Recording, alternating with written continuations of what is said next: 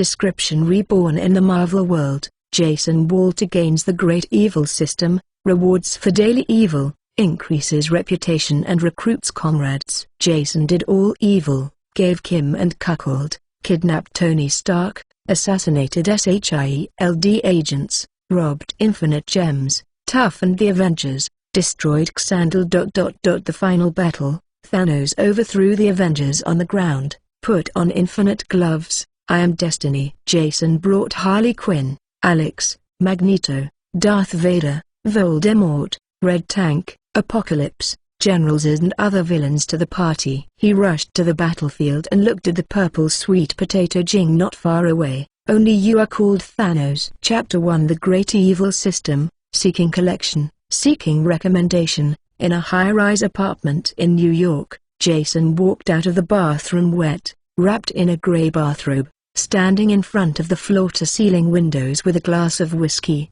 condescendingly admiring the night view of Manhattan. The towering office buildings are brightly lit, the roads are crowded with densely packed cars, and the laughter of passing pedestrians is endless.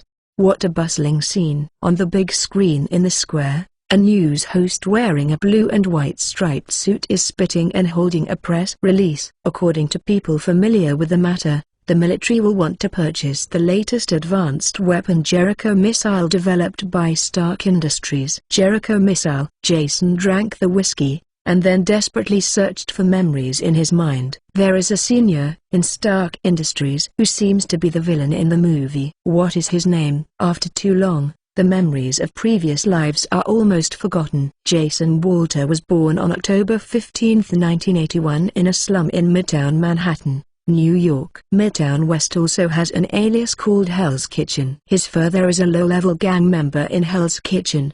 His mother is a salesperson in a nearby convenience store, and he is the only child in the family.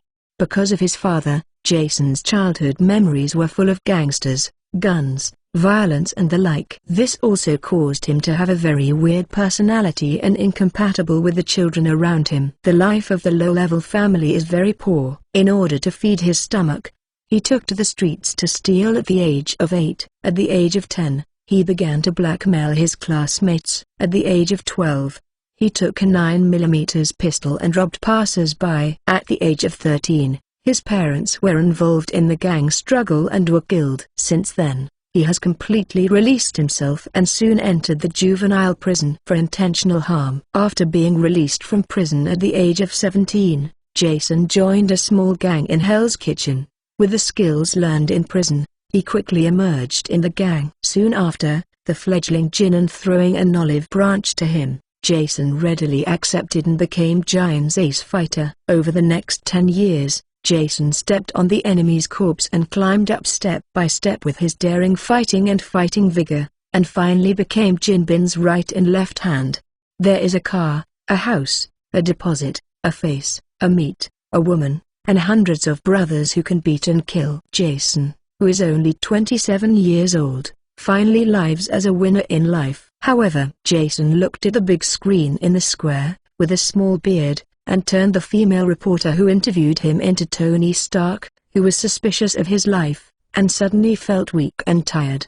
In another year, heroes will fly all over the sky and villains will be everywhere. This planet will become the main battlefield of cosmic wars, and great gods from all walks of life will come to the Earth to brush up their sense of existence if there is nothing to do. Not to mention that Jason is just the second in command of the gang. Even if he becomes a gold and at this level, in the eyes of those cosmic gods, the stronger ant is still the ant. Thinking of this, Jason felt that his future was gloomy. Ding. You sleep with Jinbin's girlfriend and get 20 villains. What? The transparent light curtain suddenly appeared in front of him, causing Jason's brows to frown tightly. This is my dog system. 27 years late. After a few seconds, he turned and looked at the big wooden bed 5 steps away. An elegant woman is sleeping soundly on the duvet, with a satisfied smile on her face. The mess on the bed represents the in-depth and friendly exchange between the two. Her name is Vanessa, and she is Jinbin's girlfriend. Who is Jinan? Jason's immediate boss, a super strong man who can smash through a concrete wall with one punch. There are hundreds of desperate gangsters, the underground king who controls all illegal businesses in New York. Vanessa is Jin's favorite and only woman. Who dares to whistle at her, his body will appear in the trash can in the early hours of the next morning. Jason understands Vanessa's place in Kim Ho's mind, so until now, he still thinks this reality is crazy. A few days ago, he had some trouble with his business in Los Angeles and needed to leave New York overnight. Before leaving, he was worried that Vanessa would be in danger. After all, his enemies were no less than his little brother, so he let his crony Jason be responsible for protecting Vanessa. Although Jason wanted to fly to Los Angeles to kill the beeping gang, Kim had already spoken, and no matter how dissatisfied he was, he could only do so honestly.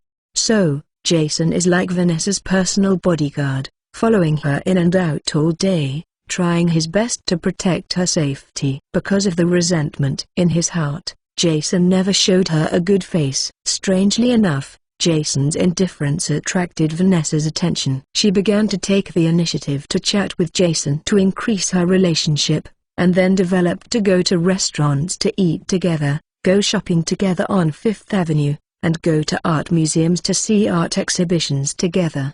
Then, ding! The mission is completed, and the villain system is officially opened. The transparent light curtain flickered, pulling Jason back to reality. Host, Jason Walter. Level 1, 201,000. Complete the task or do evil to get the villain value.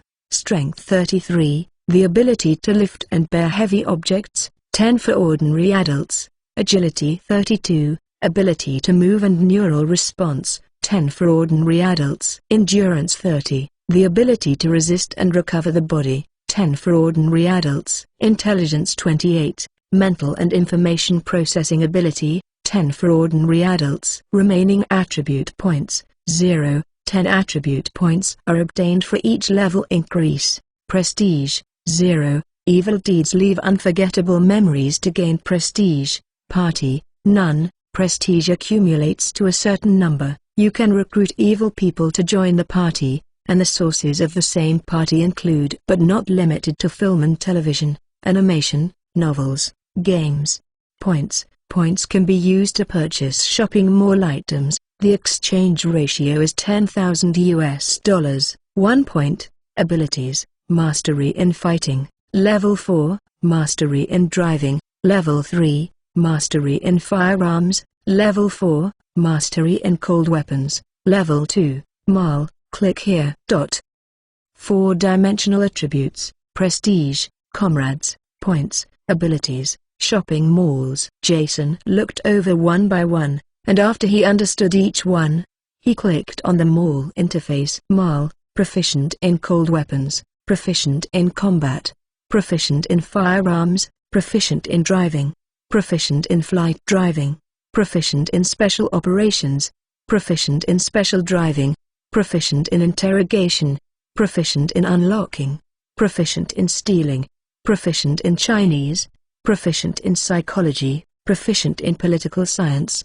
There were so many items in the mall, Jason only looked at a small part, and the Nokia in his pocket suddenly sounded. The caller ID is displayed as ... Golden Union. In an instant, Jason got goosebumps all over. Ruined was discovered by Jin. Jason had a chill in his back. No, I did this very secretly and it was absolutely impossible for Jin to know. Calm down, you must be calm, and you can't mess around. Well, Vanessa turned over because of the bell. Jason didn't have time to admire her arrogant figure, so he hurriedly covered the speaker and walked out of the room to answer the phone. Boss. Jason. The familiar rough sound came from the speakers. Jason swallowed involuntarily. Boss, what's the matter? Jin Bin. Everything is normal here in New York, and the cooperation with Mrs. Gao is also very smooth. Jin Bin. Jason had a bad feeling. Boss, what happened to Los Angeles? Jin Bin. Tell me, Jason, how does it feel to have sex with Vanessa? Chapter 2: Escape from the Mafia, Seeking Collection and Recommendation. Boom. Jason's scalp was numb, his facial muscles were stretched straight, and his back was sweaty. After freezing in place for a few seconds, he pretended to smile with ease. Boss, your joke is a bit too big. The entire New York underground world, who doesn't know Vanessa is your woman, Give me 10 courage dare. Really? Jin Rong said sharply. But the third day I left New York, you and Vanessa had a candlelight dinner in an English restaurant. On the fourth day, you went shopping together on Fifth Avenue and watched the painting exhibition. On the fifth day, you go to Vanessa's house, show her your Chinese cooking skills, and give her a box of her favorite milk chocolate after dinner. Jin Bin's speech is not hurried or slow, without joy or sorrow, but the content of the words made Jason's heart touch his throat. He swears to God that the dating with Vanessa hasn't revealed anything to anyone. Going out these days is also heavily armed, with sunglasses, masks, and hats. Never drive your own car when you go out for hire. I don't use credit cards for meals and I use all cash. This thing has been done concealed enough, but I did not expect to be discovered by Jin. Jason's face was solemn, his heartbeat accelerated, and his other hand clenched tightly. Today, you and Vanessa stayed in the room all afternoon, and you must be able to answer my question now, Jason. How did it feel to sleep with Vanessa? When Jin Bin's last sentence was finished, the mountain-like pressure on Jason suddenly disappeared. He figured it out. This is the end of the matter, no matter how worried or afraid it is futile. As Kim's deputy for many years, Jason knew him better than himself. There is no other way to go between the two except you and me. Ha ha ha. Jason grabbed the phone and laughed sickly.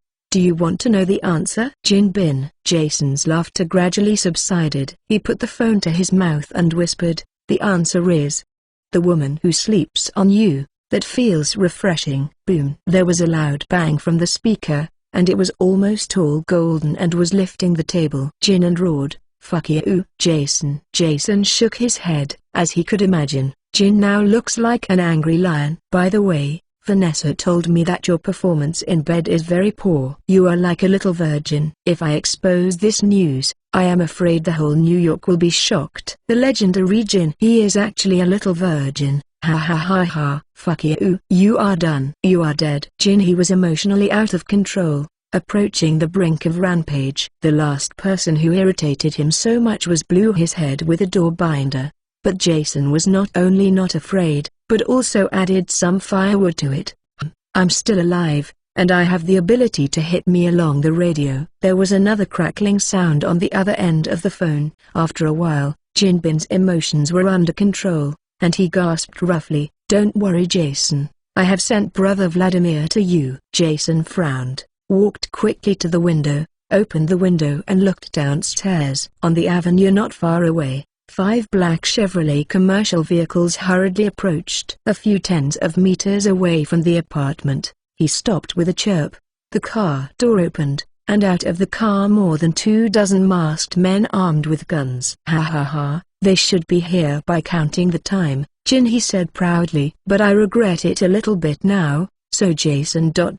flee, run away, don't be killed by Brother Vladimir. I swear to God, I will find you myself, crush your bones, cut off your dirty things and throw them into the meat grinder. Fuck you mother, Jason yelled, then slammed the phone against the wall. Snapped. The legendary magic machine Nokia instantly turned into a pile of parts, and a small hole appeared on the hard concrete wall. Ding. Trigger task, escape the hunt of the Russian mafia. Task reward, 500 villain value. Reminder, the enemy has 30 seconds to reach the battlefield. Thank you for your kind reminder. Jason scolded and rushed into the bedroom.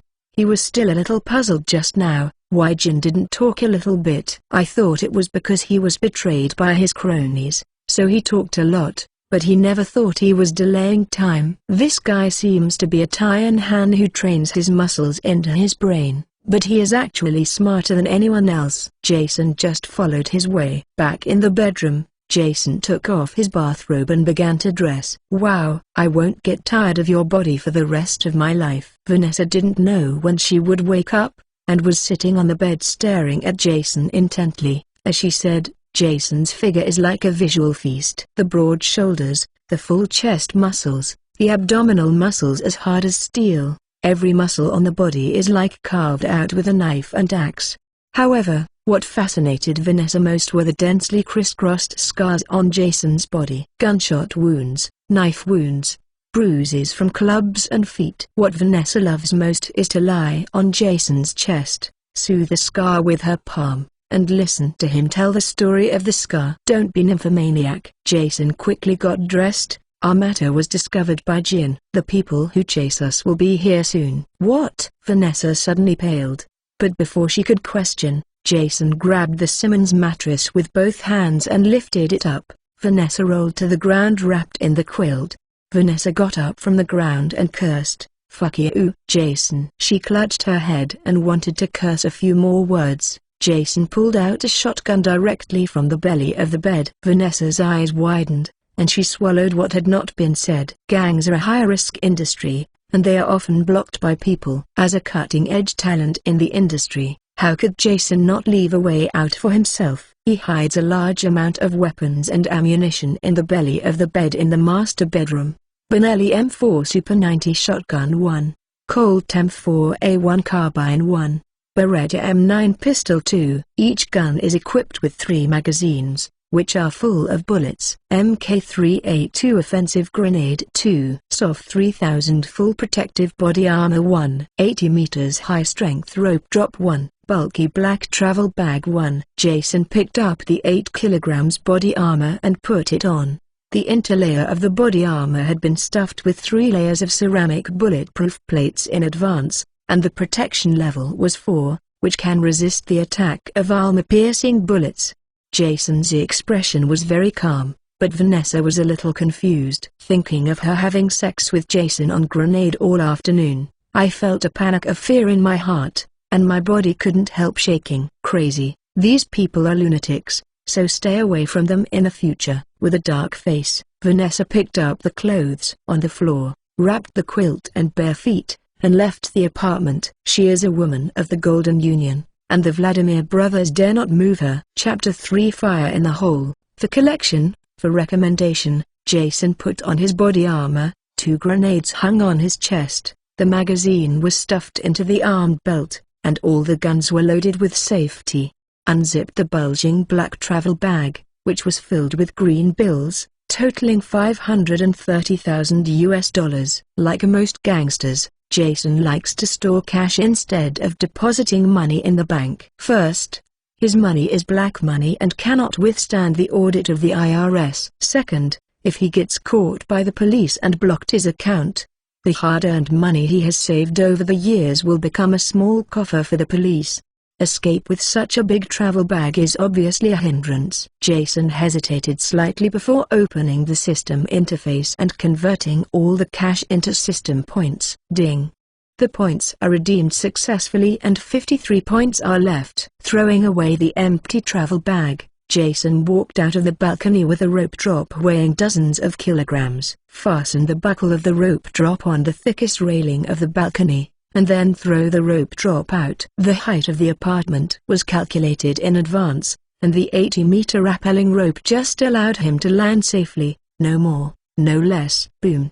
There was a loud noise outside the room, and the mafia was about to break in. Jason walked quickly to the door of the room, squatted down, and opened the door of the bedroom. There was another loud noise. The lime on the wall of the apartment door was shaken off, and the air suddenly filled with smoke. When the third sound sounded, the apartment's security door was kicked open and it became fragmented. 7 or 8 masked mafia rushed into the room holding automatic rifles. Jason opened the fuse of a grenade, threw it into the crowd, and shouted, "Fahrenthal!" The grenade rolled accurately to the feet of the mafia. Oh, shit! Boom! In the fire, several mafia were directly blown up. The stump and broken arm were mixed with blood, instantly dyeing the living room red. The smoke alarm was activated, rainwater poured from the ceiling, and the whole apartment became a mess. Ding. Kill 3 mafia, get 300 villains, current progress, 3,201,000. Ding. Wound 2 mafia, get 100 villains, current progress, 4,201,000. 1 grenade, 3 deaths and 2 injuries. The effect is still very good. Only killing a person can get 100 villains. When did human lives become so worthless? Jason, you can't run away. Surrender. The not-so-standard American English outside the door is familiar. It is the voice of the older brother of the two brothers, Vladimir. "I bet you, I will definitely be able to escape today. I'll bet on the egg on your shoulder," Jason shouted at the door, without stopping the movement of his hand. He took out another hand grenade and arranged it as a booby trap at the door of the room, and then concealed the door to lure a hapless guy into it. "Fuck you, Jason. You are dead today." This is the voice of his brother Anatole. A year ago, the two brothers took a group of Russian killers and traveled across the ocean to Hell's Kitchen in New York. The newcomers have no place, no contacts, no resources, so they can only temporarily seek refuge in Jin, and make a living by helping him do some dirty business of killing people and selling goods.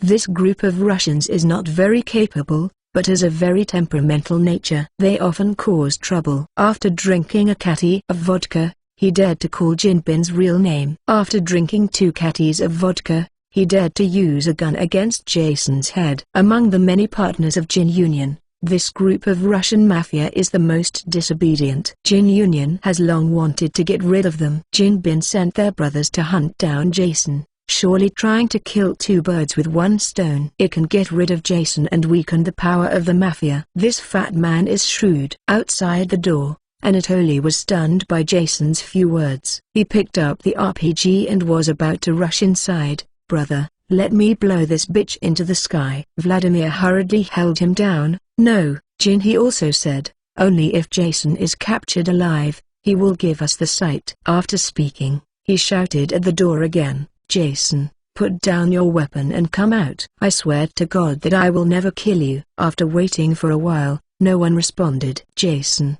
did you hear that?" Jason. Half a minute ago, Jason arranged booby traps, put on tactical gloves and a black mask, and jumped over the guardrail and began to descend. The explosion of the apartment building was particularly loud in the middle of the night, attracting many pedestrians to stop and watch. They thought it was an explosion caused by a leak in the apartment's natural gas pipeline. But when Jason covered his face, carrying a shotgun and carbines from the balcony of the apartment, they realized something was wrong. "Amaka, God, what happened?" "Call 911." The crowd of onlookers chattered. "Someone subconsciously stayed away from here." Someone took out their cell phone and called the police anxiously. Others are holding cameras, ready to record this exciting scene. After more than half a minute, the apartment exploded again, and I don't know which hapless guy came across the booby trap at the door. Ding. Kill a mafia and get 100 villains. Current progress, 5,201,000. Cut. Only 1 person died. Jason frowned, obviously not satisfied with the killing effect of booby traps. But he didn't care too much. The purpose of arranging booby mines was not simply to kill, but to delay time so that he could safely descend to the ground. The booby trap had already won 1 minute, when Jason was less than 40 meters above the ground. However, this height still cannot allow him to land safely, so he has to find a way to delay a little longer. Thinking of this, Jason freed his hand and pulled out a Beretta M9 pistol from the holster. As he descended, he aimed his gun at the apartment balcony. After dozens of seconds, a dark figure appeared on the balcony, looking down. Jason immediately stopped the rope drop. His left hand stubbornly pulled the rope drop rope, his right hand quickly aimed, and then pulled the trigger continuously. Boom boom. After 3 shots, a scream came from the balcony of the apartment, and the figure disappeared. Ding. Injure a mafia, get 20 villains. Current progress, 5,401,000. Why is it worth 20 villains? Is it just a minor injury? Jason felt a little pity, but he didn't worry too much about this matter. Grasping the rope drop with one hand, the body will shake violently, which is far less stable than when standing on the ground. In addition, he is single-handed with a gun and fired from bottom to top. 3 shots can hit a target 40 meters away. After all, he is not a sharpshooter, and judging from the effect, the deterrence of these 3 shots is still very strong. At least on the balcony, no one dared to show up. Taking advantage of this opportunity, Jason seized the time to surrender. At this time he was less than 20 meters from the ground. Chapter 4 Escape with a Gun. Please collect, please recommend, apartment balcony. Anatole felt a chill in his heart as he looked at his screaming man covering his ears. If it wasn't for Vladimir to pull him and prevent him from sticking out his head, he would be the one whose ears were knocked out. Anatole patted his chest and asked with lingering fear, "Brother, this bitch's marksmanship is too accurate. What should we do now?" Vladimir frowned and glanced around and found the rope drop on the balcony railing. He thought for a moment, and there was a hint of viciousness and revenge on his face. Break the rope. Falling down from a height of 30 to 40 meters, Jason won't even want to stand up in the second half of his life. We can also catch him alive, give him money, and make a business. Good idea. Anatole took out a .45 caliber Colt M1911 and fired 2 shots at the rope drop. After the gunfire, the thick rope dropped 2 large holes, but did not break. The rope is too strong. Anatole looked surprised. This is a military rope drop rope, using the strongest composite material, usually assembled on a helicopter. Vladimir explained. This son of a bitch is really prepared to escape. Anatoly sneered and stepped forward to fill the gun. Bang, bang. I heard gunfire from the top of the apartment building. Jason knew that the last thing he wanted had happened. Faster. Hurry up. Jason was anxious, and the speed of the cable drop was a little faster. Bang, bang. There were 2 more gunshots, and the rope dropped. Jason lost his focus and quickly fell to the ground with his back facing down. At this time, he was still about 15 meters away from the ground. At this height, he fell back down. Even if he didn't die, he would have to spend the rest of his life in bed. At the critical moment, Jason's survival instinct played a role with years of cruel training. Without a focus in the air, he relied on the strength of his waist and abdomen to twist his body to restore balance, and put his feet on the ground. Just after adjusting his posture, Jason fell to the ground. With a bang, a cloud of dust rose from the ground. Jason rushed forward and rolled on the ground several times before venting the falling force. The miraculous operation made the crowds look silly. They crowded around in a daze, looking at Jason, who was squatting on the ground and clutching his ankles with a painful expression on his face. Falling from a height of 15 meters is not a simple matter. Even though Jason was prepared to prevent shocks, his feet were still tingling at the moment he landed, followed by a sharp pain, making his feet almost unconscious. Jason gritted his teeth, stood up as hard as he could, and walked staggeringly to the 5-story shopping mall opposite. There are a lot of people and the terrain is complex, so it is best to get rid of the hunt.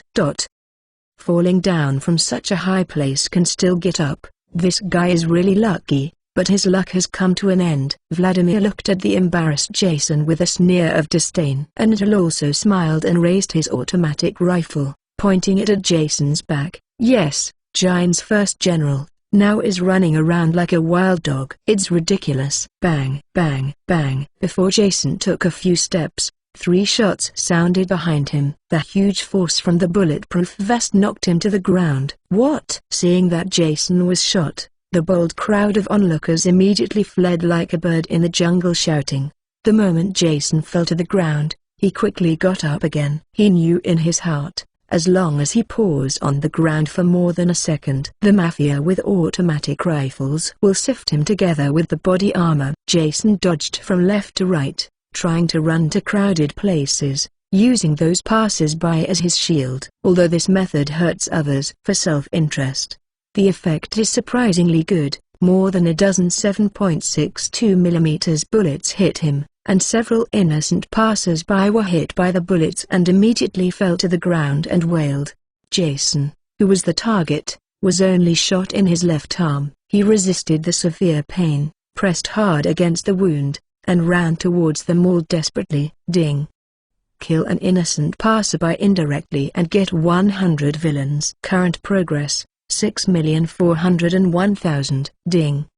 Indirectly wounded 6 innocent passers-by and gained 300 villains. Current progress, 9,401,000. At the expense of 7 innocent passers-by and an arm, Jason finally rushed into the mall. He broke into the ice cream shop at the entrance of the mall, lay his body on the counter, and then rolled over and rolled into the counter. Before he could take a breath, Jason immediately let go of his right hand to check the injury on his left arm. Through the bloody wounds, the tail of the dark yellow warhead can be vaguely seen. The bullet got stuck in the muscle. It seems that it was a ricochet that hit me, otherwise my arm would be pierced. Jason, who has more than 10 years of shooting experience, immediately judged the situation. Jason gasped for breath, carefully groping around the wound with the fingers of his right hand. After touching the hard bullet, pinch it with your fingertips, hold your breath, and forcefully take out the bullet. The blood stained his clothes and pants. Jason's lips were white and his head was sweaty. The bone-corrupting pain spread all over his body, and he tried desperately to resist it until he didn't groan. Ding tilde ding tilde ding. The warhead was taken out and thrown on the ground. Jason covered the bleeding wound, used his teeth to tear the cloth on his arm, and made a simple bandage for the wound. Just after the bandage was done, footsteps came from outside the door. The crowd of onlookers eating melons has run away, and the owner of the footsteps has no other possibility other than the mafia. It's really not a way to survive. Jason weakly raised his arm and clicked on the system mall interface. He has fallen into a dead end and has no other way of life except relying on the system. Mal, proficient in cold weapons, proficient in combat, proficient in firearms, proficient in driving, proficient in flight driving, proficient in special operations, proficient in special driving. With footsteps getting closer, Jason quickly browsed the mall interface, thinking quickly in his mind what skills to learn to get him out of the predicament. A few seconds later, Jason clicked on gun mastery. In the current situation, apart from the gun, he really couldn't find the second option. Gun mastery level 1, obtained. Gun mastery level 2, obtained. Gun mastery level 3, obtained. Gun mastery level 4, obtained. Firearms proficiency level 5, not obtained. Tap firearms to be proficient at level 5. Required, 50 points. Strength, 30. Agility, 35. Endurance, 30. Intelligence, 35. What a shit system. There are actually prerequisites. Jason scolded, dissatisfied, and quickly clicked on the main interface of the system to check his attributes. Power 33, Agility 32, Endurance 30, Intelligence 28.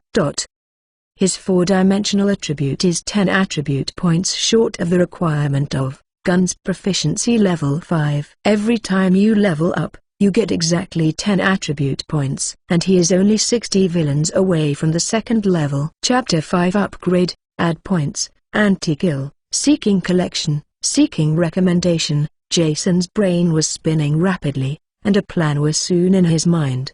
Lie on the ground holding M4A1, ears close to the ground, carefully listening to the footsteps outside the door. The footsteps are getting closer, louder and denser. Squeak. This is the sound of someone pushing open the glass door of an ice cream shop. It's now. Jason stuck his head out, aimed at the mafia outside the door and pulled the trigger. The M4A1 in his hand instantly ejected a deadly flame.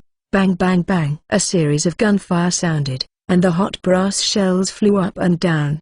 The mafia, who was about to push the door, was pierced by a sudden bullet, and fell to the ground with a crisp cracking sound of the glass door. Jason did not let go of his fingers, but continued to suppress firepower. The mafia outside the door was stunned by him, cursing and looking for a nearby shelter to hide. Jason took advantage of this safety period to quickly operate the light curtain. Ding. Damage other people's property. Get 10 villains. Current progress, 9,501,000. Ding. Kill 2 mafia. Get 200 villains. Current progress, 11,501,000. Ding.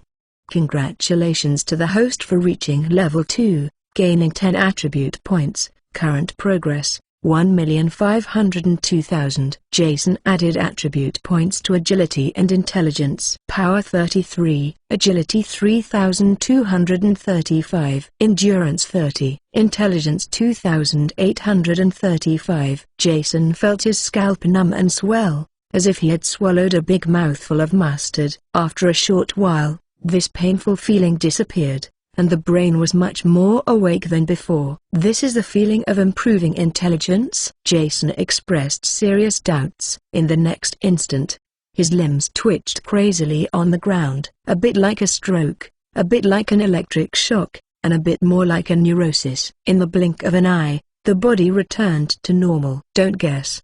The system must be improving his agility. The attribute points have reached the system requirements, and Jason clicks to open them all again and purchase. Firearms proficiency 5. Ding.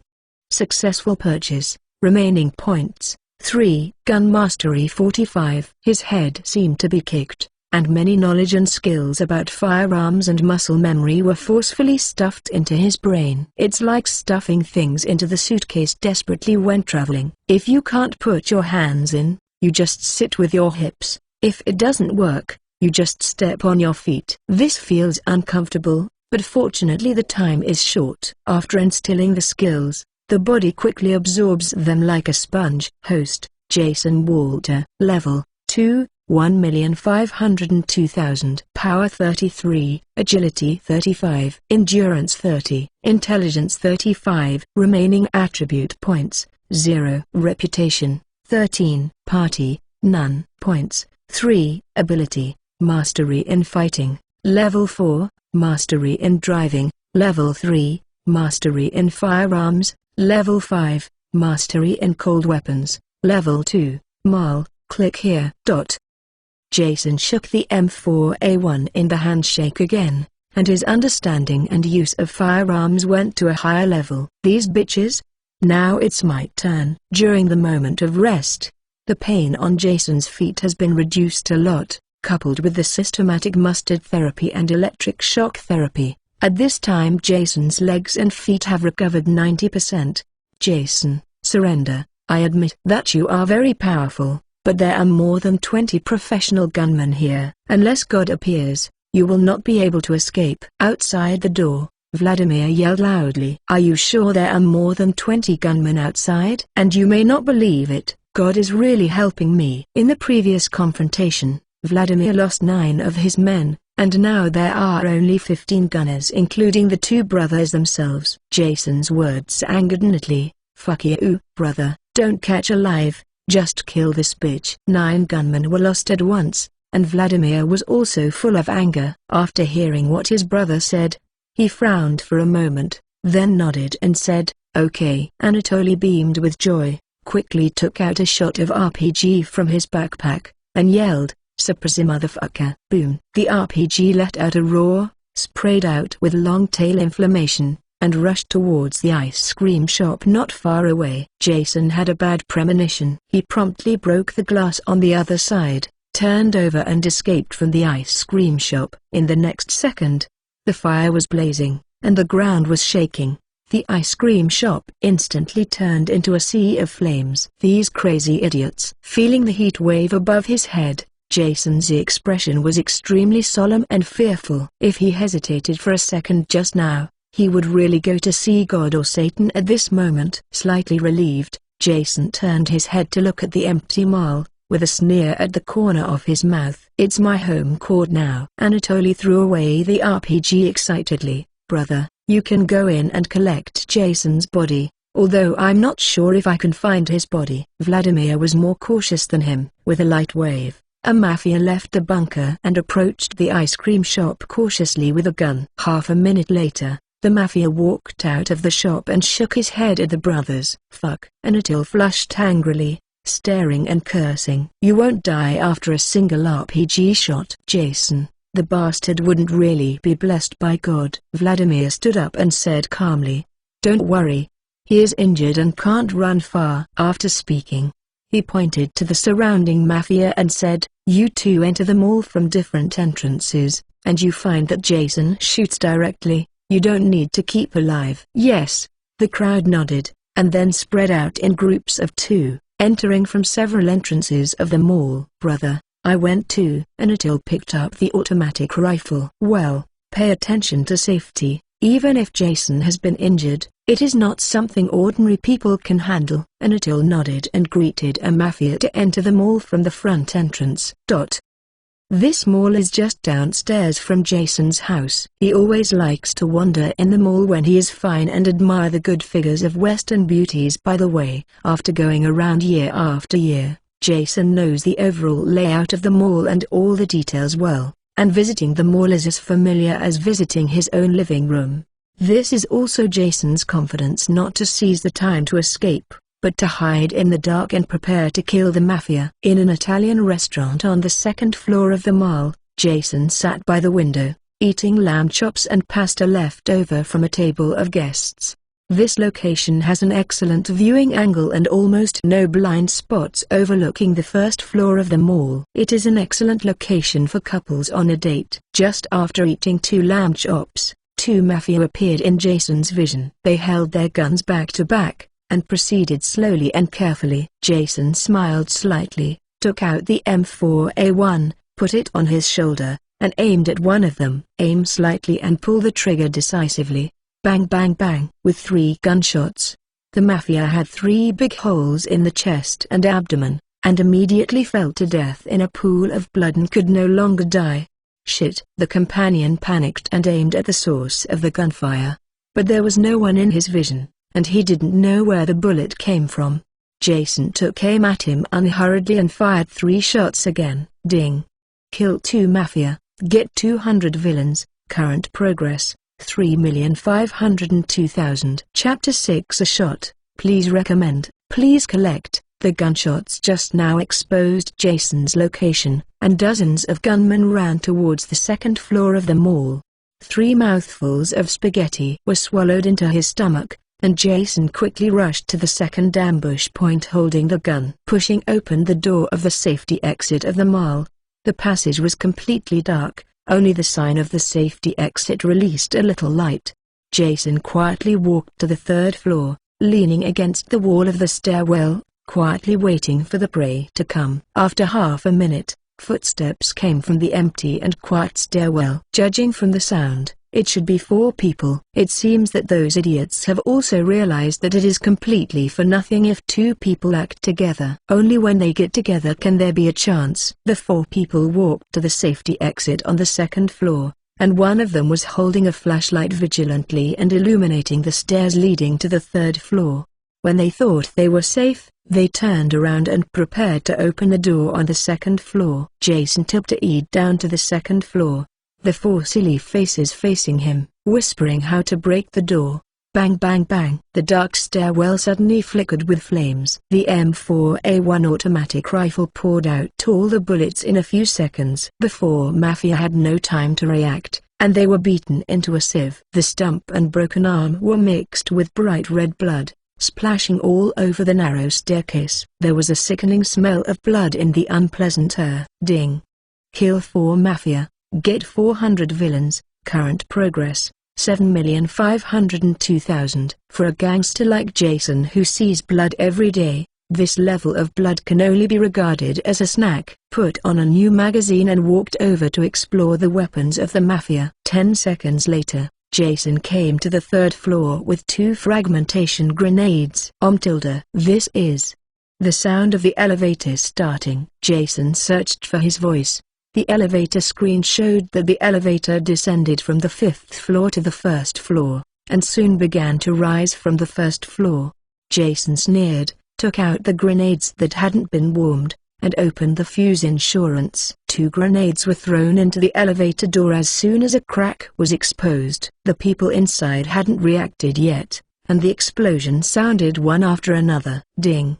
Kill 2 mafia, get 200 villains, current progress, 9,502,000. Just as Jason was about to enter the elevator to get equipment, 2 people walked out of the safety exit. Jason is there. Shoot him quickly, Anatol shouted. The mafia beside him immediately raised his automatic rifle and started shooting. Jason reacted quickly. As soon as he heard the movement, he knelt down and rolled out to find cover. In the next second, he was hit by a dozen bullets where he was just standing. Jason, you are dead. After so many brothers died, and finally found Jason, Anatoly looked very excited. He picked up the Gatling 6-barrel revolver and fired at Jason's location. Gatling roared, ejecting dense bullets. In the face of this powerful firepower, All the bunkers in the mall have become as thin as paper. Jason left the bunker and fled in embarrassment. Gatling's firepower was so fierce that he couldn't lift his head at all,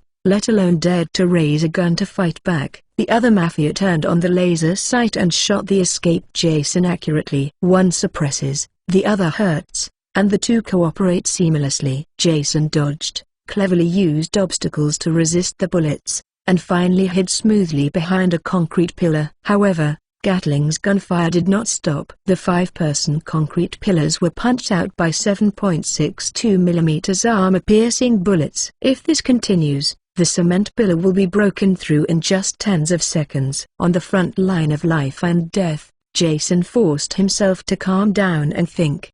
He suddenly thought of the famous scene in the movie Flying Shooting. There are almost all such clips in Hollywood shootouts. However, the movie is fictitious, and Jason doesn't know if reality has any effect. Fight. Jason gritted his teeth, squeezed the gun in his hand, then squatted down to accumulate his strength, kicking his feet hard on the ground. Just like a swimmer diving into the water, he jumped out from behind the concrete pillar. When his body was still in the air, he quickly raised the gun, aimed at the target in the shortest time, and then pulled the trigger.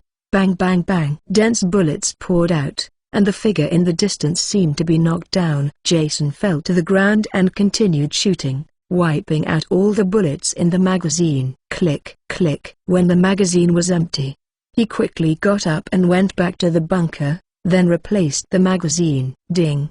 Killer Mafia, get 100 villains, current progress. 10,502,000. Ding. Injure Anatoly, character in the plot, get 100 villains, current progress, 11,502,000. Yes. Jason threw his fist hard, cheering in his heart. Such a horrible shooting posture can hit a target tens of meters away. It seems that God is really on my side. Gatling's gunfire has ceased, replaced by Anatoly's screams. Jason hesitated for a moment and decided not to kill him first. Instead, he shrank and quickly walked up to the 4th floor, choosing a concealed shooting spot where Anatoly could be seen. That's right. He wanted to use Anatoly's screams as bait to catch all the remaining fish that slipped through the net. Sure enough, the remaining mafia quickly arrived. They surrounded Vladimir and walked in the direction of Anatoly. Brother, how are you doing? Anatoly shouted. My legs were pierced by a bullet. Shit. What about Jason? Did you kill him? Kill me? Dreaming now. Aim at the target, hold your breath, and pull the trigger. The gunfire sounded, and Jason took another head. Ding. Kill a mafia and get 100 villains, current progress, 12,502,000. The mafia were shocked and quickly protected Vladimir back to the safe exit. Fuck you, Jason. Fuck you, Anatoly yelled, cursing desperately. Even a fool like him understands Jason's mind. Brother, don't come over. Let's go quickly. No, I won't give up on you. Vladimir hid in the safe passage and shouted, Jason, let's make peace. Let me take Anatoly away. Jason lay at the shooting point and said loudly, make peace? You brought someone to blow up my house. Your brother almost killed me twice. Are you embarrassed to make peace with me? Okay. Everything is my fault. No, everything is Jinbin's fault. We are all pawns in his hands. I think we should unite and kill Jinbin instead of fighting each other here. Jason sneered. Don't worry, I will find him after I kill you. Vladimir did not give up and continued to plead. I beg you, Jason. Anatoly is my only relative, and I can't lose him. Then you come to save him. Counseling. After speaking, Jason took aim at Anatoly's beep and fired a shot. What? Anatoly's heart-piercing screams resounded through the mall. Chapter 7 Jason's Safe House. Ding.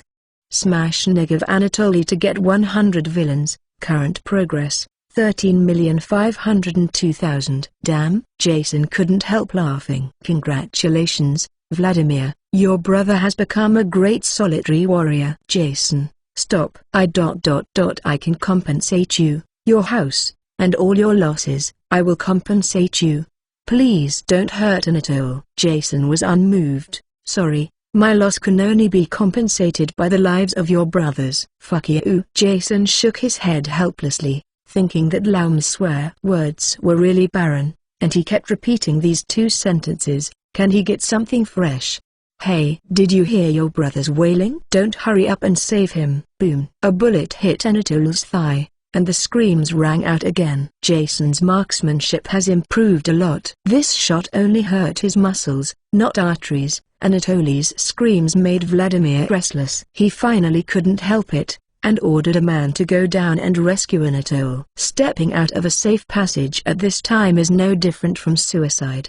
The mafia that was selected was 100 unwilling in his heart, but Vladimir squeezed his pistol and stared at him viciously. As long as he dared to say nothing, his head would be pierced by a bullet. Recognizing his fate, he sighed, and the man slipped out of the safe passage, crawling forward against the ground. He climbed carefully to Anatol's side, stretched out his hand and pulled his feet back. A long and wide stain of red blood was dragged out on the white ground. Jason looked at him coldly. The M4A1 in his hand had been aimed at him, but he did not rush to shoot. When Anatol was only 2 or 3 meters away from the safety exit, boom! A hot bullet penetrated the man's head. Ding! Killer Mafia, get 100 villains, current progress. 14,502,000. Shit. Vladimir was so angry that he slammed his punch to the ground. Boss, this is Jason's trap. He wants to lead you out. Don't be impulsive. The remaining mafia quickly persuaded. The gang's second child has been abandoned, and if something happens to the boss, their gang of mafia who has left their hometown will really be disbanded. Vladimir certainly understood that this was Jason's trick. Reason told him to calm down and not be fooled. But when he saw the pathetic appearance of Anatol lying on the ground, dying, his heart twitched for a while, and his heels didn't follow his orders, and he wanted to go outside. Lying outside, but his brother. Just when several people were in a stalemate, the roar of a police car came from a distance. 10 minutes have passed since the explosion in the apartment, and these nipds really know how to fish. The sound of the police car completely awake Vladimir. Boss, the police are here, go quickly. Vladimir nodded, with tears in his flushed eyes. Anatol glanced reluctantly, then turned and left. Jason, I took down this grudge. Even if I fight this life, I will let you die. Jason also heard the sirens. He felt bad, and then shot Anatoly quickly. Vladimir, are you going to abandon your brother and run away alone? Even after firing a few shots, there was no response from the safe passage. Vladimir ran away, and his fishing plan was completely bankrupt. Sighing with a pity, Jason shot Anatol to the head, then quickly left. Ding! Kill Anatoly, character in the plot, and get 500 villains. Current progress, 19,502,000. Jason walked quickly into a Nike store, changed into the season's new black sportswear and shoes, took a large backpack, stuffed guns and ammunition into the backpack, and finally put on a baseball cap to hide the employees from a place. The passage leaves the mall. Ding! Steal other people's property, get 10 villains, current progress 19,602,000. Pushing open the door, the sky was as dark as ink, and the sirens in my ears became louder and louder. Jason lowered the brim of his hat and hurried into the alley, hiding in the darkness. There are too many pedestrians and vehicles on the road, and they are monitoring. Jason can only walk in dirty and wet alleys, but alleys also have their disadvantages. Hey, friend, what's in your bulging black bag? 3 young people aged 16 or 17 appeared in front of Jason. Hair was dyed colorful. Metal pendants clinked, chewing gum in his mouth, and a dagger in his hand. Jason lowered his head and put the backpack on the ground. There are many good things. Do you want to see it? Of course. Get it out quickly. One of them threatened with a sharp knife. Don't get excited, I'm taking it, Jason said, taking a shotgun from his bag. Trio, Benelli M4 Super 90 shotgun, semi-automatic design, can fire a variety of caliber shotguns. One shot can open a big hole in your chest, and the recoil is very low. The sound is not loud. How about it? Is it a good thing? Oh, shit! The 3 screamed and ran away. Seeing them running away in a hurry, Jason suddenly remembered his childhood. At that time, he was like them, hiding in the dirty and smelly alleys, robbing passers-by who were alone. The difference is that instead of holding a dagger, Jason is holding a loaded 9mm pistol. In a blink of an eye, more than 10 years have passed. Hey, time flies so fast. Standing still with emotion, Jason stuffed the shotgun back into his backpack, walked through 3 blocks and left the alley. After changing 3 taxis along the way, Jason finally reached his destination. Rental warehouse on the Hudson River on the west side of Manhattan. Such self-storage and self-collection warehouses are cheap and convenient, and are very popular with Americans. In a remote place, you can rent a 20 square meter warehouse for only $80 a month. And as long as you pay on time, no one will check you no matter what you deposit. Therefore, Jason rented a 100 square meter warehouse as his own safe house. The location of the safe house has not been mentioned to anyone, even Kim and Jason's cronies. He took out the key and opened the rolling shutter of the warehouse. What you see is a pile of tattered furniture, TV, sofa, dining table, chair, convenience food, drinking water. At first glance, this is no different from most warehouses. Close the rolling shutter and take out the flashlight from the drawer of the table. Remove the piled furniture and turn out a dusty suitcase from the inside. There are some clothes, guns and ammunition, driver's license, passport, portable medical kit, mobile phone, $20,000 in cash.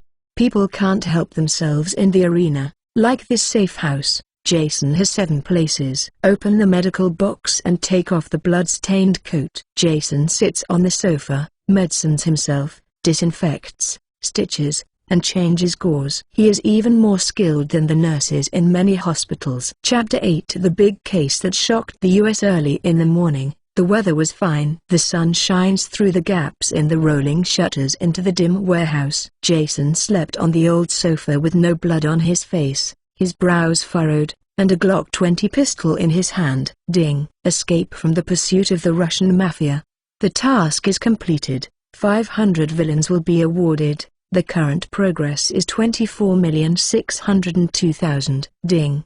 Congratulations to the host for reaching level 3, gaining 10 attribute points. Current progress, 4,603,000. Jason, who was awakened by the system, stood up abruptly. Click. The Glock pistol was loaded instantly. Raising the gun and aiming for a while, there is nothing unusual in the warehouse. A false alarm. Jason breathed a sigh of relief, and withdrew the loaded 10mm bullet and loaded it into the magazine. Sit back on the sofa, take out mineral water to wash his face and gargle, take off his coat and check the wound on his left arm. Fortunately, the wound was not infected. Sitting back on the sofa, eating bread and drinking water, Jason turned on the system light curtain. The level is raised to level 3, and the system rewards 10 attribute points. But how to add attribute points? Jason clicked on the system mall and studied it seriously. The skill level of the mall, from low to high, is level 1 to level 10. The higher the level, the more points are required. Levels 1 to 5 require 10 to 50 points respectively, which is 100,000 to 500,000 US dollars. Starting from the 6th level, the points required for each level increase rapidly. Level 6 requires 100 points, level 7 requires 300 points, level 8 requires 500 points, level 9 requires 800 points, and level 10 requires 1,000 points. In other words, for a skill to upgrade from level 1 to level 10, a total of $28.5 million is required. The last thing to pay attention to is the attribute requirements for purchasing skills. The attribute requirements of each skill are different, but they can be roughly divided into primary attributes and secondary attributes. Take Gun Master as an example. The key to shooting is speed. Draw a gun quickly, aim quickly, shoot quickly, and kill the enemy before the enemy fires or even draw the gun. The importance of agility is self-evident. In such a short period of time, it is necessary to take into account the performance of the firearms, the target distance, wind resistance and other factors. It is impossible to have a brain that responds quickly and has clear thinking. Therefore, firearms proficiency has higher requirements for agility and intelligence, which is the main attribute. Strength can reduce the impact of firearms recoil and improve shooting accuracy. Endurance can help to some extent during long-term high-intensity shooting. The two have limited improvement in shooting ability, so the system has lower requirements on strength and endurance, which are secondary attributes. The attribute requirements for fighting proficiency are just the opposite. Strength and endurance are the main attributes, while agility and intelligence are secondary attributes. This is better to understand. In actual hand-to-hand combat, whoever has the greater power and who has the stronger ability to fight and fight often belongs to whoever wins.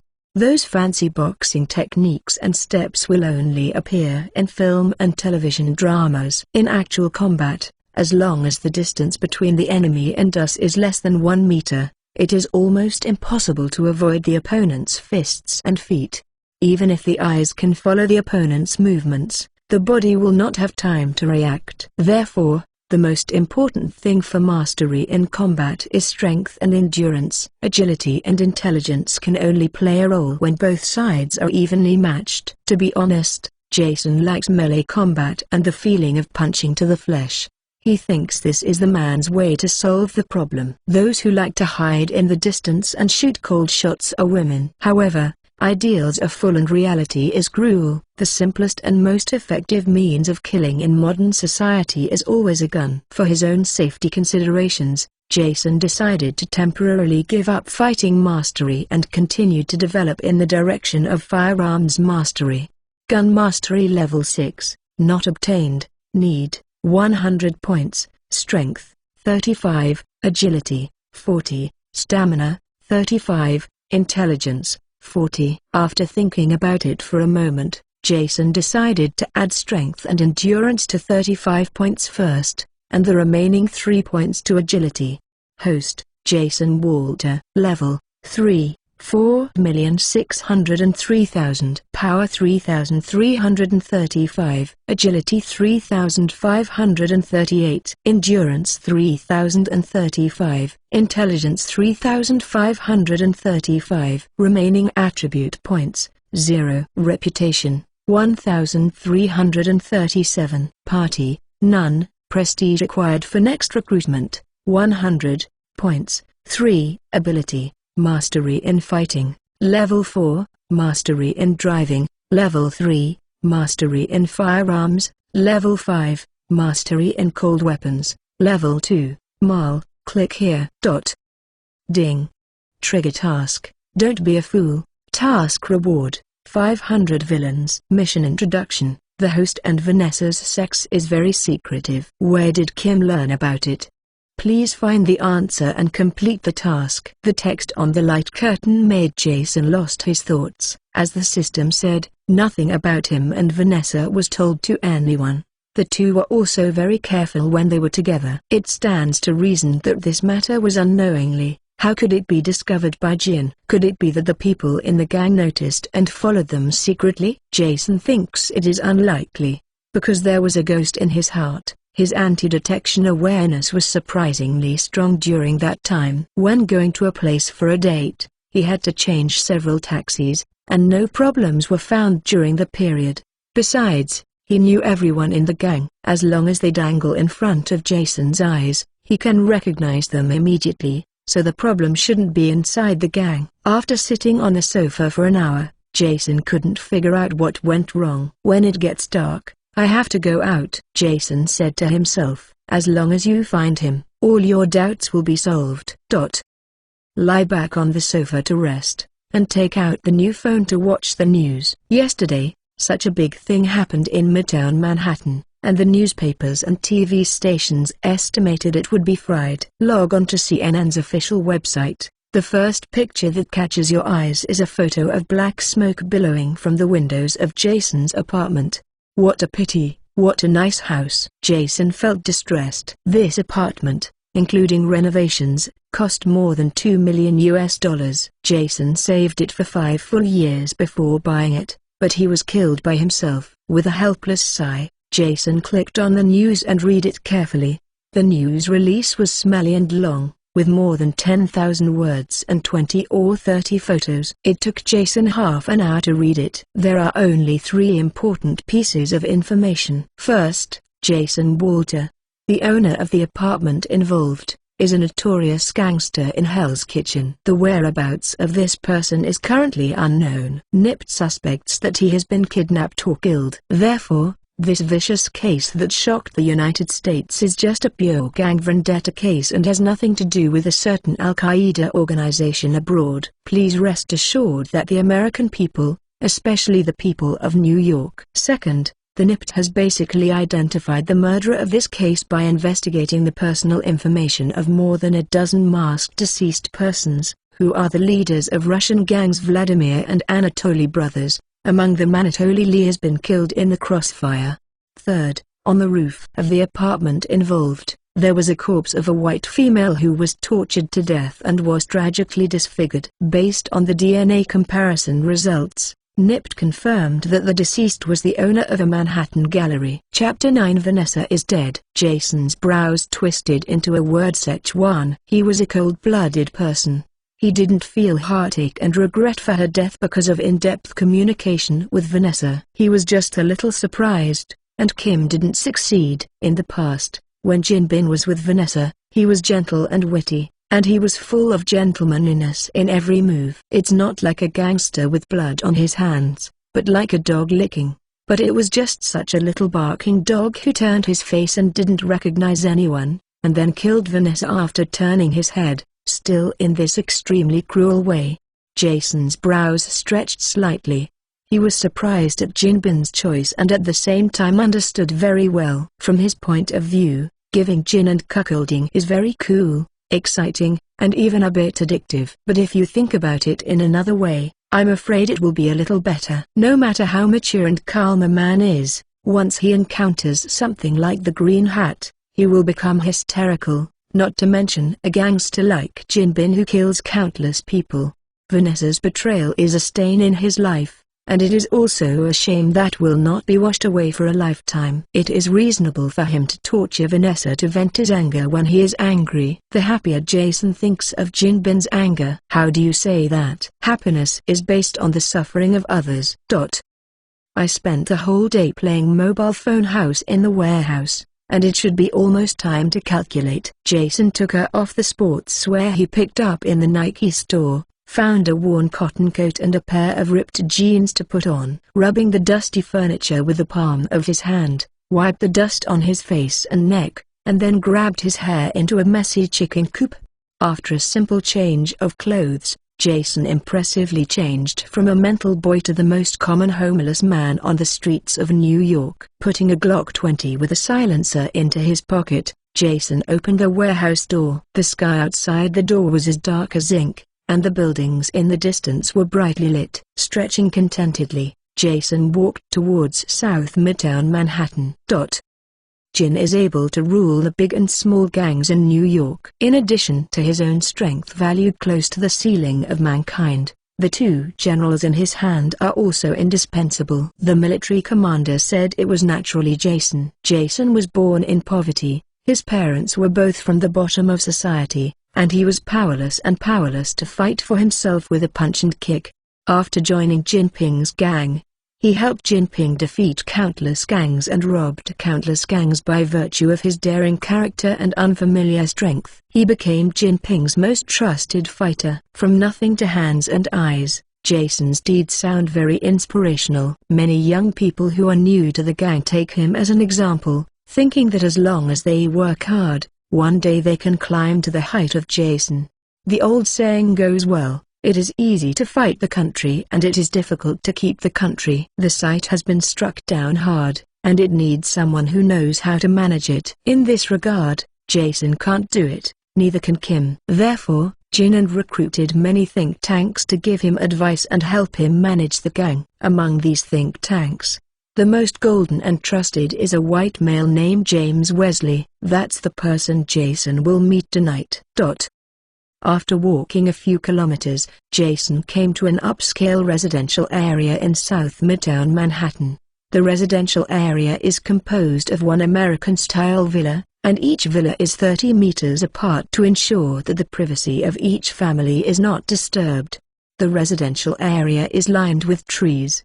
The roads are clean, and the crime rate is extremely low, making it a very good place to live. Wesley's home is here. He likes this quiet and elegant living environment, and he once asked Jason to move in with him. Jason refused on the grounds that he liked lively, living in modern high-rise apartments, and disliked this kind of retirement-style house. At 10 o'clock in the evening, Manhattan's Central City is exactly the time when it is lively, and countless beautiful men and women partying in the square. And this residential area has quieted down, and most of the windows of the houses are completely dark. Walking on the wide road, listening to the calls of insects and birds on the tree, Jason couldn't help but sigh that his original decision was extremely correct. Let him go to bed at 10 o'clock. God, it's harder than killing him. Wesley's home, Jason, has been here many times, and he is quite familiar. The area of his villa is not large, but there are 600 to 700 square meters of lawn garden around the villa, which impressed Jason very deeply. The lights on the first floor of the villa have been extinguished, and only the master bedroom on the second floor is still lit. It seems that Mr. Wesley's recent sleep has not been very good. Jason took out a pistol, installed a silencer, and hit the camera on the top of the villa with one shot, then went around to the back door of the villa. Ding. Destroy other people's property and get 5 villains. Current progress, 4,653,000. Pushed the window of the living room without moving. I tried the kitchen window again and pushed it open. Jason rolled into the room cautiously without making a sound, with the bright moonlight outside the window. He turned around in every room on the first floor, and no one was there. Jason held the pistol in his hand and tiptoed up to the second floor. The door of the master bedroom on the second floor was not closed tightly, and there was light in the cracks of the door, and there seemed to be voices. Jason walked quietly against the wall, and his expression became very strange. Jason looked dumbfounded. He simulated the various possibilities that would happen tonight, but he never expected that this would be the case. Jason froze. Why am I going in now or not? If we rushed into the house now, Wesley's happiness for the rest of his life would be ruined. And when he was in the gang, his relationship with Wesley was pretty good. He had thought about it before coming tonight. As long as this matter had nothing to do with Wesley, he was not going to kill him. After hesitating for a moment, Jason sat on the sofa on the second floor, quietly waiting for Wesley to finish the matter. Hey, I'm so kind. Jason himself was about to be moved. The voice in the room became more and more beautiful, and Jason's mood became a little impetuous. He is now full of Wesley's wife's proud figure, plump thighs, and hooking lips. God, they are finally over, and God knows how I spent these 5 minutes. Jason couldn't help it. He raised the Glock pistol, kicked open the bedroom door, and shouted at the 2 people on the bed. Hey, Wesley, give you a big surprise, you ...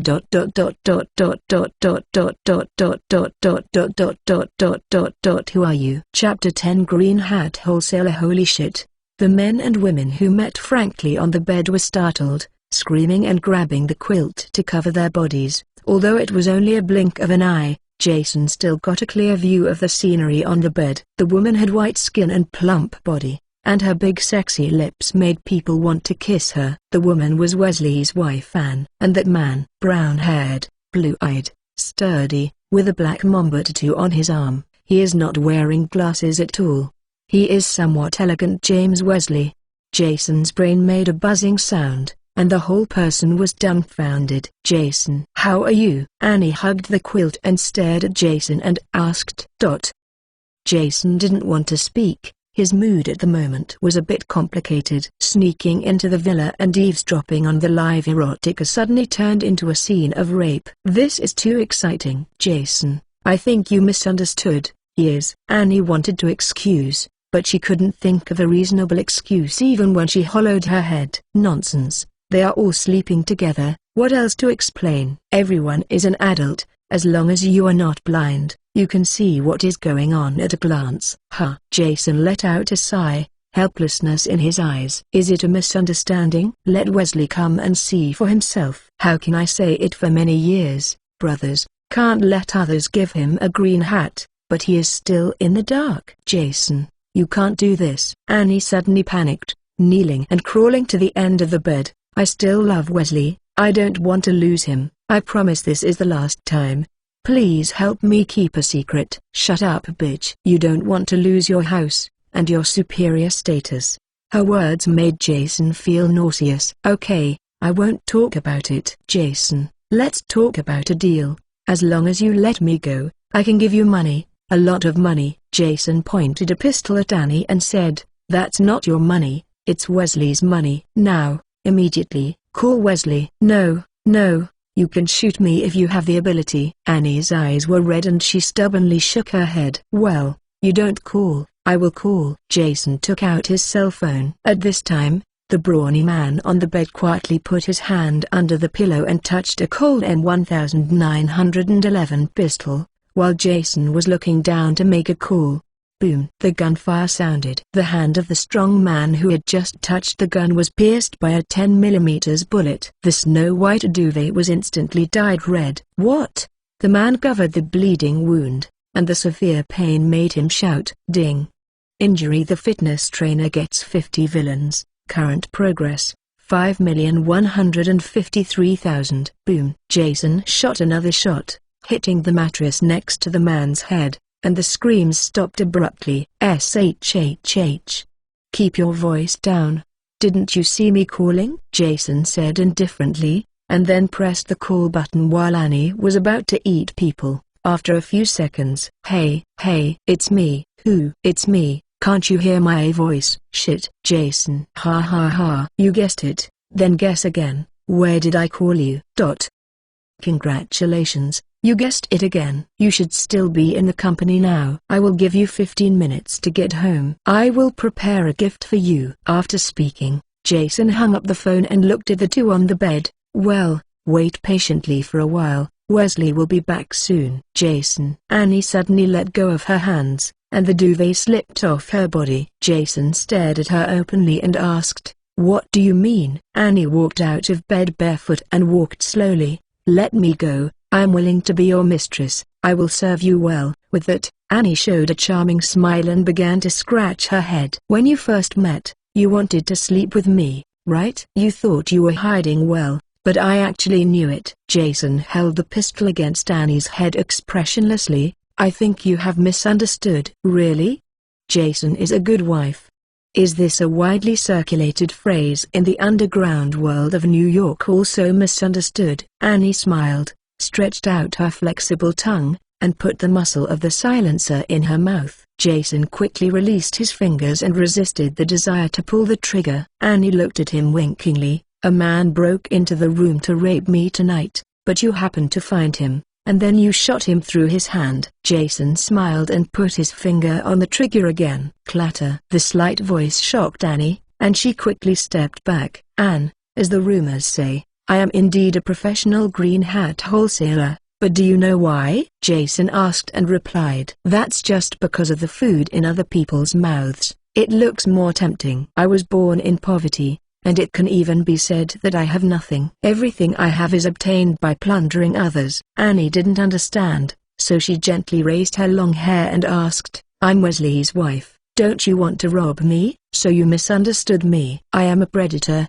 not a scavenger." "I don't want rubbish." Being scolded by Jason as rubbish, Annie suddenly became angry. "Fuck you." Jason was not annoyed, and pointed a gun at her and said, "Go back to bed. Before Wesley comes back, I don't want to hurt you, but you don't push me either." Annie glared at him, then sat back on the bed and continued to cover her body with the quilt. "Forgot to say, although I don't eat garbage, it's okay to look at it." "Huh?" Annie kicked the quilt with her feet angrily. Jason laughed and said, "That's right, and don't be too pessimistic. Maybe Wesley, a good old man, will forgive you." Annie's face was dark, and she showed a middle finger. 7 or 8 minutes later, the sound of engines came from far and near. Jason walked to the master bedroom window to check. "I saw a black Audi fast approaching on the road in the distance." There was a harsh brake sound, and the Audi stopped on the lawn at the entrance of the villa. Wearing a black high-end suit, Wesley walked out of the car, glanced at the camera that was punctured by the bullet, and took out the key with a grimace and pushed the door into the house.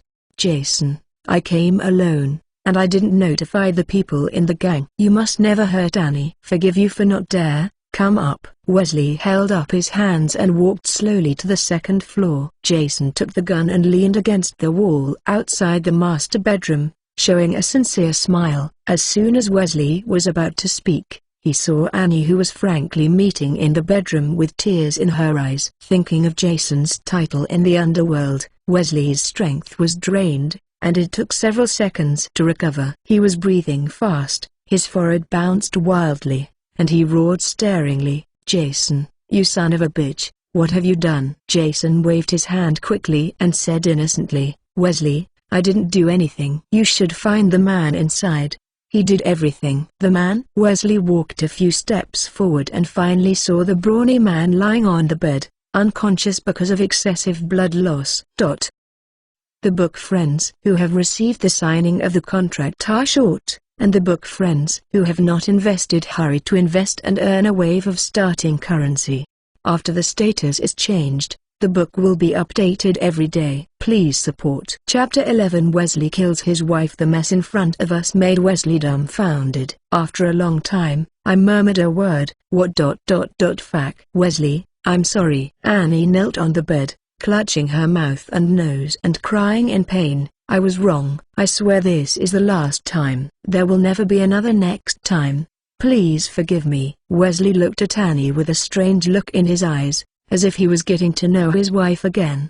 Gradually, there was more emotion in his eyes. There are puzzles, doubts, anger, and killing intent. Wesley clenched his fists blankly and said slowly, "Jason, the bar downstairs has your favorite 20-year-old Scotch whiskey. Go try it. You won't be disappointed." There is no emotion in his words, just like the peace before the storm. "Okay." Jason nodded and went downstairs with the gun. There are dozens of bottles of good wine on the bar counter next to the restaurant, and the price of each bottle is not less than $1,000. Jason turned on the dim incandescent light on the bar, looking for his favorite Scotch whiskey. Whiskey. Found it. Taking out the corkscrew and opening the wine bottle, Annie's screams came upstairs. Jason's movements paused slightly, and then he continued to work on his own affairs, unaffected by the sound. Wesley hasn't killed anyone for many years, so the technique won't be unfamiliar. Taking out a whiskey glass and taking out some ice cubes from the refrigerator, Jason sat on the rotating chair on the bar counter and tasted this 20-year-old Scotch whiskey leisurely. Annie's screams lasted for a long time and finally stopped. Wesley walked down the stairs slowly, stiffly sitting on the rotating seat. "It tastes really good. You can taste it too." Jason took out an empty glass, poured a quarter of the whiskey over it. Wesley grabbed the bottle rudely, filled the glass, and drank his head up. Boom! The wine glass hit the bar. Wesley squeezed the wine glass vigorously, hung his head and closed his eyes, breathing very fast. Jason didn't speak. Outsiders couldn't help with this kind of thing, so he could only survive it by himself. Refilling Wesley's wine glass, Jason pours himself while playing with the wine glass. After half an hour, the two drank a bottle of whiskey. At this time, Wesley finally slowed down and said, "Jason, I'm sorry for letting you see this scandal." Jason shook his head slightly and smiled. "You don't have to apologize. I'm pretty cool anyway." "Fuck you." Wesley showed an ugly smile. "If you die someday, I will find someone to cut off your beep and sew it on your mouth. It's too wasteful." "If it were me, I would cut it off and then make wine." Jason laughed. "Shit, this guy is disgusting." Wesley's mood suddenly relaxed a lot. The two clinked glasses and drank the last sip of whiskey in the glass. Putting down the wine glass, Wesley's expression became serious. "What the hell did you bastard do?" "I was so angry when I saw Jin for the first time." "A little thing." "What little thing?" Jason looked down and admired the wine glass, and said lightly, "I slept with Vanessa." Wesley was stupid. "What? This special is also called a trivial matter?" "God, I told you earlier that your beep will definitely kill you. Jason waved his hand impatiently. Just leave it alone. I just wanted to ask, how did the matter between Vanessa and I get discovered by Jin? Wesley shook his head. Kim didn't tell me anything, not even Vanessa. He only told me that you had betrayed the gang, and let me notify the gangs in New York to reward you. Jason smiled faintly. He had been mentally prepared for the subject of being offered reward. Otherwise he would not change his mobile phone and even change his clothes when he went out. What price? The dead $1 million, the living $3 million. Oh, great. Jason smiled. Can I surrender? I welcome it very much. Wesley stood up, tied up his suit and prepared to go upstairs. I still have a mess to deal with. You can go, but I haven't seen you tonight. Wesley. Jason smiled and put down the wine glass, took out the Glock pistol hidden in his clothes and pointed it at him. You can't leave without giving me an answer, or you can use your Beretta 92 to try and kill me. Wesley's expression was a little surprised, and the hand that had just touched the gun stopped instantly. Under the dim light, the two men stood and sat looking at each other, both holding pistols. After a stalemate for a few seconds, Wesley gave up. He released his hand and said angrily, Jason, I said, I don't know anything. Kim didn't tell me the truth. Jason smiled disdainfully. You and I have been friends and colleagues for many years. We understand each other far better than ourselves. Do you still have to lie in front of me? Wesley was dark and silent. Well, then I'll make it clear. Kim doesn't cherish feathers, and he hates brother Vladimir, so he will never call him personally. Then the question is, whose instructions did Vladimir receive to accurately find my house? After speaking, Wesley's expression finally changed. He sighed. I'm sorry, Jason. I don't apologize. I know that you are only executing Jinbin's orders. Thank you. Wesley continued. When Kim called me yesterday, I knew you were sleeping with Vanessa. God, I was going crazy at the time. You bastard are really not afraid of death. Thank you. Jason laughed. I didn't praise you. Wesley frowned, shouting a little excited. Because of your damn beep, the Hell's Kitchen that has settled down, and even the underground forces in New York are completely chaotic. Do you know how many people will die for this? Jason shook his head contemptuously, thinking that Wesley really deserves to be Jinbin's lover, and perfectly inherited Jinbin's thoughts. From the very beginning of forming a gang, He set a small goal for himself. The gangs that rule the whole of New York restrict their subordinates through strict control, thus creating a perfect city with no killing, no robbery, and no violent crime. Jinbin once told Jason about his ideals. Jason smiled and agreed, but he was very disdainful. Jason stared into Wesley's eyes, and said seriously, Wesley, do you really believe in the rhetoric of Kim Nam? That's ridiculous. Evil is evil, and good is good.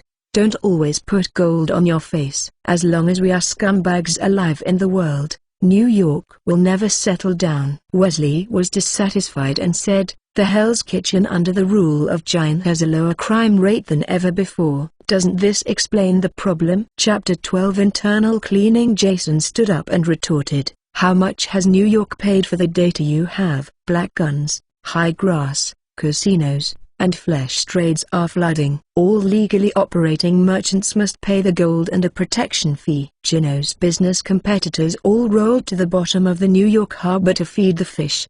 The blood on Jinbin's hands will never be washed clean. Do you want me to continue talking? Wesley was speechless for a while, and didn't know how to explain it, so he could only bite the bullet and said, at least ordinary people who would have lost their lives have saved their lives. Jason smiled contemptuously. It's really hard for you to say this. Wake up, Wesley. We are all wicked people, and Jin is just doing evil in the name of change. I see all this very clearly. And you have been stunned by Jinbin's words. Shut up. Wesley flushed and suddenly became very anxious. I don't want to talk about these topics with you anymore. I don't have the answer you want. Get out of my house. Jason sat back in the chair, and said to the rascal, then please come up with an answer, or I will live here in the future and you have to take care of the food. Wesley couldn't laugh or cry. Jason, you know so many people. Why are you staring at me? Because you are Jinbin's lover, the manager of the gang, and the person most likely to touch the core of the matter. Furthermore, I am now a person with a reward of $3 million. The past friends are probably waiting for me to come, so that I can get the reward. Hey, Wesley sighed and sat a little tired on the stairs. Jason is dependent on him. As long as he does not give an answer, Jason will not leave. After a few minutes, Wesley's drooping head suddenly lifted. The expression on his face seemed to know something. There is a situation. Say, since you rebelled, Jin did not order me to start the internal cleansing. Your territory has been taken back. Your cronies were all executed. Even once under your orders, they were completely disrupted and assigned to sites outside of New York. Jason's expression was calm, no surprise at all. But one person is an exception. Jason frowned. Who? Paul. Wesley looked at Jason's face, and then said, he is your most trusted confidant. It is reasonable to say that it is impossible to survive, but not only has he not been executed, he has also given you a lot of territory. Hearing this name, Jason's expression was a bit wrong, and then he became very angry. You better make sure that what you say is true, otherwise, Wesley said seriously, I know the consequences, so I dare not lie. Jason glared at him, trying to see the flaw in his expression, but Wesley's eyes were very firm, not like a lie at all. Shit. Jason was furious and hit the bar with a fist. Paul. How could it be him? Sitting on a stool in silence for a long time, Jason stood up to leave. Don't change your phone number, I will continue to contact you. Wesley's face was difficult to look. Fuck you, Jason. I swear this is the last time I will help you. Really? Jason took out his phone and showed him a video. There are videos of your wife on the phone, the adulterer whose palm was interrupted, and the recording of our conversation just now. If you don't want to be troubled by Nip or Kim, you know, fuck. Wesley jumped into thunder in an instant. His eyes turned red. He really wanted to pull out the pistol right away and beat the damn man in front of him into a sieve. But he knew in his heart that as long as he dared to draw a gun, he was definitely the one who was sieved. 3 times. Wesley looked at him angrily and stretched out his fingers and said, I'll help you 3 times. You must delete all the videos and audios. Copying files is not allowed. Jason shook his phone and smiled sarcastically. I will eat you forever. After speaking, he pushed the door and left. Wesley looked at Jason's back stupidly, and sat on the ground staggeringly. Leaving Wesley's villa, Jason headed straight for the apartment building 5 blocks away, where Paul's house was. Although the houses there are not comparable to Jason's Manhattan high-rise apartments, nor are they comparable to Wesley's American lawn villas. But in the eyes of most Americans, this is still a house they desire and cannot afford. Jason's thoughts were heavy, and he was walking quickly. More than half an hour later, he came to the downstairs of a 10-story apartment building. Paul's house was on the 5th floor of the apartment building. Jason stood there, looked at the dark windows on the 5th floor, and walked in quickly. When he came to Paul's house, Jason knocked on the door. After knocking several times in a row, an angry voice came from the room. Who is so special? Jason lowered his voice and said, me. Oh, shit. There was a panic in the room. Squeaked Tilda. After a while, the door opened. A black guy in his early 20s in a shorts and t-shirt poked his head out. Boss. Hey, Paul. The 2 men looked at each other in the corridor for a few seconds. Paul turned sideways and urged, come in. After Jason entered the house, Paul looked outside the door and closed the door immediately after making sure that there was nothing unusual. The apartment is not big, but it is clean and tidy. Obviously not a single man can do it. Boss, why are you here? Paul walked over and asked, looking nervous. Jason sighed, slumped weakly on the sofa, and said in frustration, he fell out with Jin. He is chasing me all over the city and almost killed me. I really have nowhere to go. I can only come to you. Hide here for a while. Hearing this, Paul's expression relaxed a lot, and he patted his chest and said, Boss, you can live here with peace of mind. Jin never expected you to hide here. Well, thank you. Jason raised his head again and asked, are Lisa and the children asleep? Speaking of family, a happy smile appeared on Paul's face. I just woke up. Lisa is breastfeeding.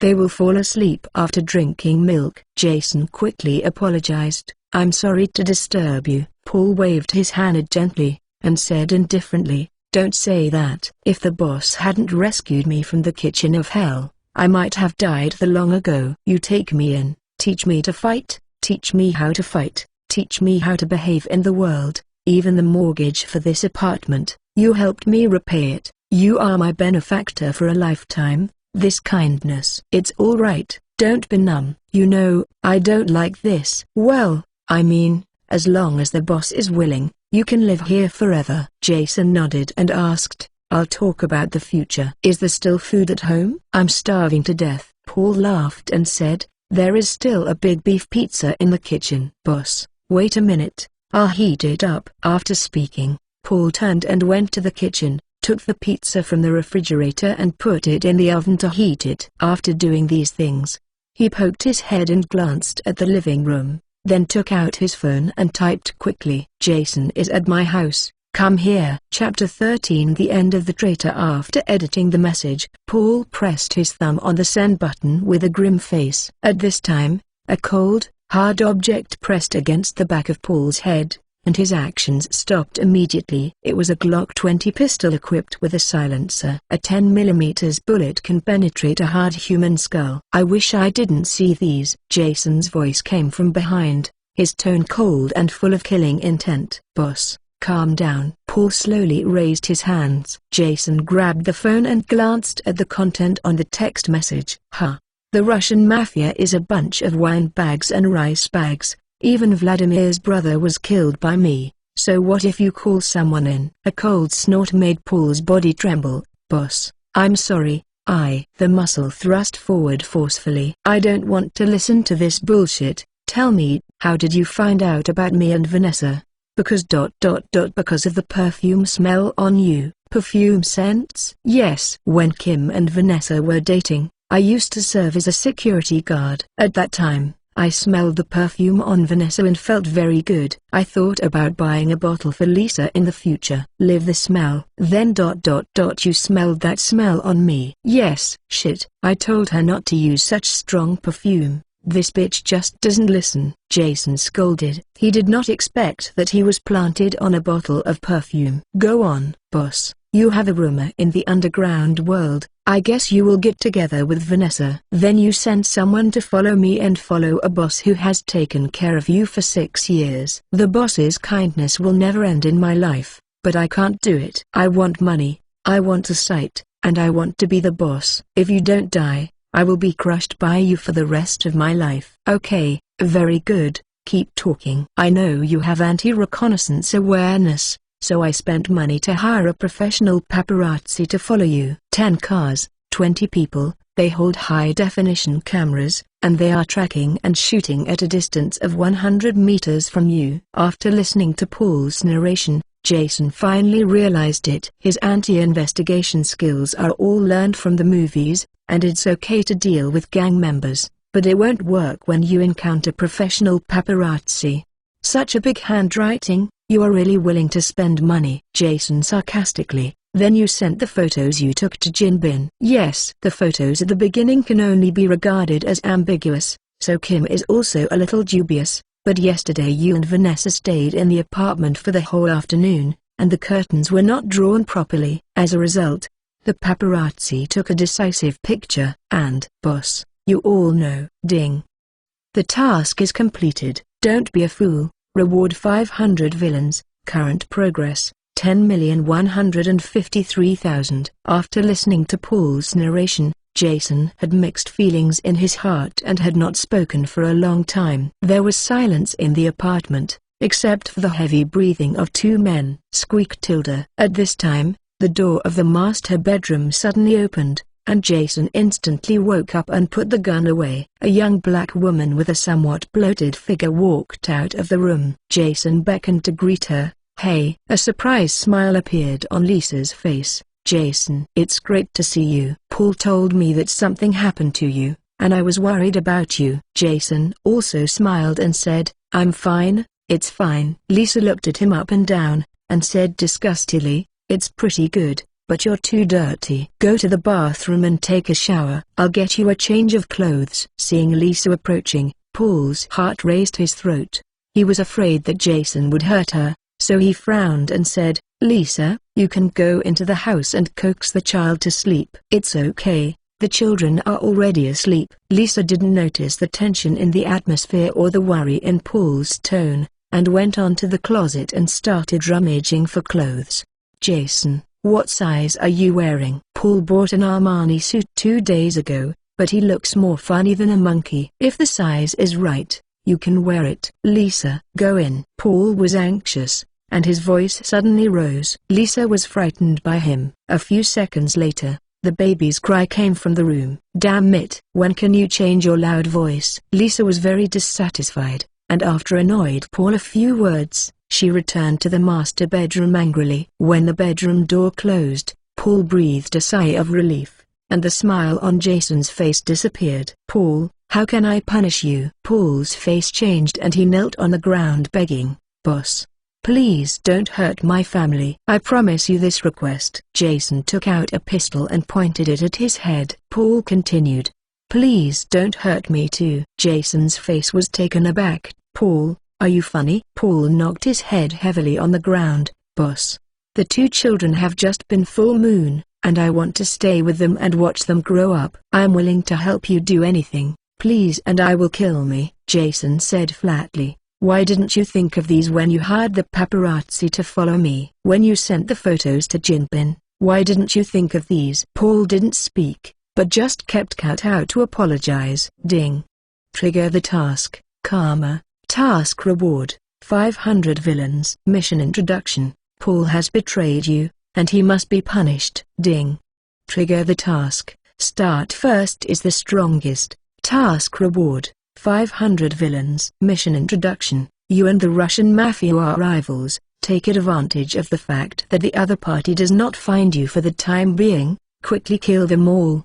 Looking at the 2 tasks released by the system, Jason suddenly thought of a good idea. He knelt down and raised Paul's head with a gun. Everyone in this world makes mistakes, but the key is whether they have the courage to bear them. With tears on Paul's face, he pleaded bitterly, "Boss, I don't want to die." Jason said indifferently, "You betrayed me. There is no other way out except death. But, if you can help me do things before I die, I can at least let Lisa have 2 children and live a prosperous life from now on, without worrying about money." Paul shook his head vigorously. "I don't want to die." Jason pointed a gun at his head and said contemptuously, "Think about it. What will happen to Lisa and the 2 children after you die?" "I couldn't afford the mortgage. But the bank took the house, and then lived on the street, enduring the cold. In order to make milk powder money for her children, Lisa might go to work in a custom shop and be played with by a bunch of ugly old men. When a child grows up, he cannot go to a good university without money, and cannot find a good job. In the future, he can only become a low-level figure like you. And also, Paul, enough. Stop talking." "I will do it." Jason patted him on the head and smiled relievedly. Chapter 14. Human Bonding. The oven heating is over. Jason opened the oven door, and a scent came out. "Pizza is getting hot." "While I'm eating pizza, go and say goodbye to Lisa and the 2 children, and put on your Armani suit." Paul looked up in surprise. In his memory, Jason was not a person who likes to talk to each other. Jason put on heat-resistant gloves and took out the baking tray. "You have been with me for 6 years. I want you to be more decent before you leave." "Thank you." Paul wiped the tears off his face and walked slowly to the bedroom. "Go, your heart is still hesitating, but family and relatives will give you the courage to face death." Looking at Paul's back, Jason sneered and took a big bite of pizza. Master bedroom. Lisa lay on the crib, humming a small nursery rhyme, and the 2 children smacking their lips and sleeping soundly. Paul sat down by the bed and looked at the little faces of the children reluctantly, his heart full of regret and sorrow. "My dear, what's wrong with you?" Lisa noticed her husband's abnormality. "It's okay, I'm going to go to the house in a moment, and go to work with the boss." Paul stretched out his big hand and gently stroked the child's head. "Is it dangerous?" "I can handle it. The child will be handed over to you before I come back." Lisa felt that the words were full of parting, and she frowned to ask for clarity. Before she could speak, Paul suddenly hugged her and sniffed hard, trying to remember the smell of her. A few minutes later, Paul let go of her. "My dear, please help me take out that suit." Lisa was confused by his actions, but went to the closet and took out the suit. Putting on a brand new suit, Paul looked at himself in the mirror and asked, "Is it really like a monkey?" Lisa wanted to say something to him daily, but she suddenly changed her words. She stepped forward to help tidy up her bow tie. "No, you look very handsome." Paul smiled, lowered his head and kissed his lover hard. His lips separated and he walked slowly to the door and stopped. "I was brewing in my heart to say goodbye, but when the matter came, I didn't know what to say, so I looked at Lisa affectionately." "Goodbye." In the living room, Jason is sitting on the sofa eating pizza. "So fast, no longer stay a while?" Paul's expression became extremely firm. "No, let's go." Leaving the apartment, Jason got into Paul's Ford car. "Did you know that there is a Chinese restaurant in Hell's Kitchen?" "I know, you took me there." "It tastes good, but it's too spicy." "I don't know the goods. There is no Chinese restaurant in New York that serves Sichuan cuisine. There is this restaurant that is authentic." Paul looked at his watch. "At this point, the restaurant is closed." "Not to eat. You drive into the alley at the back of the restaurant." "Okay." After the car started, Jason took out his cell phone and made a call based on the memory in his mind. The owner of the phone is a black market businessman, a well-known black market businessman in New York with hands and eyes open to the sky. Guns, ammunition, high grass, women, real estate, cars, intelligence. As long as you have money, you can buy almost everything from him. Jason is his loyal customer.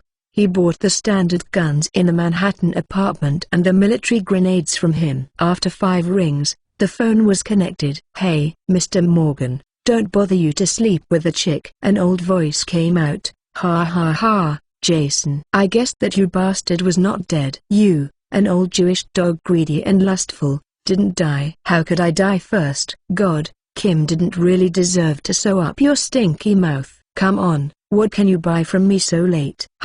"How many C4 plastic explosives do you have?" Paul's body trembled slightly. "C4? God, are you crazy?" "Don't talk nonsense, make an offer." There are 5 C4s in the warehouse. If you want them all, count you 300,000. "Okay, I'll take it all." The place of the transaction is the back alley of the Chinese restaurant in Hell's Kitchen. This time the situation is quite special and you need to come in person. "What?" "Please give me a reason to leave the arms of beautiful women in the middle of the night." "Man, I have a reward of $3 million on my head." "I can't believe in outsiders." "You guy is really troublesome. Just this one time is not an example." "By the way, how do you set the code?" "Just 3 long and 1 short." "Okay, I will deliver it myself in an hour." "By the way, one more question, is Miss Morgan okay?" "Fuck you." Jason hung up the phone with a smile, and Paul couldn't help asking, "What do you want me to do?" "Why do you need C4 explosives?" "Blood debts. My target is the Russian mafia." Paul suddenly realized that his face became very ugly. "Human bomb." "Why?" "Scared." Jason comforted. Compared to tortured death, this method of death is completely painless. "I don't understand what you are afraid of." "Think about your family." Paul sighed. "I'm not afraid. Let's talk. What do you want me to do?" "Very good. You called Vladimir in a moment and said you found my hiding place and asked him to gather all the mafia. Then, how do I enter the mafia station?" "Because of the failure of yesterday's mission, you are worried about Vladimir's commandability, so you must lead this operation." "Vladimir is an arrogant fool. He will not agree." "Rest assured, as long as he can avenge his brother, he will agree." 15 minutes later, the Ford car drove into the Hell's Kitchen and stopped at the back alley of the restaurant. The car stalled. Paul had already prepared a good talk and dialed Vladimir's phone. "Hey, Vladimir, this is Paul." "Who?" "Oh, I remember, you are the dog beside Jason." Paul frowned and said sarcastically, It seems that Mr. Vladimir is in a bad mood. It's no wonder that Jason killed more than 20 of his subordinates, and even his younger brother was beaten up by him. Who is it? I'm not in a good mood. Paul. Yes, I remember you. When you kill Jason, it will be your turn next. Oh, kill Jason? Do you know where Jason is?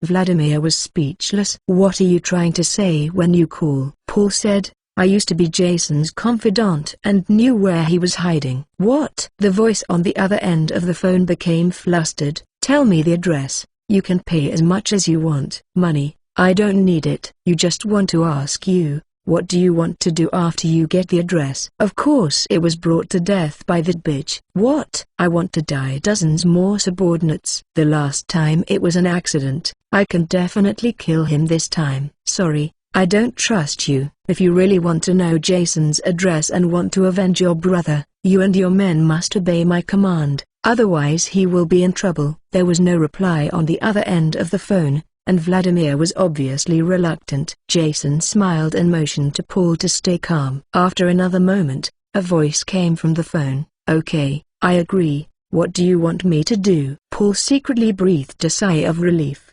Assemble all your subordinates immediately, bring all weapons and ammunition, including heavy weapons, and let me know when everything is ready. Understood. Let me ask one last thing. You used to be Jason's subordinate. Why? Stupid question. Who do you think betrayed him? The contract has been mailed, so book friends who have not yet invested hurry up. Starting tomorrow, the book will be updated twice a day. I beg everyone to vote, comment, and bookmark. Chapter 15. Black Market Merchants in New York. After the call, Jason sighed in relief. Vladimir has taken the bait and is now waiting for old Morgan to deliver the C4 plastic explosive. After waiting for more than 10 minutes, an old Mercedes-Benz S600 sedan drove into the alley and stopped behind the Ford. Two cars, one behind the other, blocked the alley completely.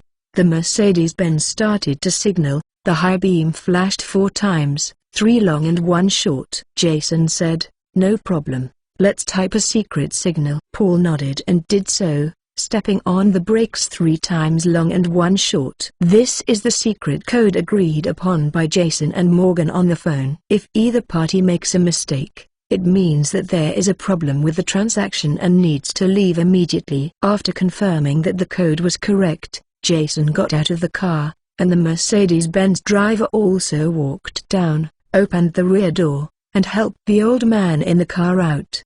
The old man's temples are white, he wears golden round glasses, and his face is full of wrinkles and age spots. He leaned on a crutches with one hand, struggling to get out of the car, and walked forward smiling. Jason walked up to the old man without saying hello, but sniffed his nose vigorously. The fragrance is very light, which means that the other person's body odor is not strong, and the fragrance is sweet. Many young girls like to use it. Let me guess.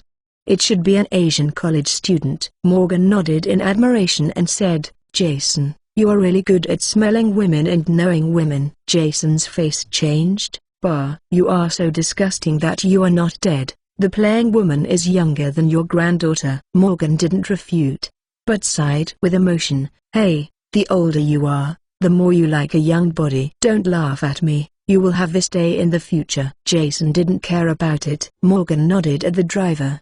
The driver walked to the trunk, took out a dark suitcase, and opened it. On the hood, 5 C4 plastic explosives like dough and a remote detonator are arranged horizontally in the box. Morgan pointed to C4 and introduced, 5 C4 explosives have all been connected in series. It is powerful enough to lift a house into the air. You have to use it carefully. Jason ignored his nonsense and took the explosives out for inspection.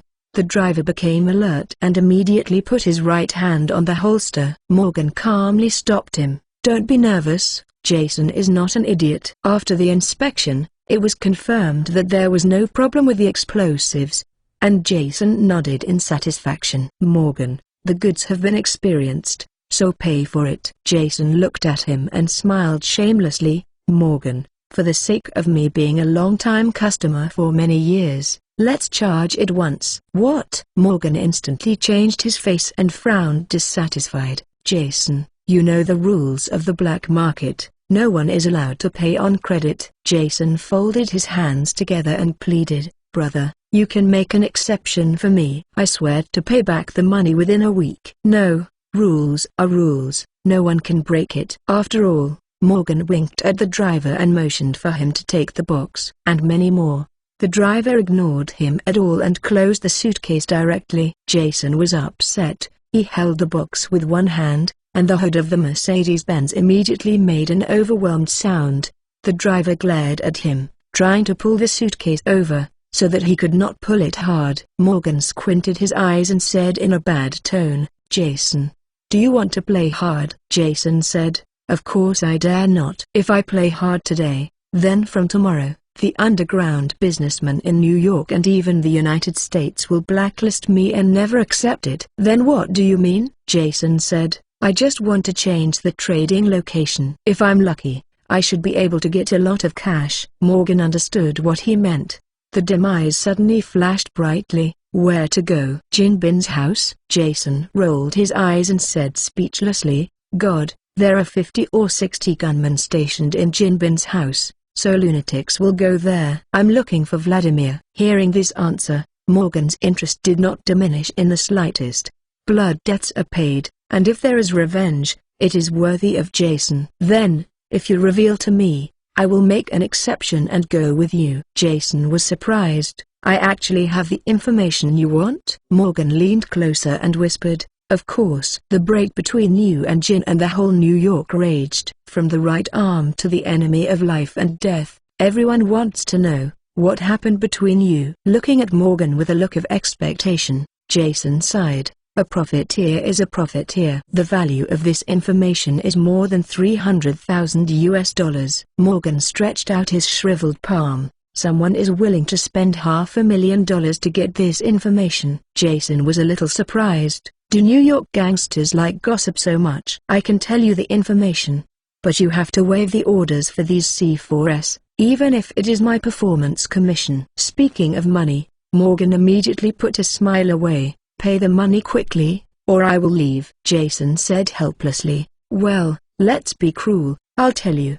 He leaned to Morgan's ear and whispered, when Kim went on a business trip to Los Angeles, I slept with Vanessa. Morgan's eyes lit up instantly, with an incredible expression on his face. Crazy man, you dare to sleep with a golden woman. Jason waved his hand quickly and motioned to him to speak quietly, low key.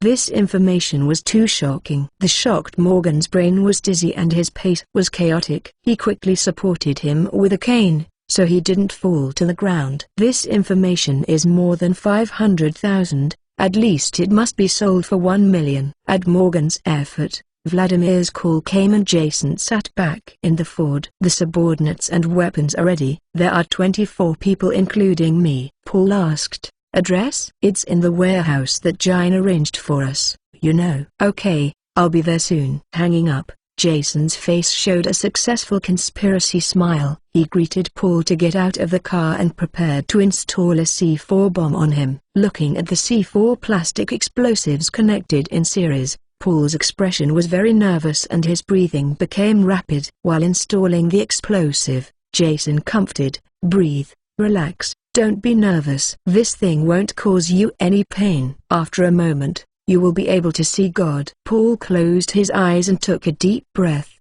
and then slowly exhaled. After repeating several times, his nervousness ceased. After the explosives were installed, Paul drove alone to the station of the Russian mafia. Jason got into Morgan's Mercedes and followed it far away. When Paul was less than 200 meters away from the warehouse, Jason dialed his phone. Hide your phone in your suit pocket, make sure I can hear the sound, and when the time is right, you will shout out. I see. Jason, don't forget what you said, take care of my family.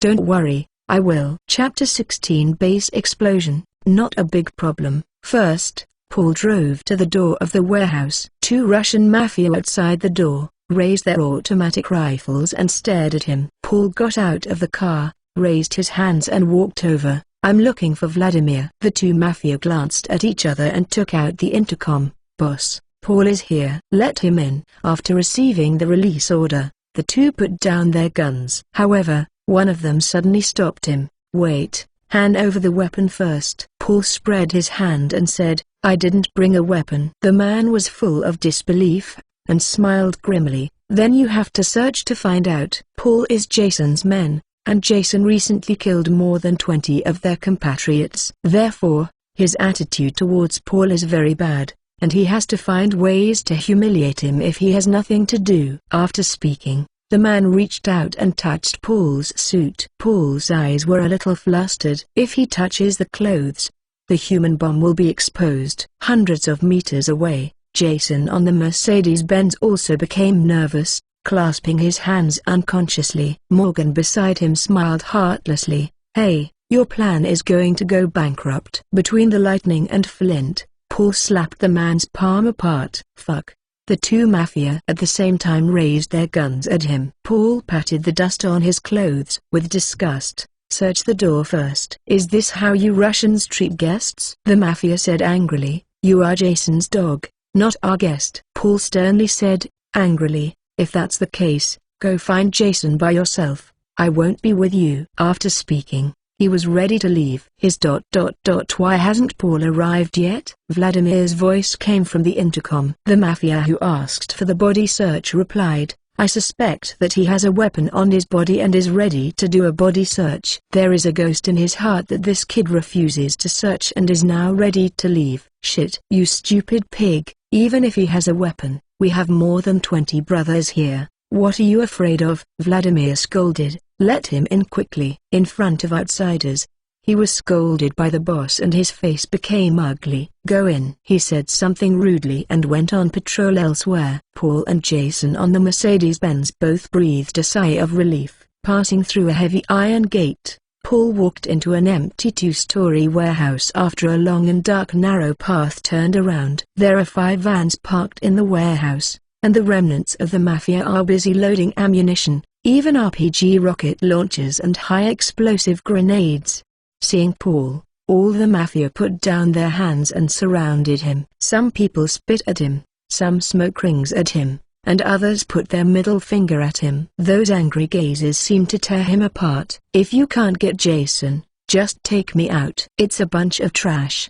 If it wasn't for killing Vladimir, I would kill you now." Paul stopped and looked around disdainfully. "Where is Vladimir?" "Let him come out and see me." "I'm on it." Looking up, Vladimir was lying on the iron fence on the 2nd floor. "According to what you said, the manpower has been assembled and the weapons are ready. Now you can tell me where Jason is hiding." Paul frowned and said, "I don't like looking up at people. Please stand in front of me and say it again." As soon as this statement came out, the mafia gang was fried. "Smelly nigger." "Jason's running dog." "Don't you want to go out alive?" Paul was slobbered, still calm and composed. Vladimir walked down the steps slowly. "You dare to be so arrogant in my place. I admire your courage." Seeing him getting closer and closer to himself, Paul's face smiled. To get ahead in the Hell's Kitchen, both ability and courage are necessary. Vladimir's footsteps suddenly stopped, and the strange smile on Paul's face made him inexplicably vigilant. "What? Am I wrong?" Vladimir asked suspiciously.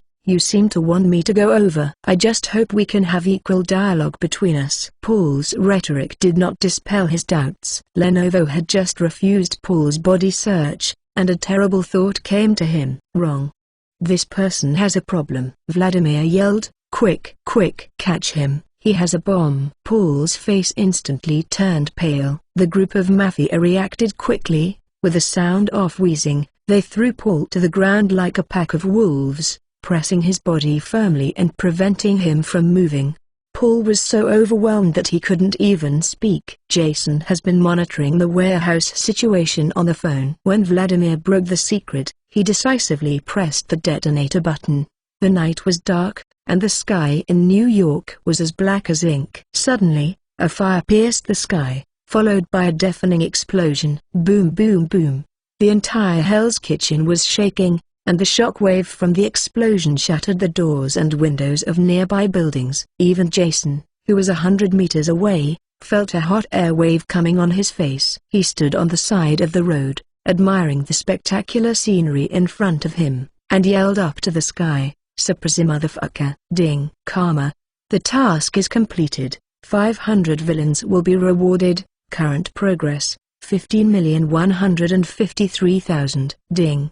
Kill 21 Mafia. Get 2,100 villains. Current progress, 36,153,000. Ding. Congratulations to the host for reaching level 4, gaining 10 attribute points. Current progress, 6,154,000. Morgan rolled down the car window and reminded Jason, "Don't forget that you haven't paid for the goods yet." Jason took out the Glock 20 pistol from his bag. "Don't worry, I'll get the payment, and I'll pay for it." The remaining Mafia has 24 people including Vladimir. The system prompts that 21 people have been killed, which means that there are still 3 fish that missed the net. Jason took the gun and quickly ran to the warehouse door. The Mafia who was going to search Paul's body and then went out on patrol was standing there, looking at everything in front of him dumbfounded. "I went to pee. Why did my nest explode?" Boom. Jason fired twice in a row, shot through his heart from the back, then walked over quickly and made a shot in the back of his head. Ding. Kill a Mafia. Get 100 villains. Current progress, 7,154,000. Jason looked at the warehouse that had turned into a sea of flames. At this time, rushing in stupidly is equivalent to stuffing himself into the oven. When the fire brigade arrived, the people became tender on the outside. Ahem. There was a violent cough in the warehouse. Jason hurried to hide. After a while, 2 brawny men in ragged clothes helped each other out of the warehouse, one of them carrying a blue shoulder bag. Jason emerged from the cover and fired several shots at the lower limbs of the 2. Bang bang bang. What? The 2 fell to the ground instantly. Chapter 17 Global Wanted Order, Second More. Jason changed into a new magazine, and went to the front with his guns in his hands. He doesn't know the man carrying the shoulder bag, but another person. I really want all the gangs in New York to see that the boss of the dignified Russian Mafia actually fell to this end. Vladimir struggled to raise his head, his eyes bloody, his face frantic. "Jason, you devil, I will wait in hell." Bang bang bang. Before he could finish speaking, the bullet penetrated the heads of the 2 of them. The villain died of talking too much. This warning Jason has always kept in mind. Therefore, when he started to do things, he was always ruthless. Ding. Kill a Mafia.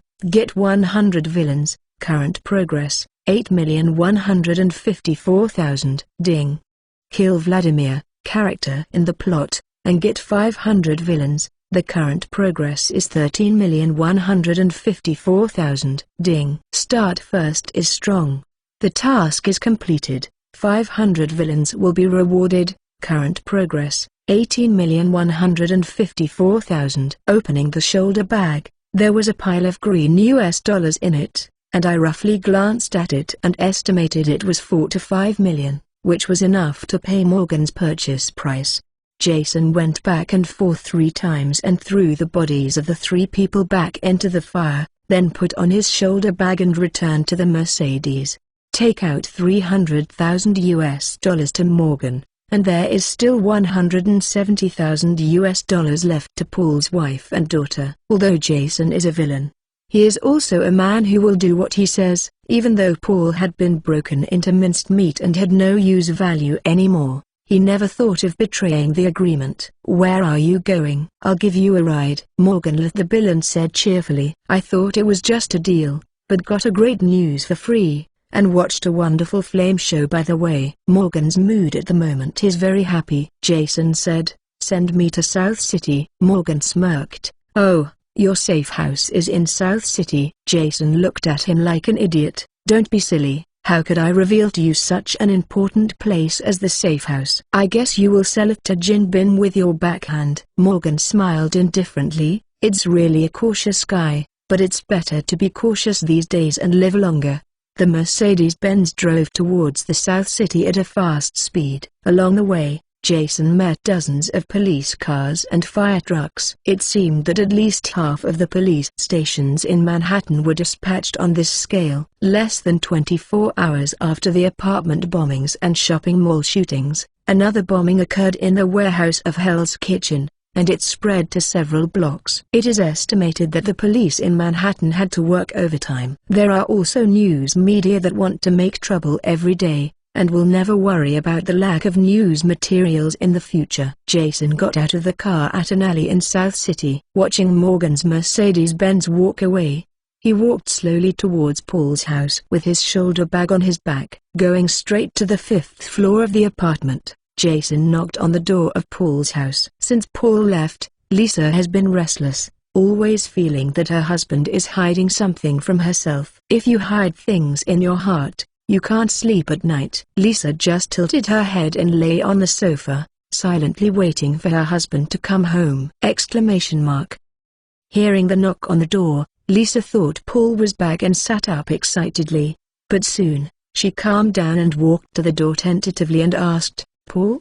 There was no answer outside. She looked out through the cat's eyes, and there was no one in the darkness. Lisa became nervous. She walked into Paul's study and took out a Remington M870 shotgun from the cabinet. Click. The steel ball bullet is loaded. With the courage of the shotgun, Lisa dared to open the door. There was no one outside. There is a black shoulder bag on the ground. Leaving Paul's house, Jason walked back to the safe house in South City. After a busy night, he quickly fell asleep on the sofa, and did not get up until noon the next day. After washing, Jason sat on the sofa to eat breakfast and turned on the system light curtain. By the way, upgraded to level 4 and gained 10 attribute points. Jason first increases the agility and intelligence attributes to 40, and then adds the remaining attributes to strength. Host, Jason Walter. Level 4. 18,154,000. Power 3,538. Agility 3,840. Endurance 3,535. Intelligence 3,540. Remaining attribute points, 0. Reputation, 3,795. Party, none. Prestige acquired for next recruitment, 100 points.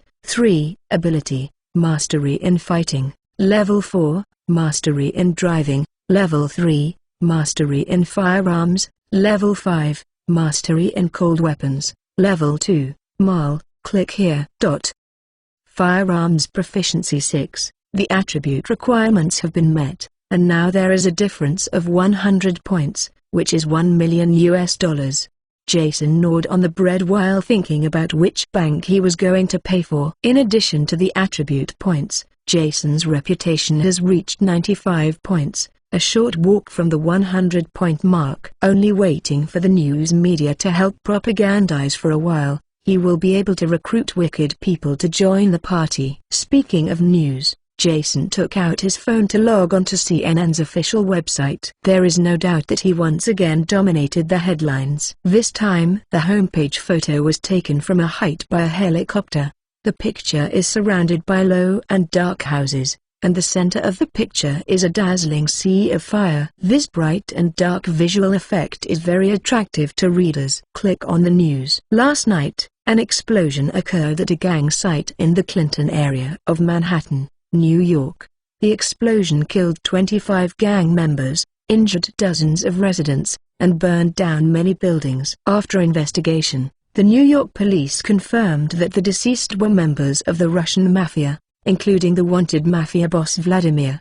This person was the mastermind in the apartment bombing and shopping mall shooting the day before. The police revealed that Vladimir was suspected of being shot and killed, and the case was even more confusing. The New York branch of the Federal Bureau of Investigation officially intervened in the investigation, and the FBI and NIPD will form a joint investigation team to find out the truth as soon as possible. No matter which news website Jason logs on, most sections are talking about it. Although the content was similar, he still enjoyed it. At this time, he finally understands why the suspects like to return to the scene after committing a crime. The pleasure of appreciating criminal works is really addictive. Jason read the news over and over again. But a piece of news published 3 minutes ago made him completely unhappy. The latest news: the Joint Investigation Team has cleared the case after investigation.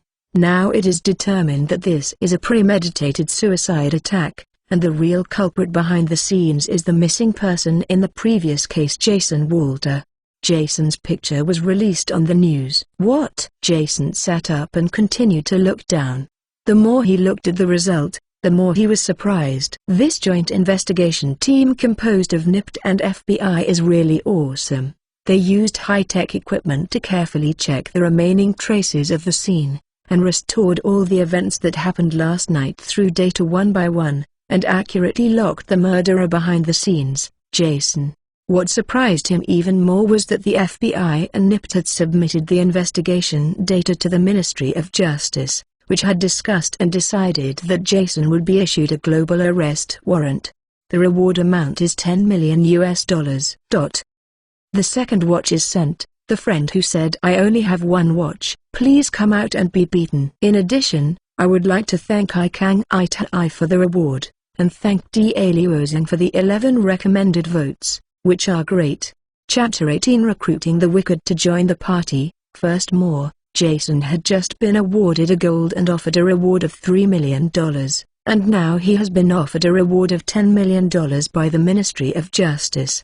$13 million is an astronomical figure, enough to congest the brains of gang killers all over New York, and rushed to take his head desperately. Jason felt a chill, thinking that he should be careful when going out in the future. There are pros and cons in everything. As this news that shocked the United States spread rapidly, more and more people became aware of Jason's evil deeds, and many people became afraid of him. Jason's reputation began to grow. Ding. Reach 100 reputation points and get a chance to recruit from the party. Jason was ecstatic. With a reward of $13 million on his head, no matter how powerful he is hard to beat with 4 hands. The appearance of the Wicked and the party can just alleviate the urgent need. Open the system and click to recruit fellow parties. Ding. The Wicked Party Franklin Clinton has been activated. The source of the characters is GTA5. The host is requested to recruit by himself. In an instant, the memory hidden deep in Jason's mind began to emerge, but after too long time passed, the memory was a little fuzzy. Just remember that GTA5 is a game that is popular all over the world, and this Franklin Clinton is the protagonist in the game. What is his special ability? Jason can't remember. But what makes him even more troublesome is that New York is so big. Where does he go to find Franklin? He can't put up missing people notices all over the streets. Ding. Reminder, Franklin Clinton is an avid fan of the host and often makes relevant comments on Facebook. Hey, where is this reminder? It's just expressing it. Jason has a Facebook account and has a lot of fans because he often posts pictures of guns, beauties, luxury cars, and luxury houses on Facebook. No matter which world you are in, the rich can always attract a large number of fans on the internet. Unfortunately, Jason is now wanted in the United States. The government's network supervision department must be watching his account all the time. As long as he dares to log in, the FBI will break in. Jason opened Facebook, registered a new account, then searched for the name Franklin Clinton, and locked the gender as male, and the location was locked in New York. However, there are more than 500 men named Franklin Clinton in New York. Jason could only use a dumb way to click into their homepage one by one. The system prompts that Franklin is his avid fan, so there must be information related to him on the homepage. After holding the phone for more than 3 hours, Jason's neck became stiff, and he finally found a qualified user. His head is a young black man with a plain appearance and a bit of dirt, with a 3mm-inch hairstyle.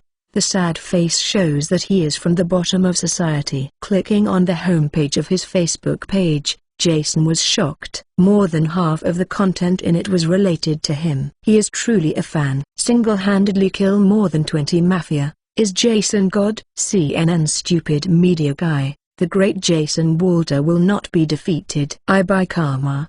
Jason single-handedly overturned the Russian mafia. God, this is crazy. Half an hour ago, Franklin released the latest news. $10 million reward. Jason is so cool.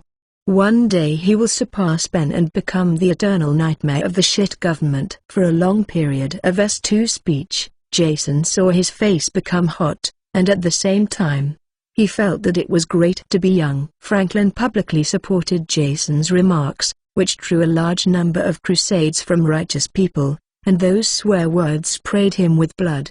However, he is not good at stubborn, and he sprays against those opponents one by one, and he sprays hundreds of people one by one. I have to admire it. It really is a racial talent. Jason sent him a private message. "Hi, this is Jason Walter." A minute later, Franklin replied, "Hey, I'm your father." Jason frowned. "Are young people's mouths so poisonous now?" He continued, "I'm really Jason Walter, aren't you my fan? I think we can meet." Franklin replied in seconds, "Shit, dozens of people send me such private messages every day. If you are really Jason, just take a selfie with your phone and send it over." "Jason, you also read the news just now. I am now offered a $10 million reward by the Ministry of Justice. If I post the photo, it will be locked by the system immediately, and then ... But if you don't post photos, why should I trust you? We can meet offline and we will know if it is true or not." "Dead liar. You must be trying to lead me somewhere and let me dove, right?" "Damn, this kind of thing has happened many times." Jason was helpless. What happened to this hapless child? "Don't worry, you choose the meeting place. Even if you choose the Starbucks downstairs, you will not lose much even if I let you dove." Franklin did not reply immediately, probably thinking about the feasibility of this approach. 10 minutes later, he finally replied, "At 9 o'clock tonight, the club on 20th Street in Queens. I will wait for you here for an hour." "Well, I'll be there on time at 9. After exiting Facebook, Jason looked at the time on the screen. At this time, it was 5 hours before the agreed 9 o'clock, and Jason decided to take advantage of this time to change clothes. Take out a driver's license from the backpack. The owner of the driver's license is Henry Wade, a white male in his 30s. Jason remembered what he looked like, then found out the costume props, and got busy in front of the mirror. After 3 hours, the dressing was over. At this time, Jason is 90% similar to Henry in the photo. Even if it is Jin standing in front of him, it is estimated that he will not recognize it.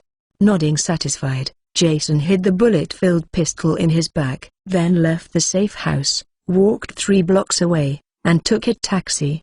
The driver is a white uncle in his 40s. "Good evening, sir. Where do you want to go?" "The Queen." "What about the specific address?" "Any large shopping mall will do." "No problem, sir." The taxi started slowly towards Queens, and stopped again after about a quarter of an hour.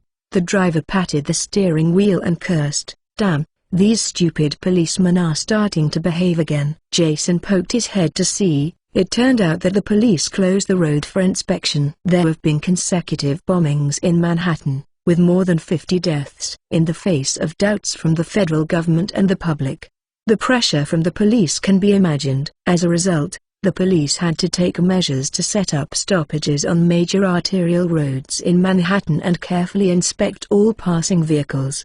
This is a good thing for ordinary people, but for taxi drivers, the police set up cards to stop them everywhere, but they cut off their money. The data of the new book issue is very critical. I beg you to vote and collect. Many thanks. Chapter 19. Franklin Clinton. The driver's favorability towards the police is 0. He cursed the police for being incompetent, unable to catch criminals, and would only cause trouble to the common people. The speed of the inspection was very slow. The taxi stopped in place and waited for 10 minutes before the 2 police officers came over with flashlights. The driver's complaint stopped instantly. The police knocked on the window. "Sir, please show your credentials." Jason and the driver handed the prepared driver's license out the window. The police took out the instrument, entered the driver's license number into the intranet, and then illuminated the faces of the 2 with a flashlight to see if the personal identification matches. The instrument rang suddenly. The policeman inspecting Jason frowned, put his hand on the holster around his waist and said, "Sir, please raise your hands and get out of the car for inspection." Jason asked in confusion, "Police officer, is there a problem with my credentials?" The policeman held the pistol and said sharply, "Sir, raise your hands." "Good officer, don't get excited." As he said, Jason raised his hand and got out of the car, then lay on the ground with his hands in his hands. One policeman stepped forward to search, and the other policeman was in charge of the compartment and trunk. After a careful search, no suspicious prohibited items were found. The police breathed a sigh of relief and returned the driver's license to Jason. "Your car has violated the regulations several times, so remember to deal with it in time next time." "Thank you, officer." Jason smiled and took the driver's license. Release. The taxi restarted, and the uncle driver began to complain again. Jason smiled and chatted with him, but put his hands under the seat and pushed upwards forcefully. A gap was broken between the seat and the base. A dark Glock 20 pistol was lying there quietly. After leaving Manhattan, all the way is smooth. Jason got off at a shopping mall in Queens, and after walking several hundred meters, he took a taxi again. This time the driver is a black guy in his 20s. "Hey, sir, where are you going?" "The club on 20th Street." The black guy was very surprised. "Sir, there is a slum area, the security is very poor, and the streets are full of homeless people. If you need it, I can introduce a better place." Jason casually said, "Thank you, I made an appointment with a friend." The black guy shook his head helplessly. "Since it is an appointment with a friend, there is no way." 8:50. 10 minutes before the agreed time, Jason arrived at his destination. This club is very old. The neon sign on the roof is half blind, and there is still sticky vomit at the door. Jason frowned at the smell of sourness. Compared with the clubs he used to go to, this club is simply unsightly. However, in slums, this super cheap club is the favorite pastime of the poor. A tall black security guard stood in front of the club. Seeing Jason, he took the initiative to greet him and said, "Hi, buddy. Do you want to watch a striptease? It only costs $10. Jason nodded and took out the change and handed it to him. The security guard opened the door and gestured to please. Although the club's appearance is shabby, it covers a large area of 600 to 700 square meters. The periphery is the lounge area and bar, and the center is an oval dance floor. Several plain-looking striptease girls, in harmony with dynamic music and colorful lights, wantonly twist their bodies on the steel pipes to show the beauty of their bodies. There was a circle of small round stools around the dance floor, on which were filled with joy-seeking men, waving the change bills, trying to attract the attention of strippers. The club's business is very good. People are everywhere, and their voice is very noisy. You have to shout. Jason couldn't find Franklin, so he logged onto Facebook and sent him a private message. "I'm at the club. Where are you?" "The lounge directly opposite the entrance." Jason walked straight to look for it, and he saw Franklin drinking alone in a remote corner. Green sweater, gray shorts, white sneakers. He is very conspicuous even in the crowd of strange clothes and old-fashioned hairstyle. Jason walked over, pulled the chair away and sat down. Franklin looked up blankly, as if asking, "Who are you?" A few seconds later, he reacted and cursed. "Shit, you guy is really playing tricks on me. You are not Jason at all." Jason did not defend himself, but leaned forward and opened the collar of his clothes, revealing a hideous and strange wound. This is a gunshot wound, very close to the heart. This is also the only wound he has exposed on Facebook. Franklin also reposted this picture, claiming it was a real man's tattoo. When he saw the wound on Jason's chest with his own eyes, the expression on his face was at first puzzled, then thinking, then surprised, and finally excited. "Are you really Jason? Why are you like?" Jason released his hand and made a silent gesture. "If you have a $13 million bounty on your head, you will do the same." Franklin understood. He stood up abruptly, his expression agitated, and his speech was a little incoherent. "Amaka, can't believe I actually saw you. Can I take a photo with you?" "Oh, you can't now." "Do you know, when I was in junior high school, I was a fan of you." "The classmates all like those muscular Hollywood stars. But I know they are a bunch of bitches. Only like you, who climbed up from the bottom a little bit, killed and been killed, and broke out of the sea of blood in the Corpse Mountain are real men." Franklin was so excited that he went off track as he spoke. "God, what am I talking about?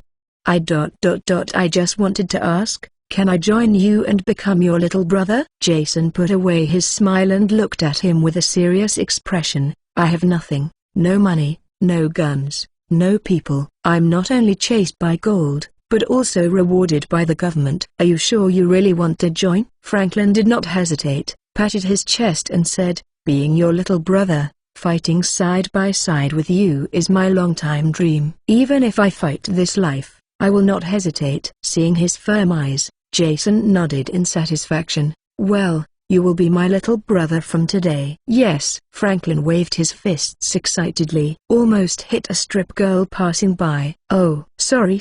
He quickly apologized. The girl waved her hand indifferently and asked as usual, this energetic handsome guy, would you like to watch a personal dance performance? It only costs $500. The girl in front of her had a dark skin and a hot body, and she had an appetite for Franklin.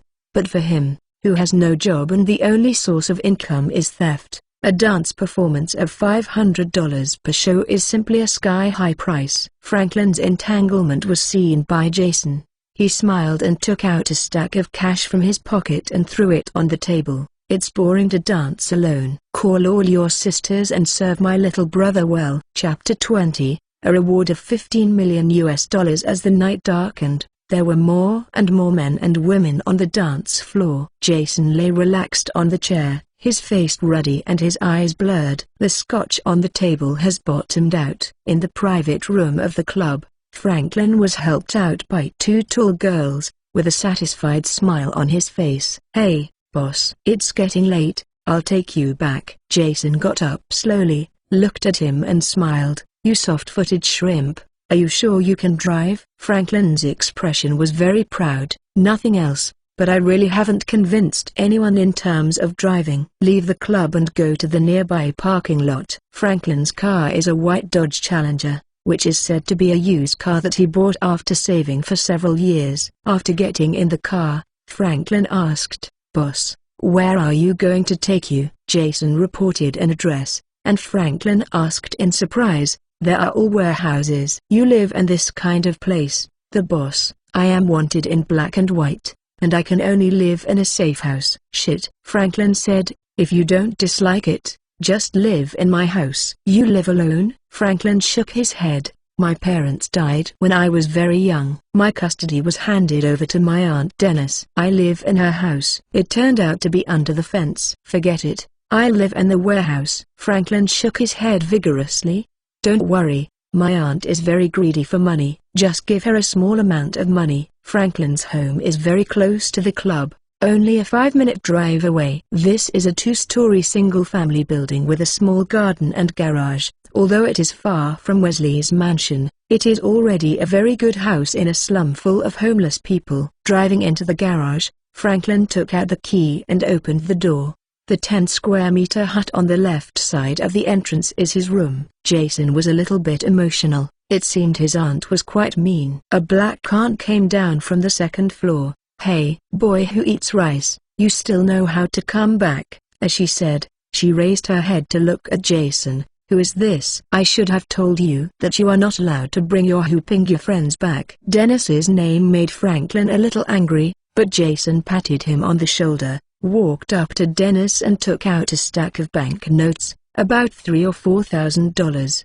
Beautiful lady, I'm Franklin's friend. I may have to interrupt for a while recently. This is the rent. After receiving the dollar bills, Dennis really smiled as Franklin said, I didn't expect this stinky boy to have a friend like yours. There is an empty room next door. Let Franklin clean it up for you. After speaking, Dennis twisted his huge ass and went upstairs with joy. Franklin whispered, Boss, you gave too much. Jason stared at his ass and said nonchalantly, a little money can save a lot of unnecessary spats. Why not do it? Franklin curled his lips, disagreeing. $3,000. How much work he has to do to make it back. Taking advantage of Franklin's effort to clean up the room, Jason went to the bathroom and took a shower. Lying on the hard wooden bed in the bedroom, Jason felt relaxed after a long absence, and soon fell asleep under the blessing of alcohol. Early the next morning, Jason habitually turned on the system light curtain after waking up. Ding!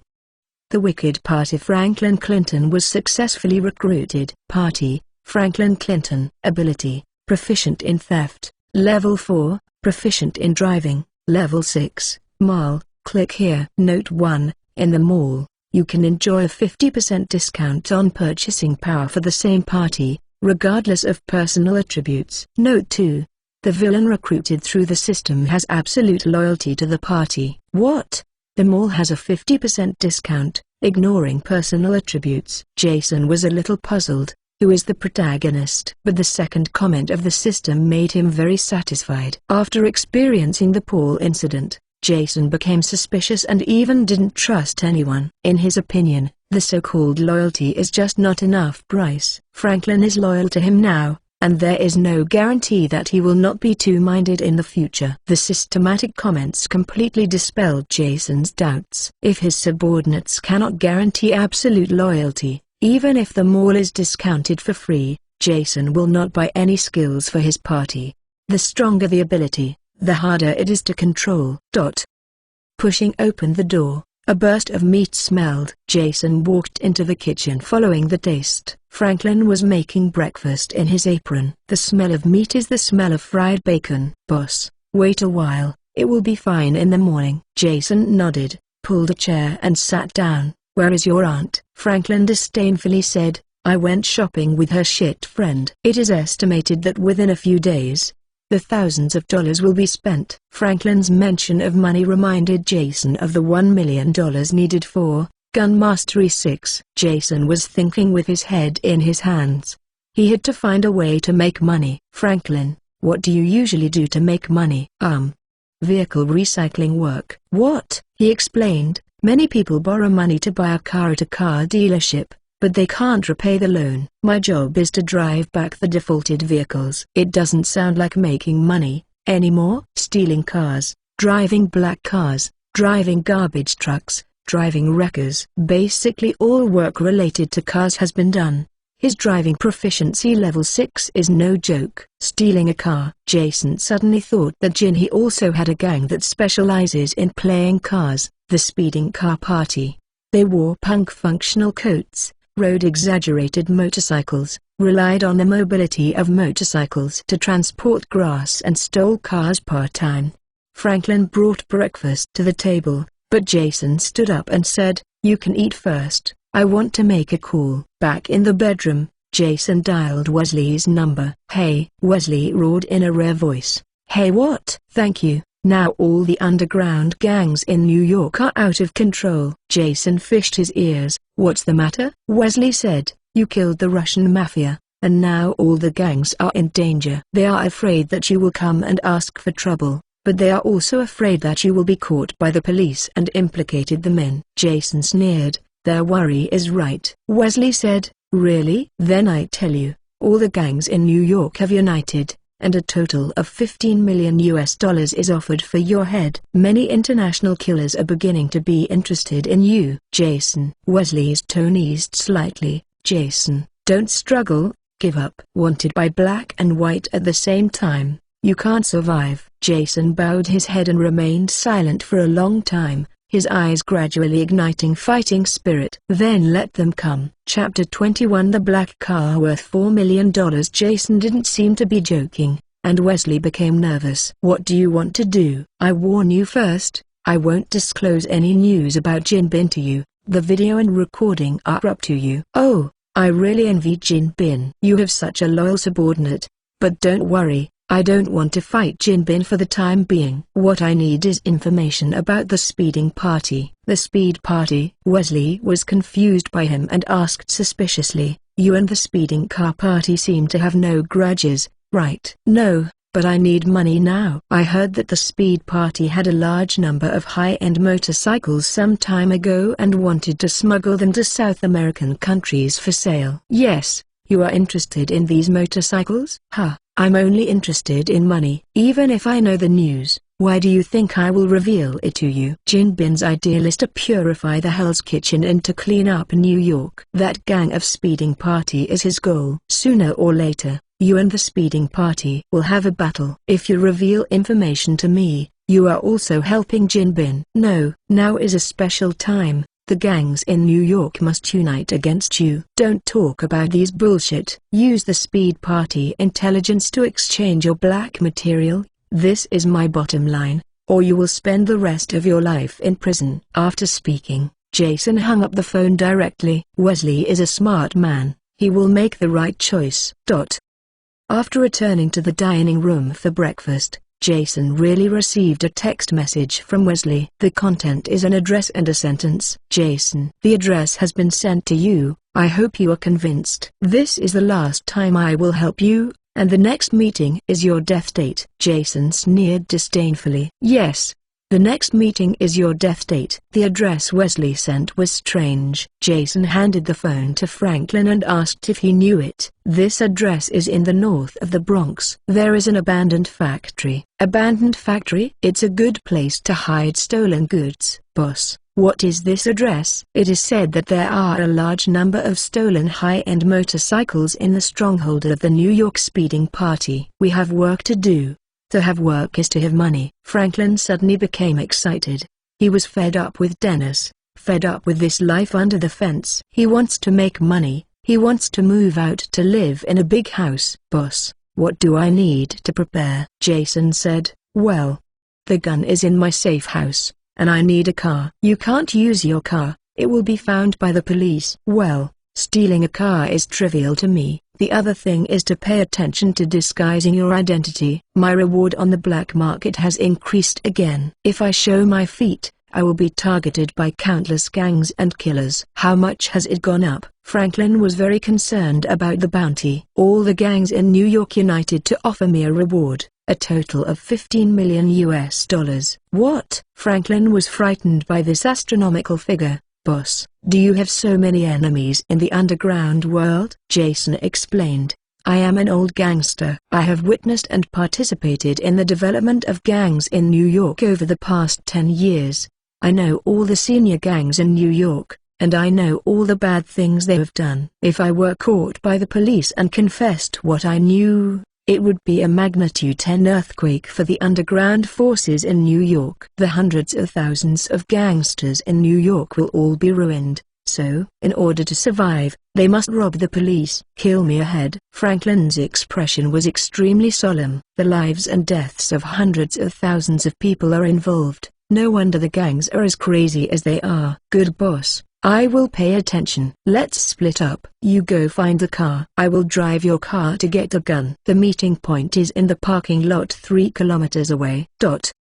Jason drove to the safe house in Queens to get the gun, and then went to the agreed parking lot to wait. It was getting dark. A Honda S2000 Roadster drove into the parking lot, and Franklin got out of the car. Jason got out of the car and asked, "There is no accident, right?" Franklin shook his head. "Then get ready to act." Jason took the gun out of the car and asked, "Will you shoot?" Franklin said embarrassedly, "I can shoot, but I can't." Good marksmanship is fed by bullets. Poor people like him don't spend much money on gun training. Jason didn't care. The purpose of their trip was to steal the car, not to kill. If all goes well, there should be no need to move the gun. Even if you need a gun, he is enough. Franklin just needs to drive the car. The two of them sat in the S2000. Franklin was a little excited. "Boss, I found the treasure today." Jason didn't understand. "Isn't it just broken Honda?" Franklin seriously corrected his prejudice. "This is the Honda S2000,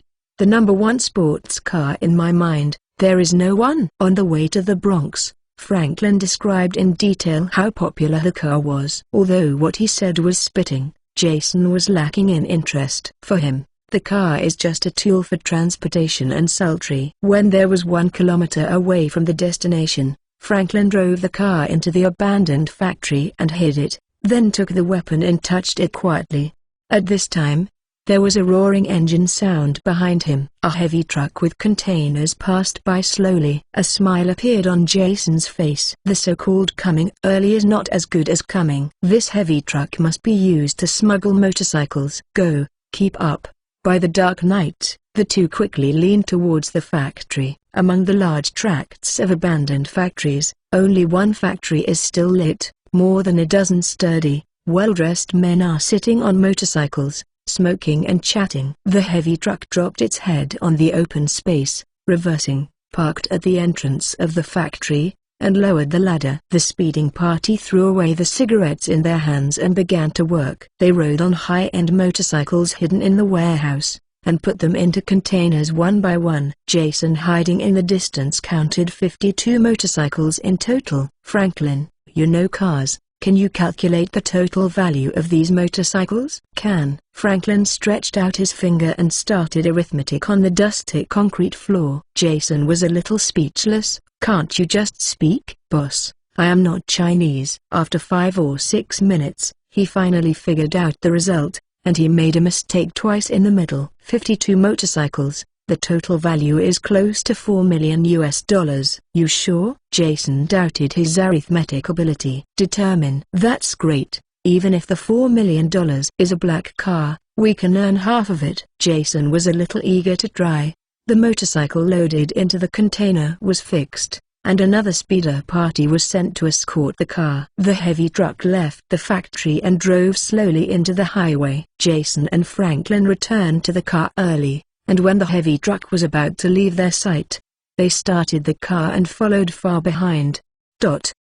Thank you for your reward. Ask for votes. Seeking collection. Chapter 22. Franklin's First Blood. First More. A heavy truck loaded with 52 high-end motorcycles is driving on a suburban road at a speed of 100 km/h.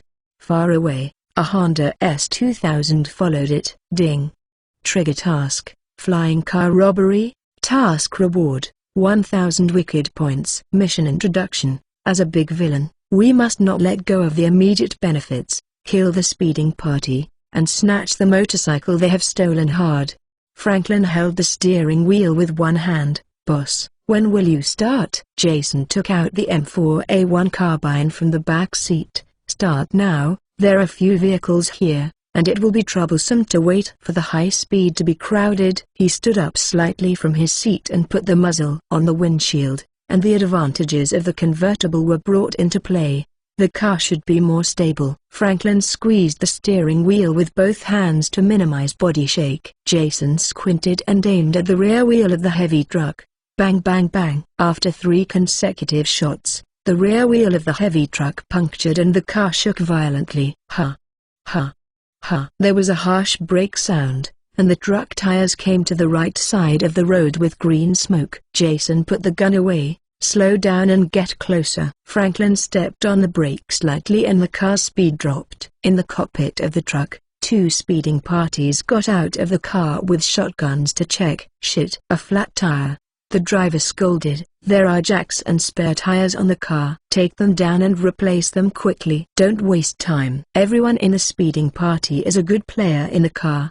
The 2 worked together to change the tires in 5 minutes. At this moment, Franklin drove up slowly. Jason stuck his head out of the car and asked, "Hi, buddy. Need help?" "Fuck off. Just take care of yourself." The speed party threatened with the shotgun tightly. Jason smirked and drew back. Just when the 2 turned their heads, Jason took out a Glock 20 from the front armrest box. Before they could react, quickly pulled the trigger.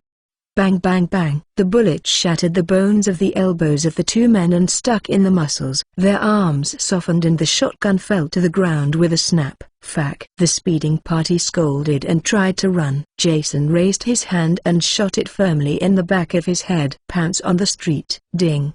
Kill a speeding party and get 100 villains. Current progress: 19,154,000. Jason's marksmanship made the driver cut off the idea of running away, and quickly knelt on the ground begging for mercy. "Please, don't kill me." Jason got out of the car and asked, "Franklin, you probably haven't seen blood."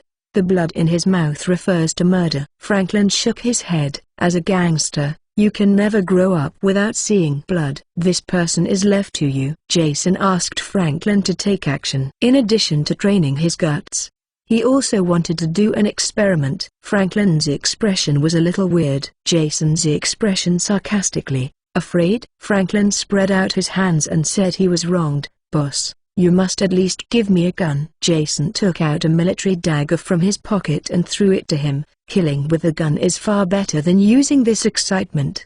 Let's do it. Franklin drew his dagger, and the sharp blade radiated a cold light under the reflection of the moonlight. He silently cheered up in his heart, then kicked the driver to the ground and pierced his back into his heart. The driver did not die on the spot and began to struggle violently. Franklin sat down on his back, pulled out the dagger, and plunged it into the back of his neck again. After stabbing 7 knives in a row, the head and body were about to separate, and blood gurgled out from the back of the neck. After the driver struggled for a while, there was no movement, and the asphalt road was stained red with blood. Ding! The fellow party Franklin Clinton kills a speeding party and gets 100 villains. Current progress, 20,154,000. Jason was right. The villain value obtained by the party will be returned to Jason's account. In the same way, the prestige they gained should also be counted as his prestige. Franklin stood up, splashed with blood. His breathing became rapid. Jason, who stood by, calmly analyzed. The action is too rough, just like a street gangster. Remember to practice more in the future. He quietly said creepy words. Time is running out. Too late to give Franklin a chance to breathe. The two threw the body into the grass beside the road and set off again. Franklin drove the heavy truck ahead, and Jason drove the Honda S2000, keeping a distance of 700 or 800 meters from him. With the convertible closed, Jason drove while calling Morgan. "Hey, Mr. $15 million, how have you been recently?" Jason leaned on the seat and shrugged. "Not bad, isn't it? How about you?" Morgan said cheerfully, "Thanks to you, the New York underground world is panicking. In order not to be approached by your catastrophe, big and small gangs are beginning to hoard supplies, pistols, rifles, heavy machine guns, grenades, landmines, body armor. The sales of all weapons and protective gear have skyrocketed, and my business has nearly tripled during this period." "Then congratulations. I have a business here and I want to talk to you." "What business?" "A batch of high-end motorcycles." "God, it's not the motorcycles stolen by the speeding party." In addition to selling weapons, Morgan also sells intelligence. He instantly thought of a recent news Jason admired, as expected of a black market businessman. "The information is really well informed." "Jason, you won't really want to clean up all the New York gangsters." "I'm not interested in New York gangs. I'm only interested in money. Whoever has valuables in hand, I will deal with whoever, including you." "Amaka, you guy is crazy." Without the chain of gold and gold, Jason was completely transformed into a lion who broke free of his cage, hungry, wounded, brutal. The kind of catching whoever eats. The sky in New York might really change. Morgan felt a headache. He couldn't stand the toss when he was old, and he just wanted to do business safely. "Speak. Do you want this batch of goods? Don't I go to someone else?" "Yes, of course. Just like you said, don't have trouble with money." "That's good. 52 high-end motorcycles, valued at $5 million US. You can make a price." Jason kept asking prices. "Ha ha ha." There was a sly in Morgan's voice. "Jason, you actually hit me with an abacus. According to my intelligence, the total price of that batch of motorcycles definitely does not exceed $4 million. Jason pretended not to know. "Well, it seems that my appraiser is unprofessional." "Even if you are $4 million, you are an old friend for so many years." Morgan is not too entangled in this matter. When doing business, it's always asking prices and paying back. $1 million. What fuck? Jason felt a surge of anger. It's the industry's rule to cut a black car in half. "You old stuff treat me as a fledgling rookie, or do you think I'm Jason and I want to take the opportunity to kill me?" Morgan explained it unhurriedly. The rule is indeed to cut in half. But this is the car of the speeding party. I received this batch of cars. It was tantamount to being an enemy of the speeding party. If someone finds out some clues, I will be very troublesome. Chapter 23 Speeding Car Robbery, Second More. Jason hesitated for a moment and requoted, $1.5 million US. "This is my bottom line. 150 is too high. 110. I have a family. If I get caught, I will be killed by the speeding party." 140. The lowest. 120. "Brother, you have pity on me, Helping you is tantamount to fighting the gangs in New York. I have 10 lives and they are not enough to kill. Fuck your mother. 1.3 million. I'll hang up if I dare to bargain. Good. 1.3 million deal. Where is the delivery location? Good. Juan was killed. $700,000. Jason let out a depressed sigh. The dock north of the Bronx. Okay, I will send someone right away and will be there within an hour. Remember, what I want is non-serial cash. This is the rule. Of course I understand. Hanging up, Jason called Franklin again. Turn right at the intersection and go to the pier. Good boss. Franklin hit the direction, and the heavy truck drove into the side road and headed towards the dock. After changing the route,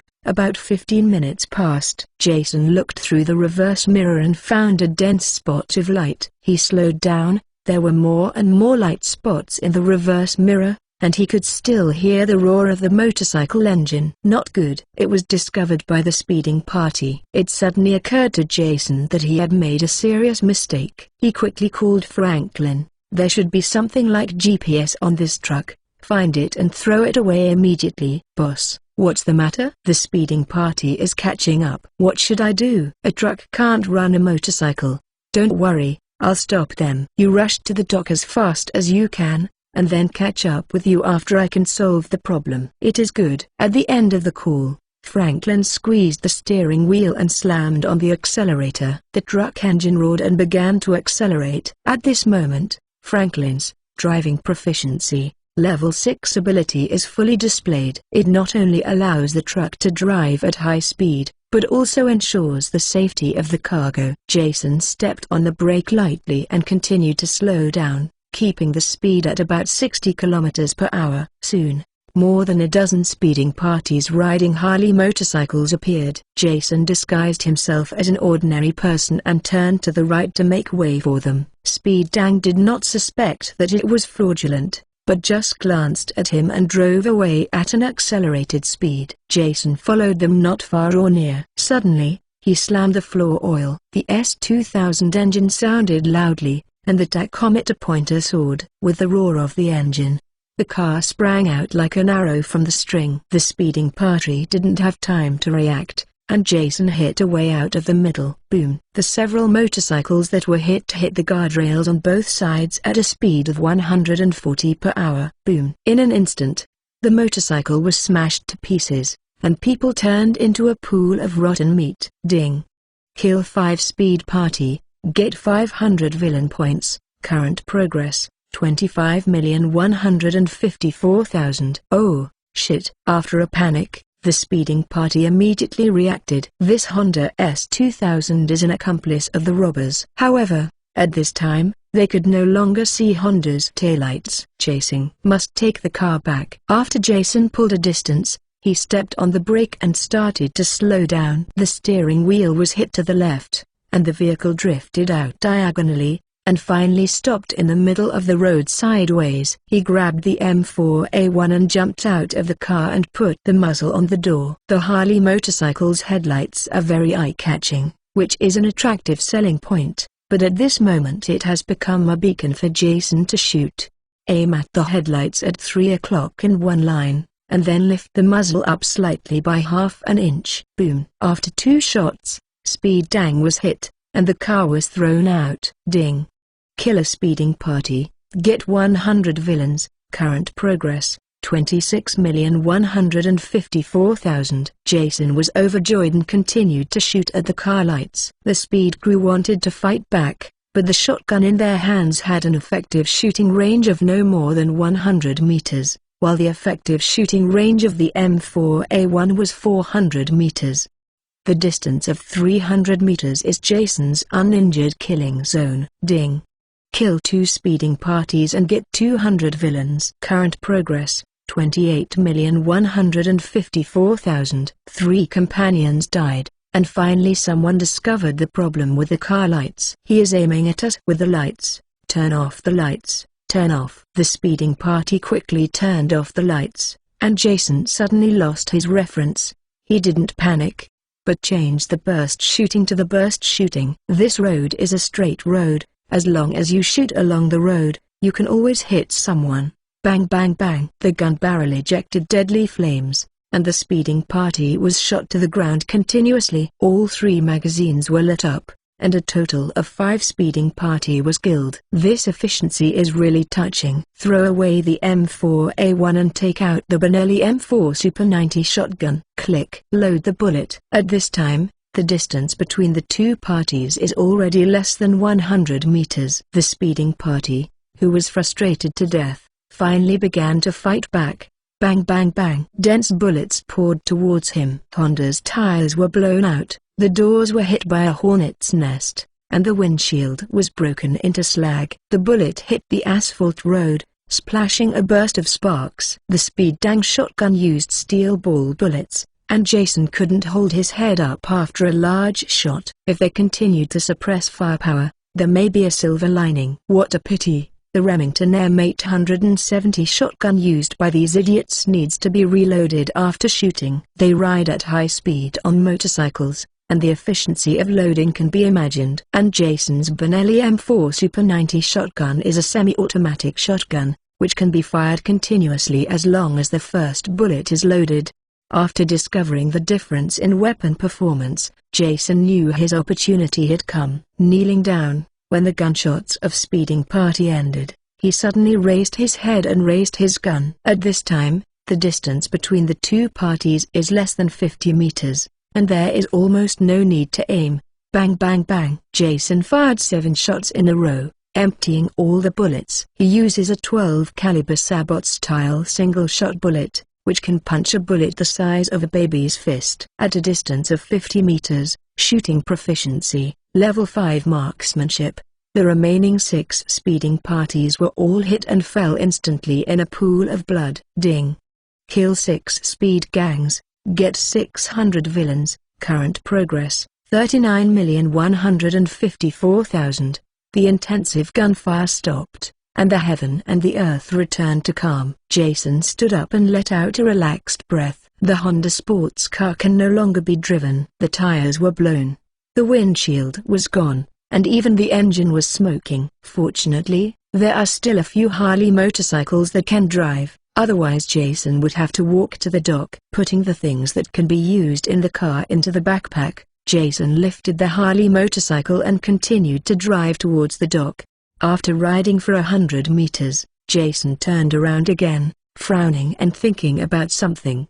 He clicked on the system light curtain. Reputation, 181. Headache. The speed of this prestige increase can be called turtle speed. Could it be that I am too low-key? Jason recalled it carefully. If what he has done in the past few days can be considered low-key, then what does Jin wait for the big gangsters? Hollow Man? Since he is not low-key, why does his reputation increase so slowly? Jason thought it might be the reason why he did not leave his real name. After all, hiding your identity is the instinct of gangsters. Just like Jin Bin, most gangs in New York don't know his real name, although it is safe to do so. The reputation is pitiful. After hesitating for a moment, Jason made a decision in his heart. Do good things without leaving a name. If you do evil, you must keep your name. Jason picked up an arm of the speeding party and wrote the line on the ground with blood that was still warm. The killer says, 2 more will be sent today. Ask for votes.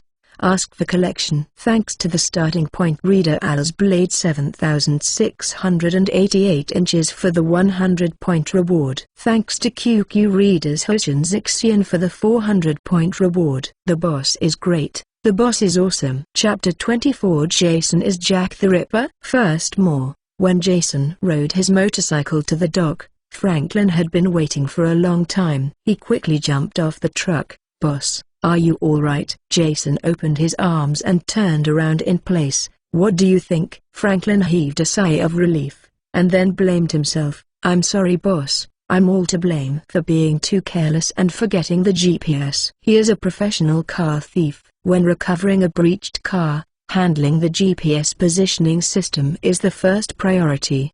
But the first time he killed someone, he was so nervous that he forgot to remove the GPS from the truck. Jason patted him on the shoulder and said, "You are not to blame for this, and I am also responsible. Just remember this lesson and don't repeat it next time." By the way, is the motorcycle okay? Franklin drove the truck as a sports car, and the carriage was dangling. If the motorcycle broke down, it would be a waste of work tonight. I checked it just now, no problem. Jason nodded. Everything is fine as long as the car is fine. Ding. Flying car robbery? The task is completed. Rewards 1,000 villains. Current progress, 49,154,000. Ding. Congratulations to the host for reaching level 5, gaining 10 attribute points. Current progress, 9,155,000. The two sat in the truck and waited for a while. A black Audi car approached from a distance and then stopped about 20 meters away from the truck. Audi cars use high beam lights to make a signal, 3 long and 1 short. After the code was confirmed, Jason instructed Franklin to respond to the code. This is a secret code agreed with the buyer, 3 long and 1 short. Franklin nodded and did. After checking the signal, the two got off the truck. 4 people also walked down the Audi, one of whom had been seen before, the driver of the old Morgan. He took out 2 black handbags from the trunk and put them on the hood, and then gestured to please. Jason walked over and opened his handbag, which was piled up with hundreds of old bills, a full $1.3 million. Money is fine. After checking the money, Jason motioned to Franklin to open the warehouse and let the other party inspect the goods. As soon as the driver waved his hand, 2 professionals climbed up to the warehouse to inspect the goods. Morgan has raised a large number of professionals like this who specializes in inspections. After a while, they jumped out of the car and nodded at the driver. If the money and goods are cleared, the transaction is over. Jason and Franklin abandoned their heavy trucks and rode their motorcycles home with their handbags. At noon the next day, Franklin's house. Jason sat on the bed with 2 handbags, 1 large and 1 small, in front of him. He divided the $1.3 million into 2 parts, leaving him with $1 million to buy skills, and the remaining $300,000 to Franklin. Click on the system to recharge points, and the cash in the big bag disappears instantly. Ding. Credit recharge is successful, remaining credits, 103. Subsequently, Jason clicked on the system light curtain to purchase skills. Ding. Spend 100 points, firearms proficiency, level 6 successfully purchased, remaining points, 3, level 5. 9,155,000, Power 38, Agility 40, Endurance 35, Intelligence 40. Remaining attribute points, 10. Reputation, 191. Party, Franklin Clinton, Prestige acquired for next recruitment, 300 points. 3. Ability, Mastery in Fighting, Level 4, Mastery in Driving, Level 3, Mastery in Firearms, Level 6, Mastery in Cold Weapons, Level 2, Mal. Click here. Jason didn't know where to add the remaining 10 attribute points, so he decided to save some and add them when needed. Carrying the bag and knocking on Franklin's room door, he directly threw the bag on his bed after entering the door. This is the dividend of your actions last night, a total of 300,000 yuan. Just a little bit. Franklin rubbed his sleepy eyes and opened the zipper of his handbag, which contained old bank notes full of unpleasant smells.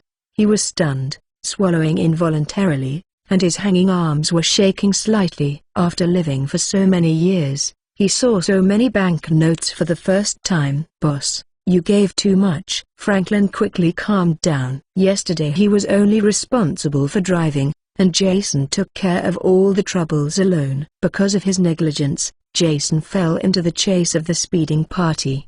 He was really embarrassed to take away the $300,000. You should know that the one-time reward for helping the owner of the car dealer to recycle the vehicle is only $300 to $500. Jason waved his hand, not wanting to spend more time on these minutiae. Just hold it for you. If you feel ashamed of it, you can do more next time. Jason has always been willing to spend money on his subordinates who are loyal to him. After leaving the room, Jason suddenly felt hungry. He went to the living room sofa and lay down, holding a bucket of fried chicken Coke, and turned on the TV to tune into the news channel. By the way, not surprisingly, the news anchor is telling the case that happened last night.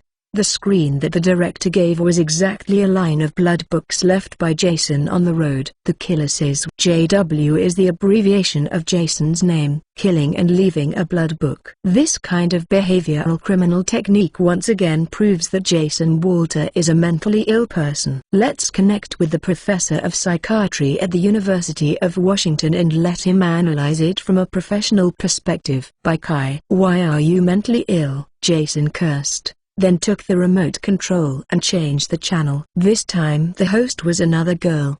The bloody crime committed by Jason Walter these past few days reminds me of a person. The most famous serial killer in London in the 19th century, Jack the Ripper. The two men's crimes were very cruel. Coincidentally, their initials were also J.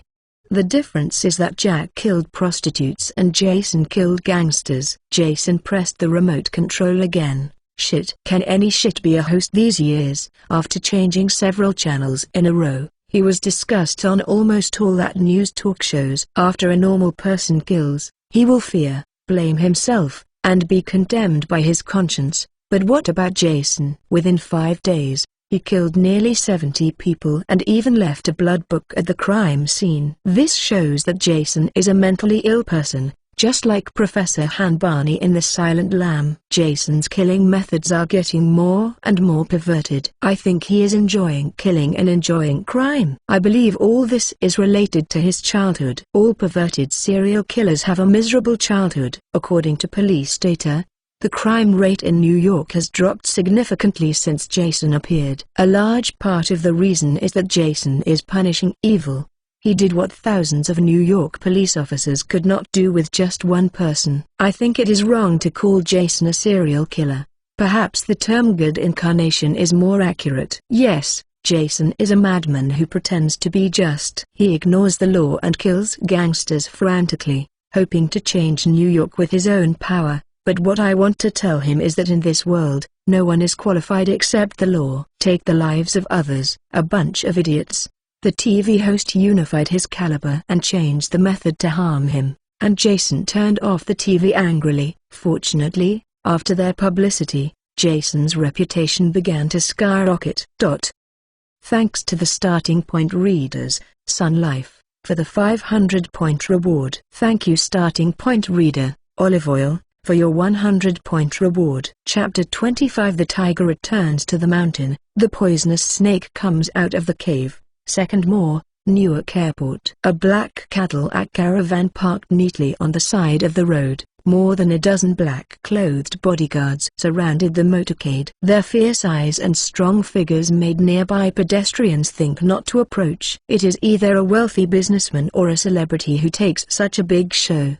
Pedestrians spied from a distance and guessed secretly. There was a sudden noise at the exit. A group of burly black men came out surrounded by a man in a suit. Boldly leaned over and took a look. With an indifferent square face, a huge bald head.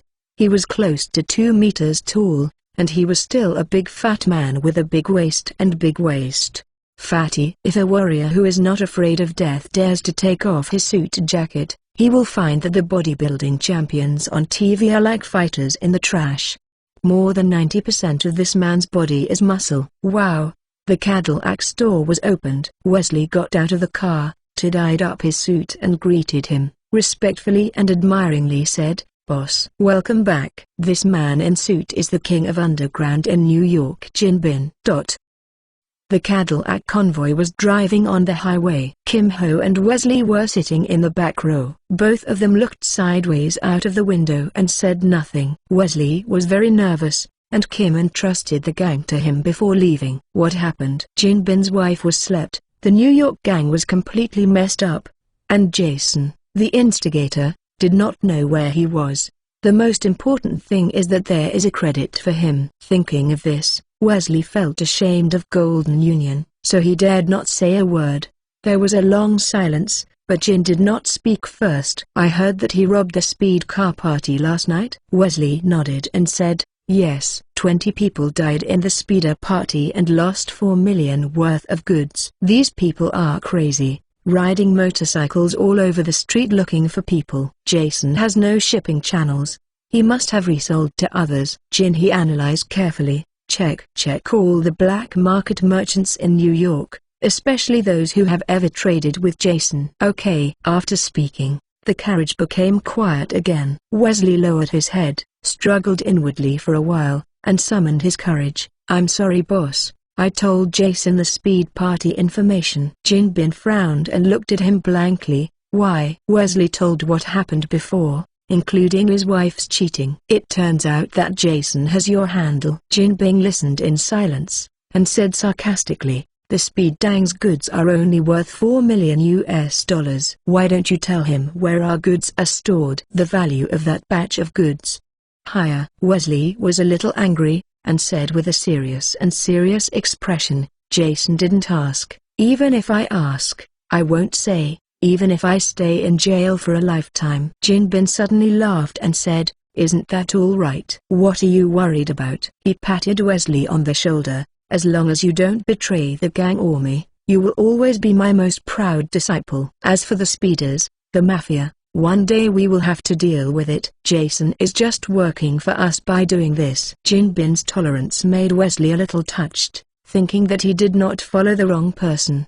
He then asked again, boss, because of Jason, the whole New York gang is in chaos. I'm afraid that if this continues, they will start fighting before Jason can come. Jin Bin proudly said, they are all stupid guys.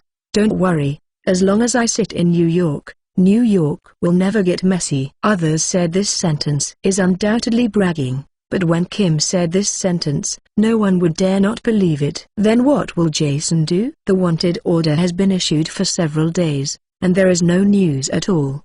Do you want to throw out everyone in the gang? Jason Jin snorted disdainfully, it's just a stray dog, I can pinch it to death with my hands. Leave him alone, I will definitely catch him personally. Okay. Wesley asked again, boss, Mrs. Gao wants to see you. Hi. Jin Bian suddenly put away the contemptuous color. There are many people in the underground of New York, but there are only a handful of people who can make Kim feel a headache. Even Jason, the ace gunman, is not qualified, but this Mrs. Gao is one of them. This woman is very clever and dangerous. She holds more than 80% of New York's high-grass channels in her hands. He is obviously a Chinese, but he has a close relationship with Japanese gangs, and he can get the best resources from Mexico. The intricate network of relationships behind her is what makes Jin Wei feel troublesome. Jin Ping sighed and said, take her to home, and take out the box of Chinese tea to entertain her. Okay. Wesley called and told his subordinates to start the arrangement. The convoy drove all the way and came to the mansion of Jin Jun in Manhattan. Living room on the top floor, with a cane. Mrs. Gao, wrinkled, is holding a teacup and sipping tea. Jin Bin's guards were everywhere. They lowered their heads and hands behind their backs, not daring to make any movement. Hi. Hello. Jin He walked over and greeted him in crappy Mandarin with a smile. Wilson, long time no see. Madame Go smiled and stood up, calling Jin and her real name. After some politeness, the two sat down face to face, drinking tea and chatting like old friends they haven't seen for many years. Wilson, I regret Vanessa's affairs, but from my perspective, Jason really did a good thing. Jin He's pupils shrank, and a fire was gathering in his heart. Mrs. Gao didn't seem to see it, and continued, since Vanessa appeared, your soul has been sucked away by her. I don't care about things in the gang or business matters. I only know how to date her for dinner and talk about art topics in the gallery. This is my fault. I have corrected it. Jin did not rarely lower his head to admit his mistake. Madame Gao nodded and said, I know. You sent someone to kill Vanessa. This shows that you are awakened. I am very relieved. But I came to you today,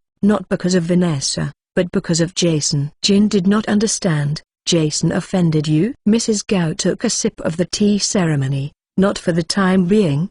But high grass needs a stable market. If Jason continues to make trouble, it will definitely destroy our business. So I sent someone to take action. Kim Ho and Wesley were stunned. The police and the gang wanted to find Jason crazy, but they didn't even find Jason's shadow. Mrs. Gao found him so easily. Gao, thank you very much. Jin He was excited. Please tell me the address. I will send someone immediately. Wilson. Madame Go interrupted loudly. unceremoniously. "What you have to do now is to stabilize the situation in New York, not to seize Jason to satisfy your inner self-esteem." Jinping's complexion turned red, but he could not find any rebuttal. Mrs. Gao put down the teacup, looked at the watch and said, "Count the time, he should be there."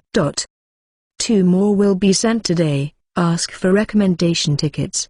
Ask for collection. Chapter 26 Killer. Life is hanging by a thread. Franklin walked into the living room. His excitement has not faded. "Boss, today is a day worth celebrating. I will go out to buy some wine." "That's right. It's really worth celebrating." Jason smiled and waved. He understood Franklin's mood very well, thinking that the night he robbed a convenience store and grabbed more than $10,000, he couldn't sleep with excitement all night. After he went out, Jason changed his position and lay on the sofa, turning on the system light curtain to watch the reputation value increase. Ding! Reach 300 reputation points and get a chance to recruit from the party. Jason clicked to recruit, and his pupils shrank instantly. "It's him." After a while, Jason was overjoyed. "Awesome. Now there is even his undercover inside the police." Click. At this time, the sound of opening the door with the key came from outside the door. Apart from Franklin at home, only Dennis had the key. "Maybe it's back from shopping." Jason ignored it and continued to browse the system light curtain. Suddenly, his whole body was puffed up. Wrong. Why is this person walking silently? Oops. Killer. Jason bounced from the sofa, grabbed the Glock pistol in the lower waist with his right hand, bent his calf backwards, and kicked his heel on the pistol sleeve. Click. Load the bullet. It only took Jason a second or two from detecting the enemy to loading the bullet, and the army sharpshooter probably did nothing more. But it's still too late. The killer has entered the living room. Dark linen tunic, plain Chinese face, eyes sharp as a falcon staring at its prey. This is a master. The alarm bell in Jason's heart was loud, and he raised his hand to shoot. That person moved. Flick the drooping right hand. A small flying knife instantly penetrated Jason's arm, and a few blades emerged. The pain was unbearable. The palm of his hand reflexed open, and the pistol snapped to the ground. Jason resisted the pain and threw himself to the ground, trying to pick up the pistol with his left hand. Boom! Another throwing knife hit the ground, no more, no less, just blocking the fingers of his left hand. If he is 1 point slower, or Jason is 1 point faster, his fingers will be cut off. What a terrible knife technique! Jason felt bitterly cold and never dared to pick up a gun rashly. The killer came over and kicked the pistol with his foot in cloth shoes. "Jason Walter?" the killer asked, the weird colloquial pronunciation sounding twisted. Jason got up from the ground, pulled out his arm-throwing knife, and answered in Mandarin, "Yes." The killer was a little surprised. Having lived in the United States for so many years, it was the first time he encountered a fat sheep with such a standard Mandarin. Long admiring the name the murder complimented in Chinese, Jason snorted coldly. "Ask an unanswered question. Who is your employer?" The assassin moved his hands and feet and showed his boxing routine. "If you beat me, I will tell you." This time it was Jason's turn to be surprised. Before he saw the killer kill for the first time, he had to try it. But since he wanted to die, Jason naturally wanted to satisfy him. "What?" Charged up with a roar. The killer showed contempt, slid away and then punched. Jason fisted in his chest and flew out, hitting his back on the TV. There was a tearing pain in the chest and back, and the smell of blood filled his breath. This punch may hit the acupuncture point, and Jason's limbs were a little weak. "Am I being seconded?" Jason was completely confused. For more than 10 years of vertical and horizontal underworld, he has encountered countless powerful enemies, but it is the first time that he has been hit by a move. Shit. Isn't it said that boxing routines are all fancy? What is the situation? The killer retracted his posture, shook his head and said disdainfully, "In the underground world, your name is like a thunderous ear. I wanted to discuss it with you a long time ago. I didn't expect it to be so vulnerable." "It really disappointed me." Jason hurriedly smiled bitterly and begged for mercy. "I'm just an ordinary person. It's okay to bully a gangster. How can I beat a martial arts master like you?" While arguing, He quietly opened the system light curtain. "Fortunately, I left 10 attribute points, otherwise I would really be planted here today." Power 3843, Agility 4040, Endurance 3540, Intelligence 4040. Remaining attribute points, 0. Attributes plus points. There is a certain effect of healing injuries. Add 10 attribute points to strength and endurance respectively, and most of the injuries healed instantly. "Master, you let me go. I can give you double how much your employer pays." Jason knelt on the ground and slowly crawled towards him. The most famous murderer in New York just knelt in front of him like this, and the killer's inner sense of accomplishment burst instantly. He raised his foot and stepped on Jason's shoulder. "Sorry, you can't pay for what she can give me." Jason's head was drooping, and his dim eyes suddenly became fierce. "Oh shit you!" He leapt forward and threw the panicked killer to the ground. The killer reacted quickly and punched him in the face with a fist. He fisted hard, feeling dizzy, but still grabbed his hands. "Fuck!" Jason roared, poured the power of his whole body into his arm, opened his fist, grabbed 4 fingers, and then slammed outward. Click. The finger was snapped abruptly. 10 fingers connected to the heart. Severe pain and bone loss. The killer's power surged, and he broke free from the restraint, kicking Jason away with his feet. The 40-point endurance is no joke. Jason held back the sharp pain in his abdomen, grabbed his ankles hard, and flew him up in circles. After a few turns, the strength builds up. Jason slammed his head against the wall. Snapped. The moment he knocked down the concrete wall, the killer's head exploded like a watermelon. Brilliant red blood, milky brain plasma, splashing around. Jason was covered in blood and pain. He collapsed directly on the ground, gasping for breath. Jingle bell. The old cell phone rang. Jason crawled over and pulled the phone out of the killer's pocket. "Is it done?" An old and familiar voice sounded. A figure suddenly appeared in Jason's mind. He furiously said, "Gao." "You old bitch witch." Mrs. Gao was surprised. "Jason, you are not dead." Jason roared, "Yes, I'm not dead, but the killer you sent didn't even have his head." Mrs. Gao remained silent, and the most powerful killer under her command was actually killed. "Gao, there is no grudge between me and you. Why send someone to kill me?" After the surprise, Mrs. Gao said in a flat tone, "For the peace and stability of the New York market. You're a radical and dangerous element. If you continue to make trouble like this, sooner or later my business will be ruined by you." Okay, great." Jason smirked. "Wait, old witch, I will come to you soon. I want you to see with your own eyes that you have been running a business for many years and I have been burned." Madame Gao laughed, as if she had heard the most ridiculous joke in history. "My kid, no one in New York dared to talk to me like that. I'm waiting for you. I hope you don't dare to come." Chapter 27. The second party. Mrs. Gao hung up the phone, her face pale in anger. A hairy boy in his 20s dared to talk to her like this. Jinping sat opposite, looking at her with a smile, feeling every cell in his body feel comfortable. "You, an old witch, had a deflated day, and Jason really did a great thing." After a while, Mrs. Gao's complexion recovered and she stood up and prepared to leave. "Jinping, Jason will be handed over to you. You must hurry." "Don't worry," Jin said with a smile, sending her to the door. When Franklin came home with a box of drinks, Jason walked out of the bathroom just after washing the bloodstains and was bandaging his arm with medicine.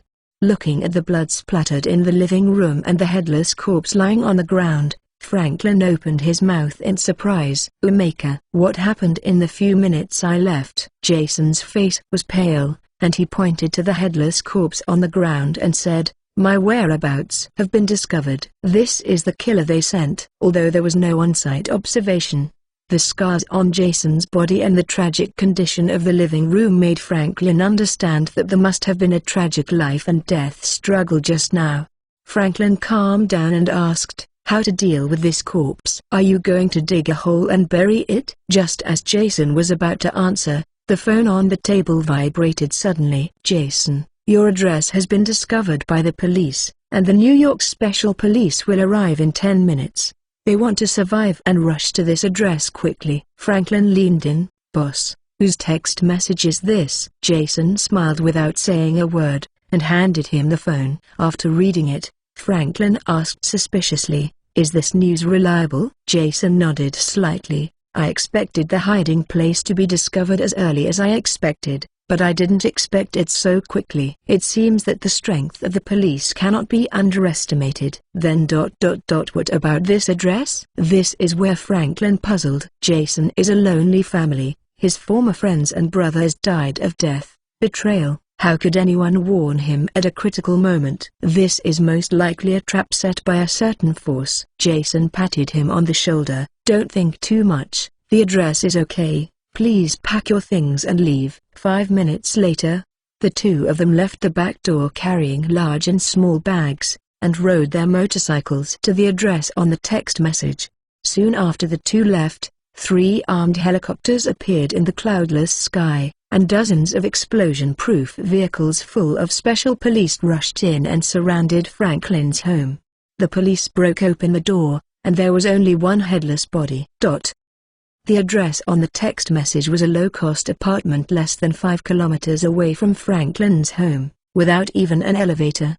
The apartment is 7 stories high, with 8 rooms on each floor, and each room is less than 100 square meters in area. Most of the people living here are ordinary families with jobs but low income from work. The two put on baseball caps and masks to cover their faces, and walked to room 503 on the 5th floor with their luggage. The door of the room was not closed, leaving a gap, and the sound of piano music came from inside.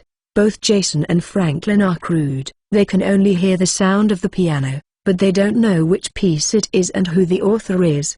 They glanced at each other, took out their pistols and loaded them, then slowly opened the door. The sound of piano music is getting louder and louder. The rhythm is getting more and more urgent. It seems that it has come to a climax. In the living room, a man in a white suit turned his back to them, waving his hands like the conductor of a symphony orchestra up and down to the beat of the piano music.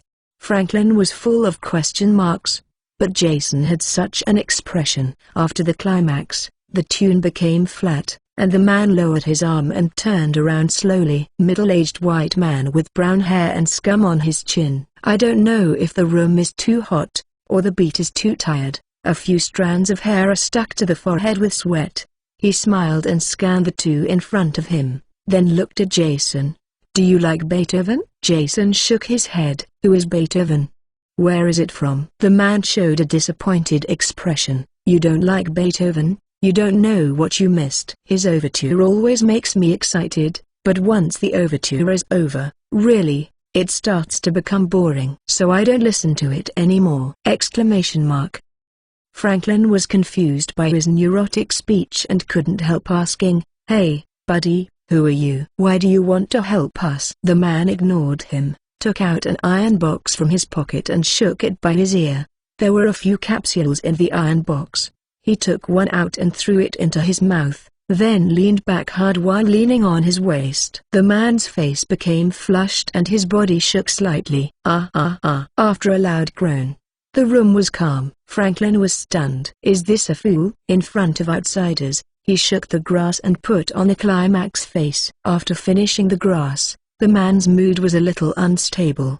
He walked up to Jason, sniffed the tip of the pen, and said obsessively, "You know what? I like you for a long time. Your criminal tactics are full of violent aesthetics. Those corpses that fall on the ground are like works of art carved by you. You still have a bloody smell on your body. Can you tell me how the hapless guy died?" His eyes are sincere and full of curiosity. Jason replied calmly, "Grab his feet, spin at high speed on the spot, and then hit his head against the wall." Boom. The man imitated the sound of the explosion and laughed. "That's why I like you. You are a criminal genius." The laughter gradually subsided, and he calmed down and took out his documents and said, "Introduce yourself. My name is Norman Stanfield, and everyone who knows me calls me Stan, the current director of the New York Drug Enforcement Agency." Franklin was stunned. not knowing what to say. Director of the New York Drug Enforcement Agency? This neuropathy was still in front of them just now. Can this kind of scum enter the Drug Enforcement Administration? What a special director. His poor three views shattered in an instant. While he was still able to communicate normally, Franklin asked quickly, "Why are you saving us?" Stan stretched his hands and said, "The reason is very simple. I am a fanatical admirer of Jason. I want to join in and complete the earth-shattering crime with him." This reason is too much. Franklin forgot, the reason he joined Jason is also the same. "So, for the sake of saving you, can I join you?" Stan asked sincerely. Jason smiled and opened his arms. "Welcome to join." Ding. The wicked were successfully recruited by the party.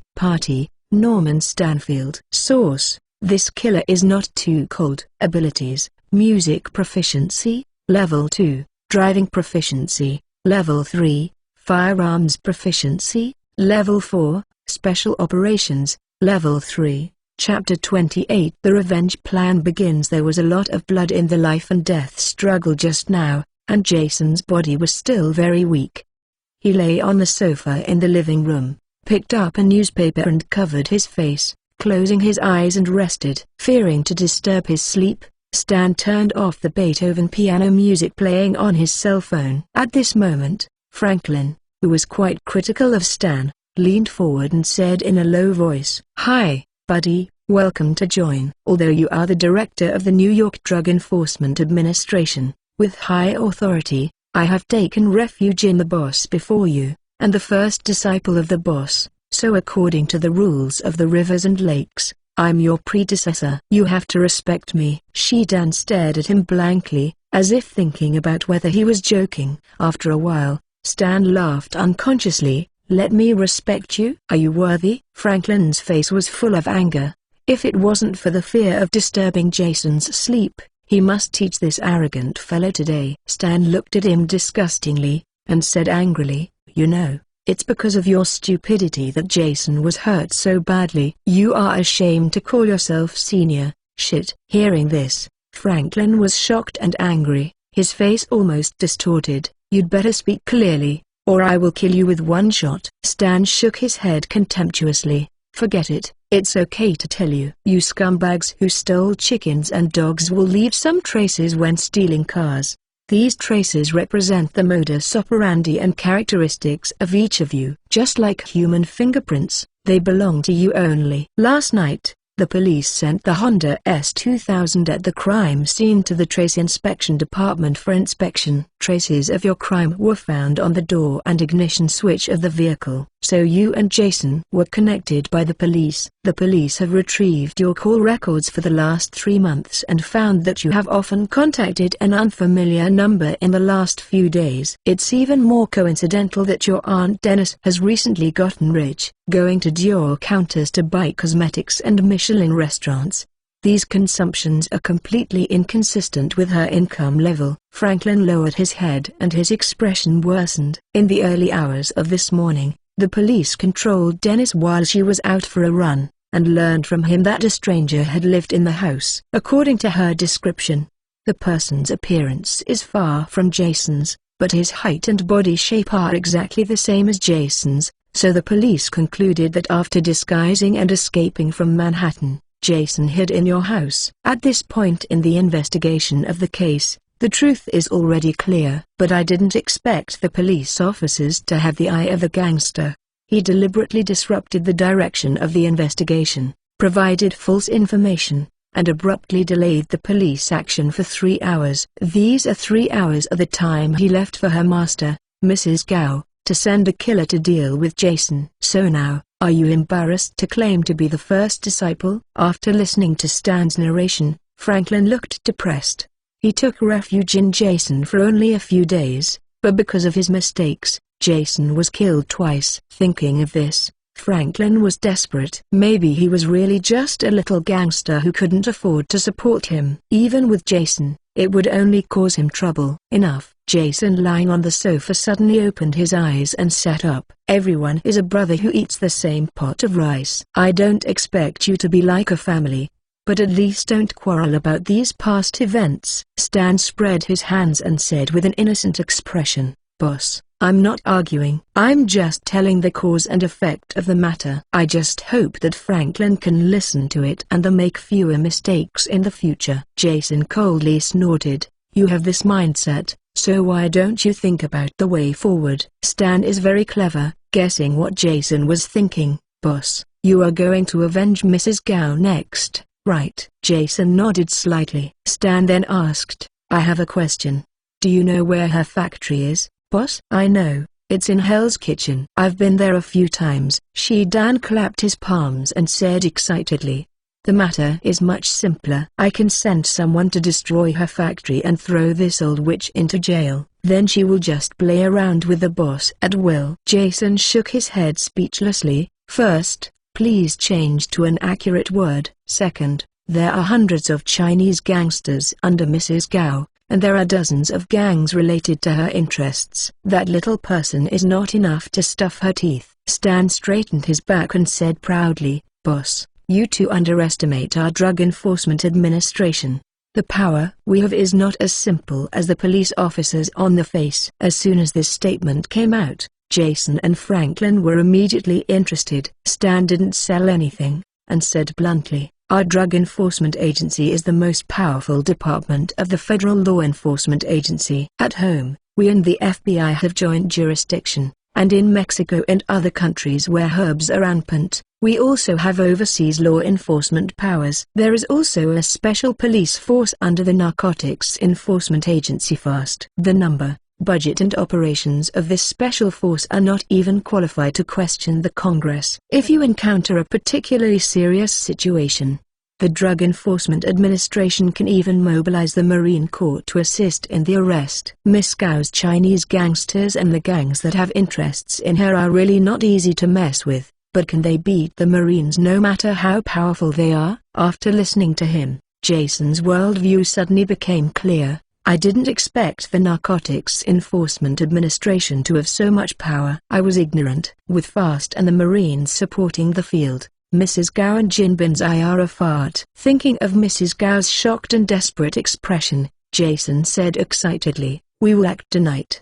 Before the old witch has reacted, we will destroy her lair in one fell swoop." It's not too late for a gentleman to avenge him for 10 years, but Jason is not a gentleman, but a heinous bad guy. If he wants revenge, let alone 3 years, he can't wait even 3 days. Stan's expression was calm. "Of course it's okay, boss. Rest early. Just remember to watch the TV news tomorrow morning." Jason hurriedly stopped Stan. He had to take revenge by himself. "No, I must take part in the action tonight. I must kill the old witch myself." Facing Jason's request, Stan didn't show any embarrassed expression.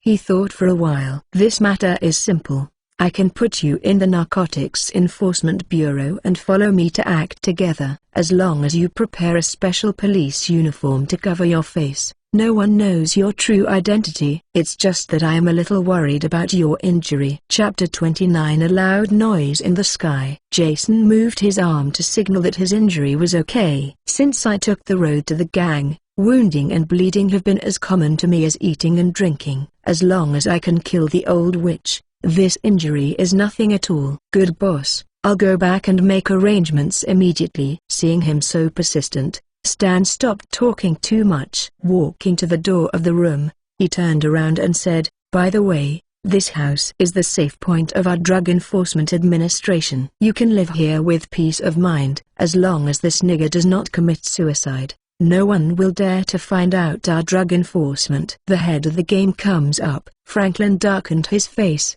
raised his middle finger and went back. "Fuck you." Stan shook his head and smiled, and opened the door. "Boss, since there is action in the evening, please take advantage of this time to take a good rest, and I will make lunch for you." Franklin helped Jason into the bedroom and lay down, then went to the kitchen and started cooking. After lunch, Jason turned off the lights and rested to recharge his energy for tonight's actions.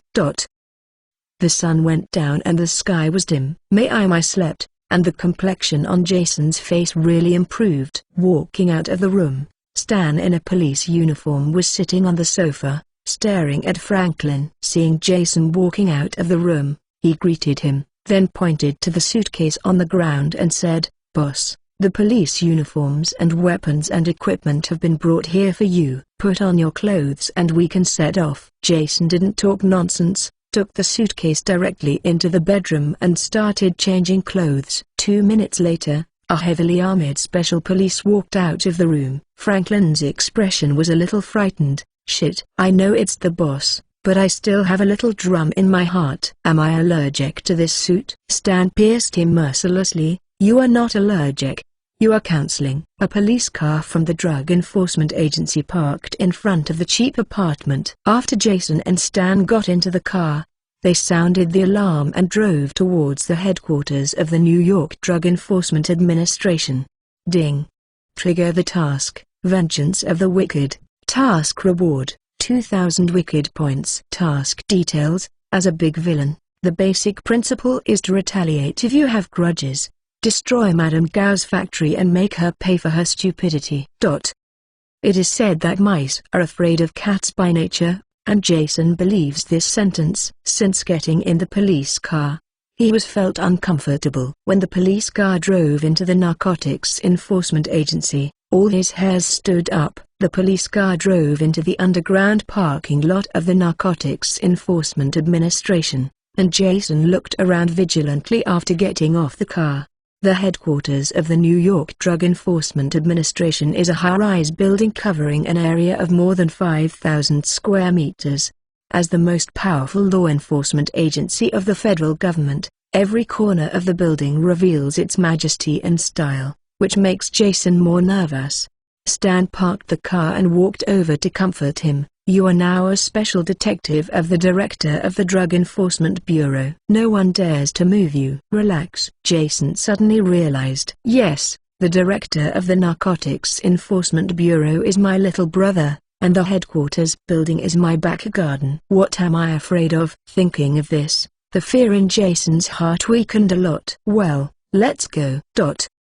The second basement of the Narcotics Enforcement Bureau headquarters. This was originally an underground parking lot, but it is now a temporary command post for the Special Operations Team. In the central area is a square conference table, and in front of it is a monitoring network composed of more than 20 computers, closely monitoring the main roads near the Hekau factory.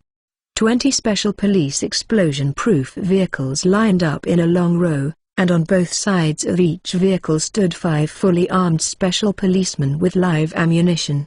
"Stan, everyone is here, just waiting for you." Taking the elevator to the second basement floor, Stan's deputy immediately greeted him. He looked at Jason in a special police uniform and asked, "This is John, my special police detective." Stan introduced, and then changed the subject. "Are there controls around the factory?" 3 hours ago, it was already deployed. "Well, is there any reaction from the factory?" "Yes." Since the afternoon, the gangs under Mrs. Gao have been gathering at the factory, and they can't get in. The total number has now exceeded 200. "Humphrey," Stan sneered, "a group of stupid guys, thinking that it's safe if there are more people." "Is there any news from the military?" "I just received a reply. The 3 carrier helicopters have already taken off and arrived in the designated area in 20 minutes. "Okay. You stay here in charge of peripheral monitoring, and I am in charge of on-site command." "Let's start." The combat order was issued, and 100 special police officers quickly boarded the explosion-proof vehicle, and the rumbling engine sounded and drove out of the parking lot. Stan took Jason to the top floor by the elevator, and a police helicopter had been waiting for a long time. After the two boarded the plane, the helicopter slowly lifted off and flew quickly to the Hell's Kitchen. Jason was shocked when he witnessed all this. Gangsters or something, it really is just a small fight. In the face of the state's violence machine, no matter how brutal the gang leader is, it is nothing but fish on the chopping board. Manhattan, Hell's Kitchen, High Grass Factory. Madame Goss sat on the luxurious sofa chair in the office, her brows furrowed, her eyes slightly closed. She didn't know what she was thinking. Ever since he talked to Jason on the phone, There was always a feeling of fear and anxiety in his heart. It seems that there is a pair of devil eyes from hell staring at her all the time. In order to alleviate this sense of panic, she assembled all the armed forces in New York to the Hikau factory. People have arrived, but the panic has not disappeared, but has become stronger. She was thinking at this moment, from whom does this panic come from? Gold, and no, it won't be him. If Jinping's Hikau business wants to become bigger and stronger, it must rely on its own sources and channels. Without her support, Jin wouldn't be able to sit on the chair of the king of the gang. It was precisely because of this level of interest that he dared to show off his power in front of Jin He, and Jin He had to endure even if he was reborn. Since it's not Golden Union, who else will it be? It won't be Jason. Madame Gao was amused by her thoughts. An extremist with well-developed limbs and simple minds, in the eyes of a superior like her, is no different from the ants on the street. As long as Jason dares to come to the factory, there must be no return. After thinking about it for a long time, Madame Gao couldn't think of the result, but her brain was a little painful. Rubbing her temples, she stood up and went for a walk. On the dense assembly line, countless Chinese workers are producing in an orderly manner. In New York, only she can get authentic small hemp produced in Mexico. Relying on its excellent taste and quality, this factory monopolizes more than 80% of the small hemp market in New York, which can be said to be in short supply. Boss, a cronies with a Chinese face came over. Why do you want to gather all your hands? Because of Jason. He is too late to avoid the police, so how could he come here to die? Wen Wu is the first, Wu Wu is the second. Obviously he is not convinced of Jason. A little bit, but not all. The cronies doubted. It's not because of Jason. Who else do you need to worry about? Just as Madame Gao was about to answer, there was a huge roar of propellers above her head. Thank you starting point reader, Olive Oil, for your 1000 points reward. 2 more sent. Ask for recommendation, ask for investment, ask for collection. Chapter 30. The unbearable gangster. At the same time as the roar of the propellers sounded, there was an intensive gunfire outside the factory. The cronies are a master of guns, and he knew something was wrong when he heard the gunshots. The guns used by the gangsters are varied, and the corresponding gunshots are also different, but the gunshots outside are surprisingly consistent. Apart from the police and the army, there is no third possibility to do this. Sure enough, the door inside the factory was knocked open. A subordinate rushed in and shouted, "It's not good. The outside of the factory is full of police. We are surrounded." What? The workers were taken aback, stopped their work and became panic. Madame Gao was also extremely shocked. Her expression froze directly. The importance of the factory to her is self-evident, so she has established a very strict security system. Don't talk about outsiders. Even if your subordinates sent to the factory, they must be brought in blindfolded. With such a secret location and complete security, Mrs. Gao really didn't understand how the police discovered it. Jason. Mrs. Gao's inspiration flashed, and she thought of something a few years ago. At that time, Jinbin had become more and more prosperous. In order to rule the New York high-grass market, he sent Jason to negotiate cooperation. Jason got on the car at the designated place, tied his limbs, blindfolded and brought him into the factory, but he didn't expect that he actually memorized the driving route. When he arrived at the factory, Mrs. Gao was just about to give him an offense, but Jason directly gave her the exact address of the factory, which shocked her. It is a pity that she and Kim were in the honeymoon period of cooperation, so instead of killing Jason, she praised him for being bold and careful, as a gangster talent. Mrs. Gao thumped her chest, her face full of regret. Unexpectedly, a carelessness many years ago brought her a life-threatening disaster. Boss, what should I do now? The cronies asked anxiously. Don't panic. You quickly contact the helicopter to take me away, then distribute all the weapons in the warehouse, let these workers go out to support, and then release the blind men out to disturb the police's sight. But the factory has been surrounded by the police. Will they let the helicopter approach? Mrs. Gao is confident they will. Don't forget that this is a residential area. Once the helicopter crashes, The civilians will definitely be affected. Then they will be prosecuted by the federal court and jailed. Okay, I'll make arrangements right away. After speaking, the cronies left quickly. Mrs. Gao was leaning on crutches, her face gloomy, as if she was a few years old again. Jason, even if you win this time, but next time, A police helicopter hovered over the top of the factory, and Jason used a telescope to check the battle on the ground. Terrible, terrible. Facing the well-equipped and well-trained special forces of the Narcotics Enforcement Administration, the Chinese gangs, even if they occupy the geographical and number advantages, can still collapse at once. In just a few minutes, the special forces have broken through the 3 lines of defense and are approaching the front gate of the factory. Stan looked at his watch. In 5 minutes, the Marine Corps helicopter will be able to arrive. Then they will descend from the roof of the factory.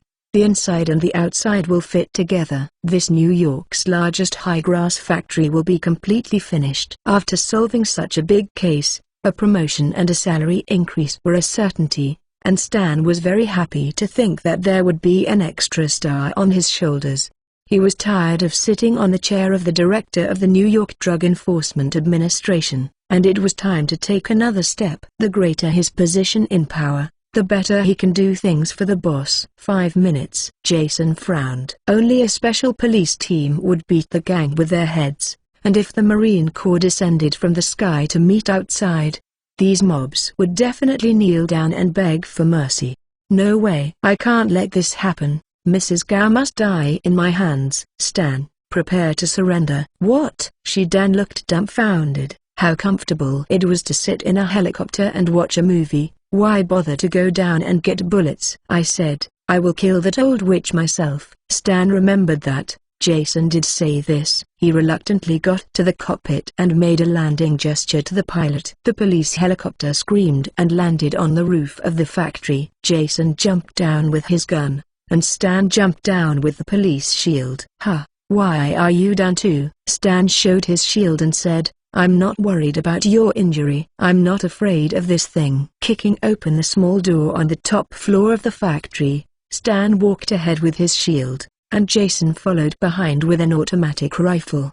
There was a strong smell of sesame in the factory, and Stan took a deep breath.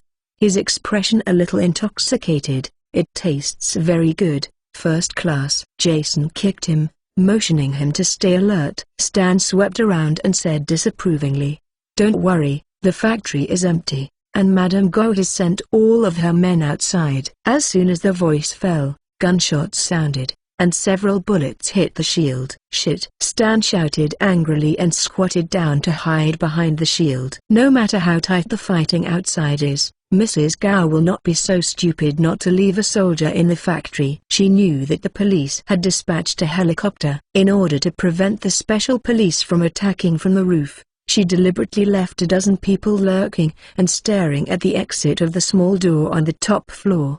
Her arrangement was extremely correct, otherwise Stan had a shield to protect him, and he would have died for the country. At the moment, Jason motioned for him to move away, and then put the muzzle into the gun hole about 2 centimeters in diameter on the shield. The shield is surrounded by alloy material, but in the middle is a transparent high-strength bulletproof glass. Through the glass, Jason can easily check the enemy's location.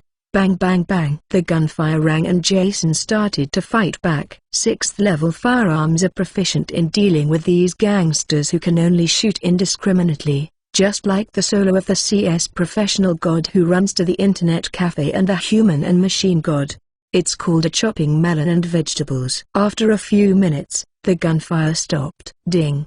Kill 13 gangsters and get 1,300 villains. Current progress, 23,155,000. Stan was stunned in surprise. God. You are a powerful sniper from the Farbit police force. Don't flatter. Get out and see if anyone is dead. Stan held the shield and walked out slowly to dry. After shaking for a while, no one shot at this side, and it seemed that all the gunmen in ambush were dead. High Grass Factory. Jason has been here several times, and I still remember the general direction. He distinguished the position and walked towards Mrs. Gao's office. Kicked open the wooden door suddenly, and a shuttle bullet shot out. Jason had expected that all the bullets hit the shield. Bang bang bang. With 3 gunshots, the cronies fell into a pool of blood unwillingly. Ding. Kill a gangster and get 100 villains. Current progress, 24,155,000. Mrs. Gao sat on the leather sofa. Seeing that he fell in a pool of blood, his cronies did not look down. Her face was ashamed and her heart was full of unwillingness and despair. Thanks to the Starting Point readers, Sun Life, for their 700 reward points. The boss is great. The boss is awesome. Chapter 31 New York's Queen of Drugs, Unstoppable. The police acted too fast this time. It was almost time not to ask Mrs. Gao for help at all. The rescue helicopter she contacted had just taken off, and the special police had already broken in. Obviously, this is a well-trained special force. Far from being comparable to the Nips gang of waste policemen who can only take advantage. Who am I offending? How did you recruit the special forces? Jason appeared from behind the shield and took her off his helmet and mask. Stan, you go and guard outside the door. Don't let anyone in. Good boss. Be careful yourself. Stan left quickly, closing the door easily. At this moment, there are only 2 living people in the huge office. Mrs. Gao opened her mouth, her lips trembled, and her face was full of surprise.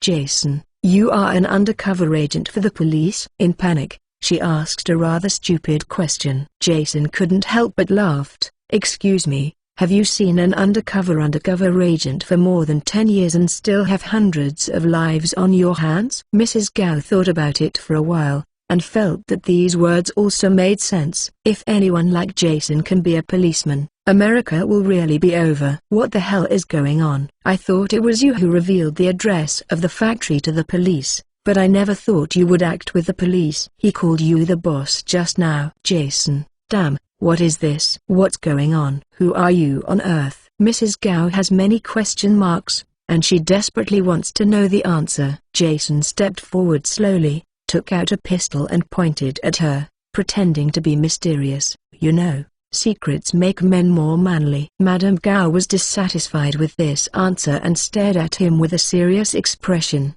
After a while, her expression was relieved and she sat up straight and said, "Forget it. Since this is your secret, then I won't ask." Jason, let's talk about terms. Although I don't know why, you seem to be in the police station. There is a lot of energy. Jason smiled non-committal. Let me go, I can give you $100 million.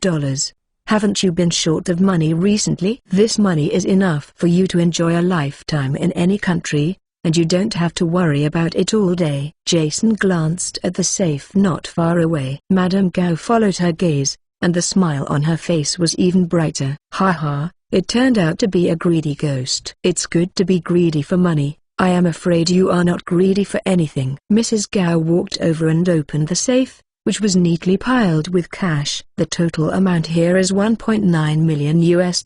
If you agree to my request, this money will be used as a deposit. After you send me away, I will send you the balance. Jason didn't answer. He wandered around the office and asked, "It's less than $2 million.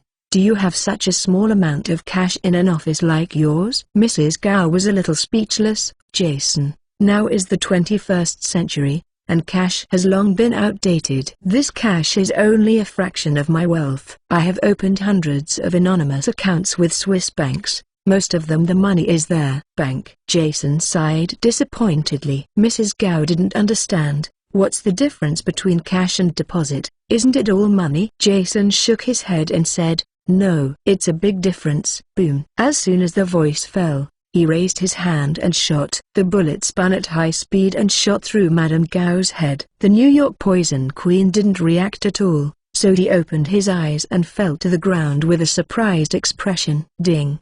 Kill Mrs. Gao, character in the plot, and get 500 villains. Current progress, 29,155,000. Jason stepped forward and converted all the cash in the safe into points. Ding.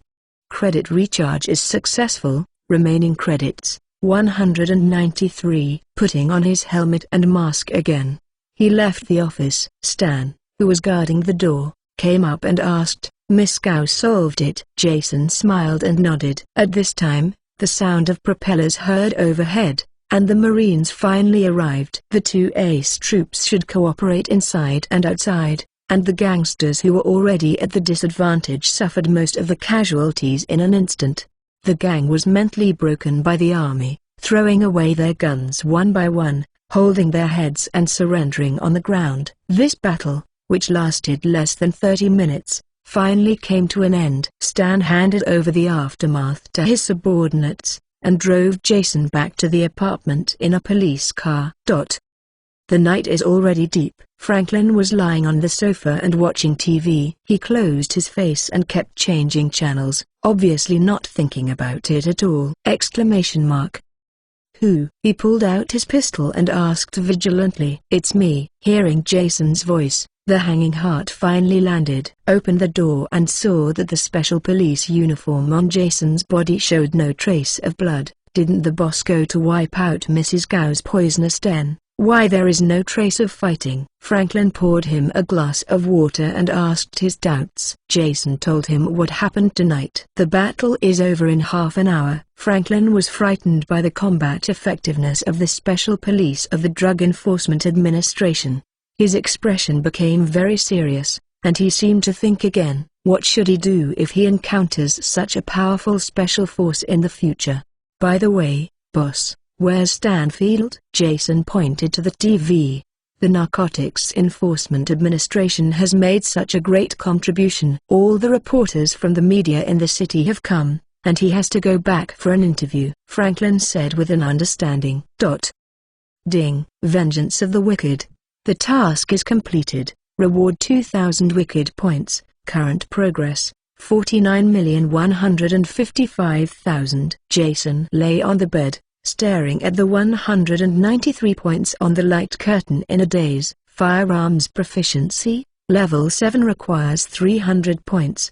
Now it's only a half. Jason was thinking whether to accumulate points or use it to buy other skills. If it is to deal with ordinary humans, then level 6 gun proficiency is enough. If the enemy has special abilities, it won't have much effect even if the gun proficiency reaches level 10. After all, the lethality of bullets is limited. Even if you can turn around with marksmanship, you will never be able to match the power of an RPG. Jason thought for a long time, and finally decided to use the points. As the old saying goes, eggs cannot be placed in the same basket. As an important criminal wanted by the United States, Jason is facing danger at all times. The more he learns a skill, the more chances of survival. He clicked on the system mall and decided to use the points for fighting proficiency, and it was a 2-level connection. Ding. Spend 50 points, fighting mastery 5, successfully purchased. Remaining points, 143. Ding. Spend 100 points, fighting mastery 6. The purchase is successful, and the remaining points are 43. In an instant, a lot of memories of fighting skills flooded into my mind. At the same time, every muscle in the body was repeatedly contracting and expanding. Jason lay flat on the bed, his body trembling slightly. This painful and itchy feeling was so sour, and he was tortured to death. The author has only watched the first season of Dare 2, so Mrs. Gao's setting is a scheming ordinary woman, and book friends who have watched other Marvel spin-offs should stop worrying about it. By the way, the background of the story in this book is the Marvel Cinematic Universe, and the Marvel spin-offs are just passing by. After playing Gold and the Little Boss of the Novice Village, the next story is all about the Cinematic Universe. Chapter 32. During the period of the crackdown, it is prohibited to go out. In the early morning, Jason and Franklin got up early, holding milk, bacon and fried eggs, and watching the news in front of the TV. On the screen, the host was splashing with excitement. Yesterday, the New York Drug Enforcement Administration dispatched hundreds of special police officers to join the Marine Corps in a raid on the Hekau factory in the Clinton area, killing 147 people and arresting 259 gang members and drug producers. This high-grass factory has been entrenched in New York for many years and is the largest source of goods in the underground high-grass market in New York. The various types of high-grass seized on the spot alone amounted to 3,728 kilograms, a record high. The owner of the factory behind the scenes is a Chinese woman named Gao. She tried to escape during a battle with the police and was shot and killed by the director of the Narcotics Enforcement Agency, Norman Stamfield. Next, please see the report sent back by our reporter on the spot. The TV screen changed and switched to the scene of the police and gang fighting yesterday. The video is edited, it only takes less than 30 seconds, and has a voiceover. The Narcotics Enforcement Administration's special police are well trained and the various police types are perfectly coordinated. They are working step by step and steadily advancing into the factory. However, the gang members are chaotic and disorderly and have not organized effective resistance. They were quickly defeated by the special police and gave up their weapons. Surrender. The screen switched again, turning into a reporter's interview with Stanfield, and the interview location was in Mrs. Gao's office, and her body was lying not far away. This Haikou factory is very hidden. Our Drug Enforcement Administration has tracked it for 3 consecutive years before accurately finding its location. Fortunately, we successfully destroyed it this time. Here I want to say to the people who are in the grass, for whatever reason, never touch this thing. He will not only destroy your body, but also your family. Facing the camera, Stanfield said with a stern face, serious and full of justice, "Shit, this bastard is mad by himself, so embarrassed to say such things is really shameless." Franklin sneered at Stan on the screen. The screen cuts back to the studio again. The host expressed gratitude to the Narcotics Enforcement Administration for its actions, and incidentally mocked the incompetent New York Police Department. God, the Haikou factory has been in New York for so many years. Haven't the police noticed it at all? If it really doesn't, it means that the people in the police station are all stupid guys. All of them should take off their uniforms and resign, and replace them with a group of smart and capable police officers. If the police station knew about the existence of the Haikou factory in advance. The host first looked solemn, then tactically leaned back. Although this idea is a bit scary, I still want to say whether your New York Police Department has a shady money transaction with the Haikou factory. Hiss. Jason took a breath. How dare you say this, host?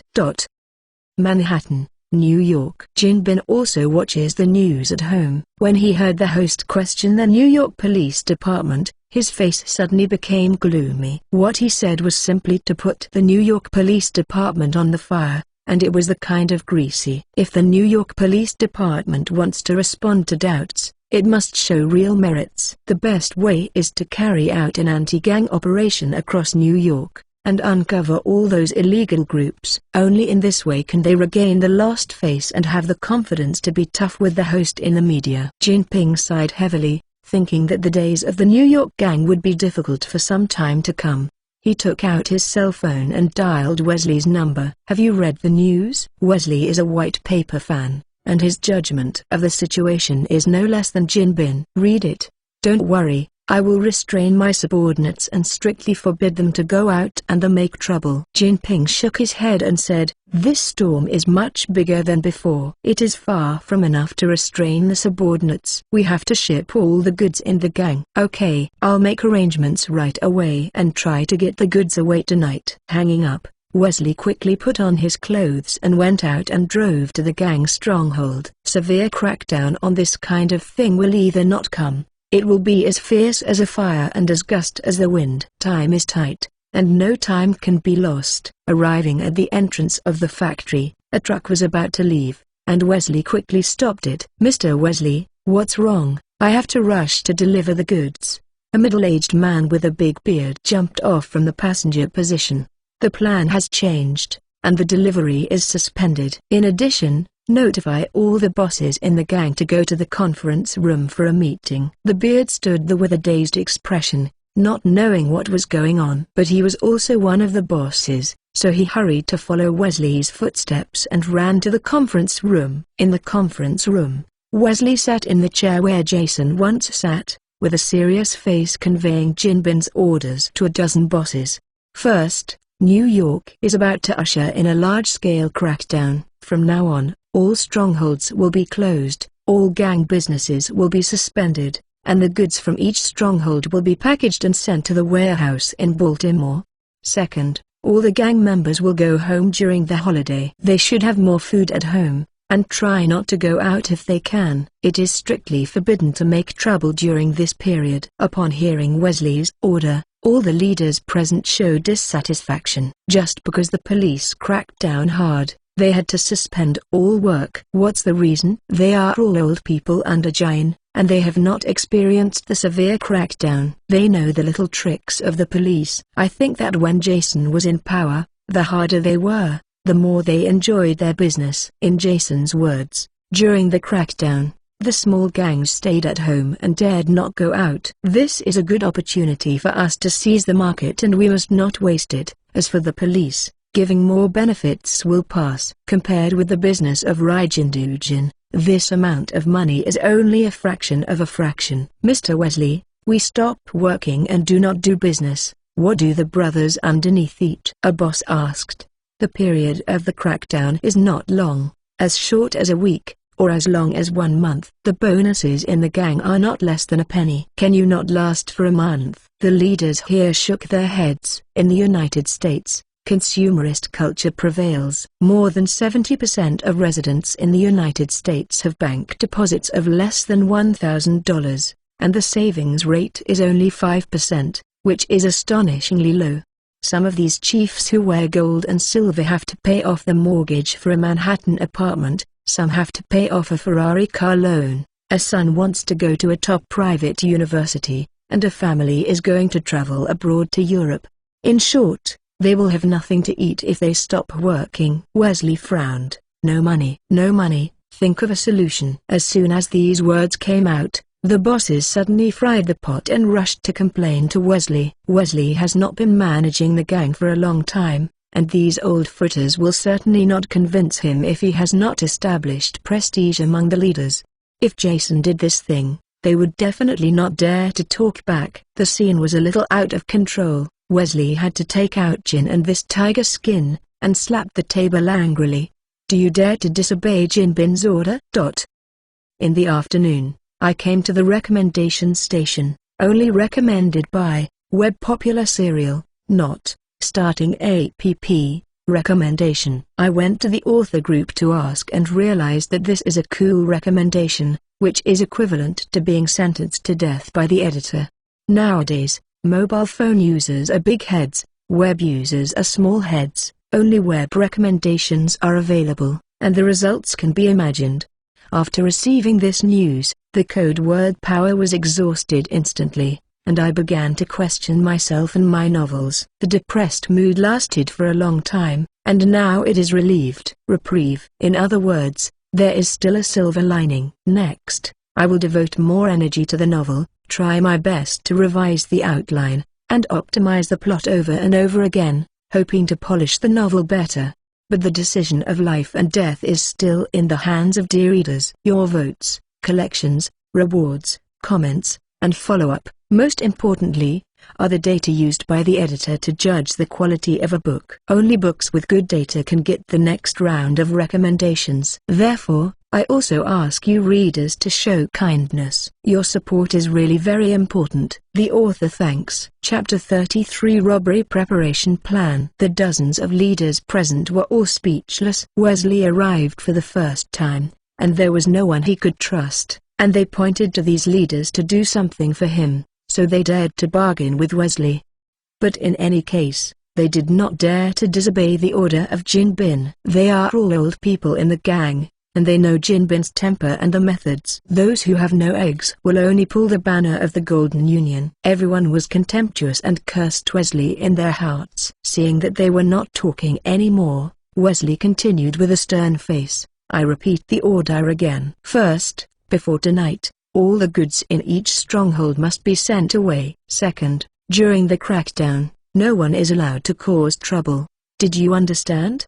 The chiefs were dark and nodded silently. "That's good. You all go and work." The leaders bowed their heads and got up and went out, one by one, as if they were dead. When they walked to the open space outside, they all condemned Wesley's injustice, and at the same time began to miss the time when Jason was a gang talker. The leaders scolded as they walked, and the beard followed far away. "He is responsible for the business of gang freight, because he is not sociable, so he has a normal relationship with other leaders in the gang." Before everyone was paying attention, he quietly left, walked to a hidden corner with no one, took out his mobile phone and sent a text message. New York City Drug Enforcement Administration Headquarters. Stanfield was lying on the office sofa with his feet resting on the desk. Beethoven's Symphony of Destiny was playing on the desk. He closed his eyes slightly, smiled, and gently beat the music with his hands. In Hell's Kitchen, he became famous throughout the United States and became an anti-drug hero among the common people. The governor of New York is preparing to award him a medal, and the headquarters of the Drug Enforcement Administration in Washington is also considering moving his position upward.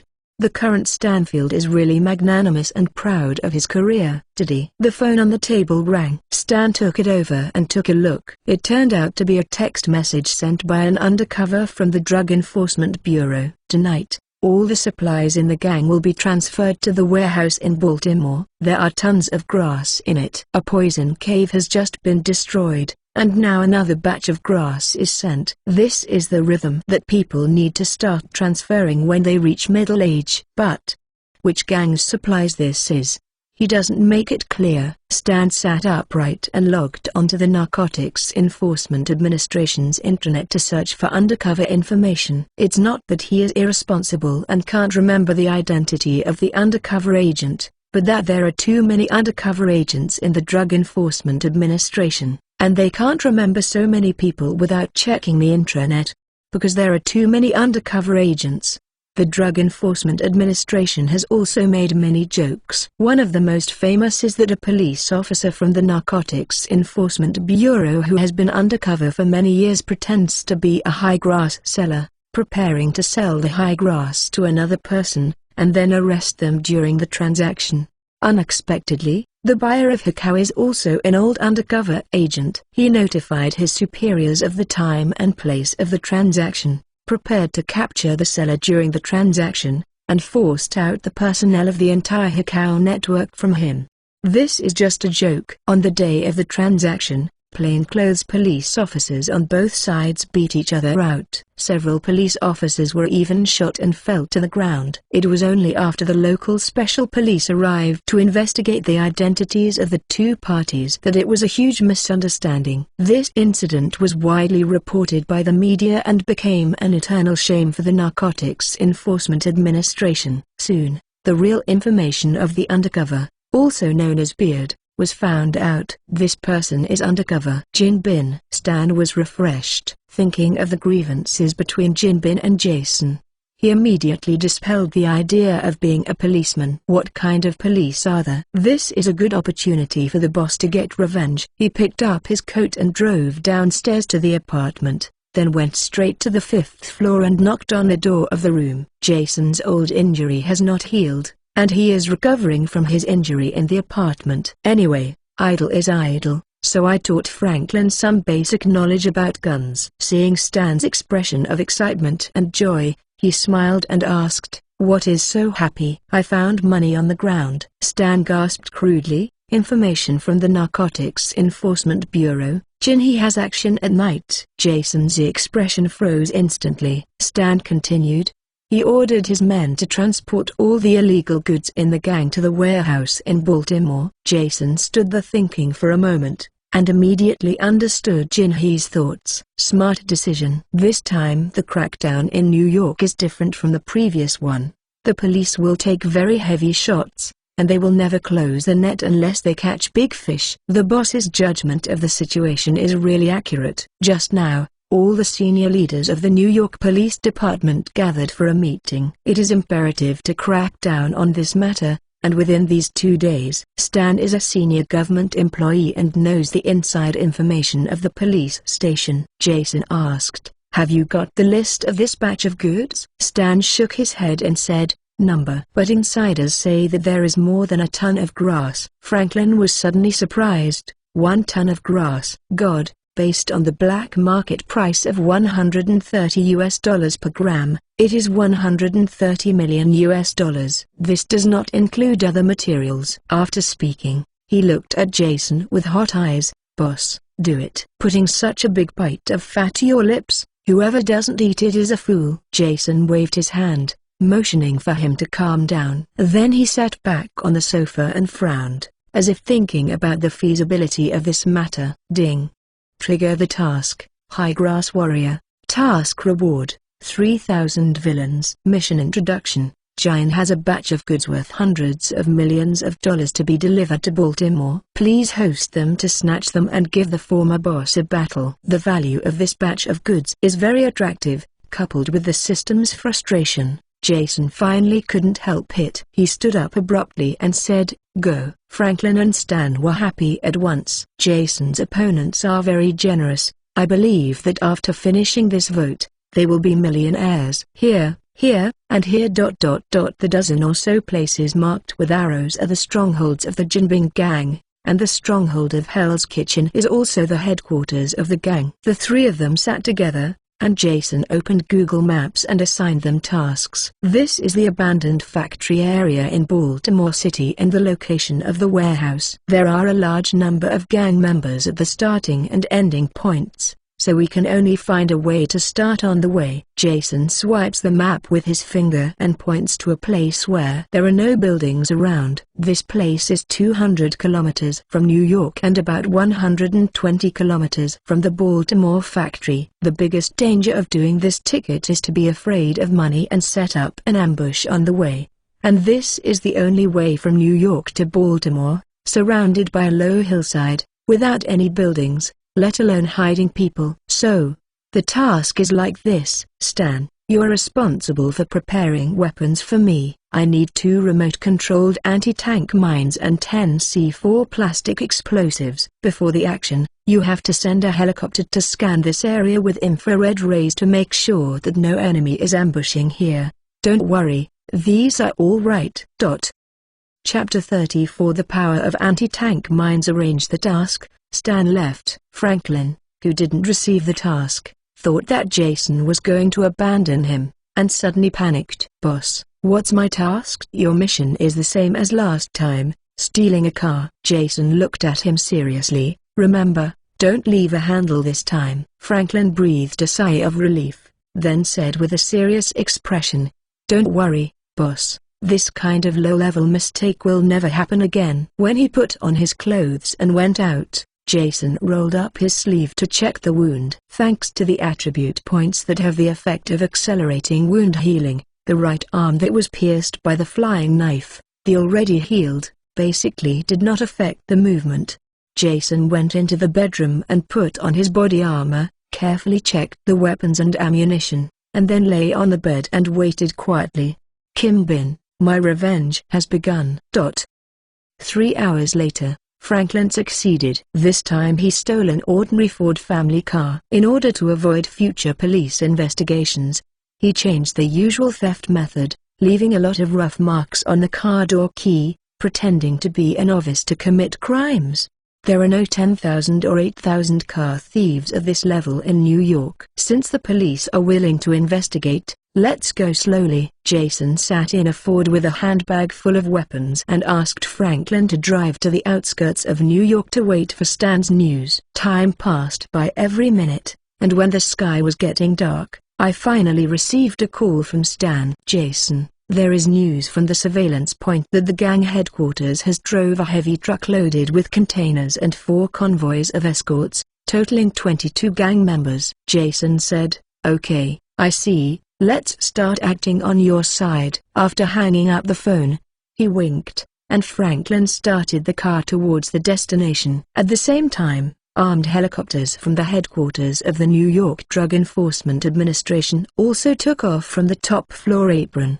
Stanfield took his 4 subordinates and flew to the ambush point to investigate. A subordinate asked curiously, "Stan, who is the target this time, actually preparing anti-tank mines and C4 plastic explosives?" Stan looked at New York as he was heading away, and said excitedly, "A bad guy. Someone worse than you and me." The subordinate smiled and didn't ask any more, including the helicopter pilot. These police officers are all cronies of Stan. They are a kind of people, all scumbags hidden in the police station. Some people even have more black material than Stan, and they belong to the kind that can be shot to death without trial at all. In order to run his own illegal activities, Stan deliberately promoted these people to his side, and would take them with him every time he carried the Narcotics Enforcement Bureau to fish for oil and water. After all, only people sitting in the same boat can use it at ease. The helicopter flew very fast and arrived over the destination in about 20 minutes. Stan stretched his head into the cockpit and said, "Turn on the thermal imaging night vision device and search a little bit carefully. Don't miss any details." The pilot made an OK gesture, turned on the thermal imaging night vision device, and began to perform thermal imaging scans of the surrounding hillsides within 30 kilometers. This hillside is flat and very desolate, and there are not even a few vegetation. As long as someone hides here, it is absolutely impossible to hide from thermal imaging. The helicopter hovered over the sky, and after investigating for a full half an hour, the airborne thermal imaging screen was always blank. The subordinates were a little impatient and said, "Stan, I haven't found anyone for so long. It must be no problem. Let's go back." Jinhee's subordinates are all gangsters who can only shout, scream and kill, and have no military qualities at all. If they were really lying in ambush on the hillside, they would have been caught by thermal imaging. Stan put down the military electronic telescope and prepared to order a return flight. At this moment, the pilot suddenly shouted, "Suspicious heat source detected." Stan's heart is tight. Is there really an ambush here? He leaned into the cockpit and looked intently. I saw 2 human-shaped heat-sourced reactions on the airborne screen, one on top and one on the bottom, as if they were fused together. Puff. The pilot laughed loudly. "God, the temperature is so low. At night, this pair of wild mandarin ducks are not afraid of freezing." It doesn't cost much to open a room in a motel. Shidan secretly breathed a sigh of relief, turned his head and cursed, "You know what a fart, it's called sentimental." After that, he let the pilot fly over the only way to Baltimore, and then dropped the special weapon box containing mines and C4. After all this, Stan dialed Jason's phone. "We have surveyed all areas within a 30-kilometer radius, and only found a pair of mandarin ducks who can't afford to open a house and can only play in the field. Confirm that there is no ambush, and you can move." "That's good. What do I ask you to prepare?" "The weapon box has been airdropped. There is a signal transmitter in the box, and the signal receiving code will be sent to your phone immediately." "Good job. You can return home and go to sleep." Hanging up, Stan sent the code to Jason, and then gestured to the pilot to return home. The gunship roared into the air and flew towards New York. An hour later, Franklin arrived at the airdrop location. Jason got off the car with his handbag and pointed to the hillside about 3 kilometers away. "That hillside is the highest point in this area. You drive over to monitor the direction of New York, and you will immediately notify when you see the convoy coming." "Aye." "Good boss.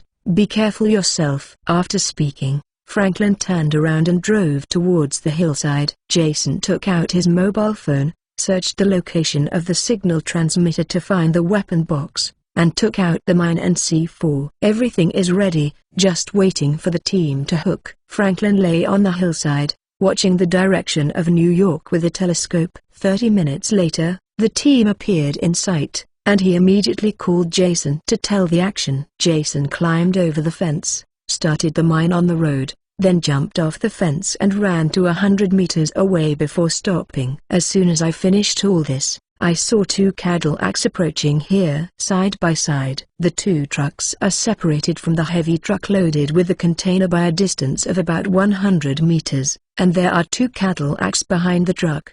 Jason was holding the detonator in his hand, staring at the vehicle. and calculating the time in his mind. When the two vehicles were less than 10 meters away from the mine, he decisively pressed the detonator. After a 1-second delay, the vehicle appeared just above the mine. Boom! The dark night sky was illuminated by two dazzling fireballs. In the next instant, a deafening explosion sounded through the silent hillside. The two Cadillacs were blown up instantly, and the red flames quickly swallowed everything in the carriage. Ding!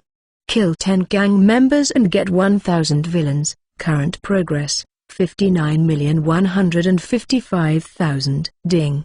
Congratulations to the host for upgrading to level 6. Reward 10 attribute points. Current progress, 9,156,000.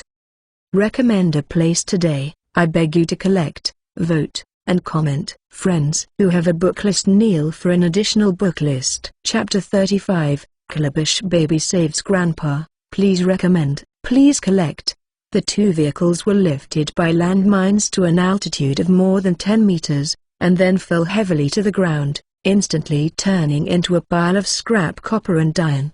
The vehicle in front suddenly exploded and lifted into the air, bursting out two fireballs, shocking the heavy truck driver behind. He slammed the brakes to death. The brake pads clamped the hub, desperately trying to hold this behemoth weighing dozens of tons. Hey! White smoke billowed from the huge tires, and two thick and long brake marks appeared on the grey road. There was a distance of nearly 100 meters between the front car and the rear car, and the truck finally stopped without any risk. In the cab, the two drivers looked at each other, and both were shocked.